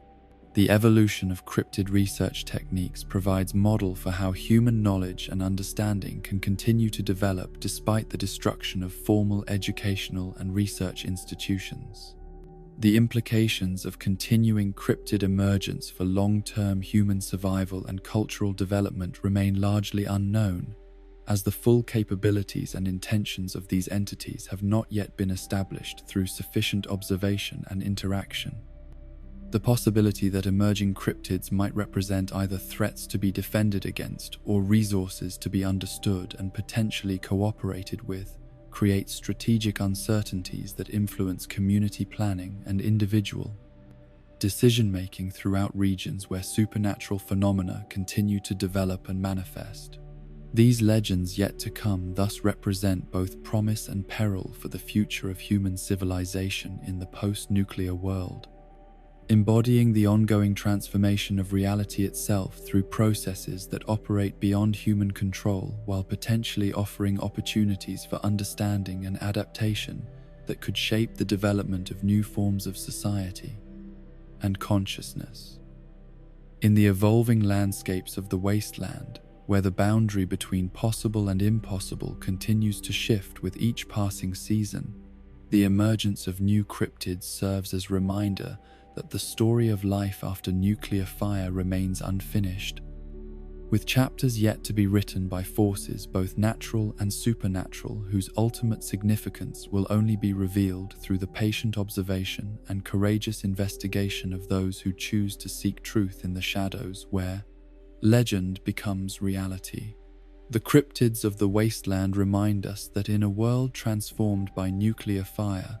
the line between myth and reality becomes beautifully, terrifyingly blurred. These creatures, born from the fusion of ancient folklore and atomic mutation, represent humanity's deepest fears and greatest mysteries made manifest in flesh and shadow. From the star-traveling Zetans with their incomprehensible technology to the cannibalistic Wendigos born of desperate hunger, each cryptid tells a story of transformation, survival, and the price of humanity's hubris. As you drift towards sleep, remember that these beings continue their eternal vigil across the wasteland's haunted landscapes. The Moth Man watches from shadowed forests, the Flatwoods Monster phases between dimensions, and somewhere in the darkness, new legends are being born from the endless creativity of a world forever changed. Let these tales of mystery and wonder carry you into dreams where cryptids roam free, where every shadow might hide a sheep squatch, and where the impossible becomes inevitable. Rest well, fellow wanderer, for tomorrow the wasteland awaits with new mysteries to uncover, new legends to discover, and new cryptids to encounter in the space between sleeping and waking.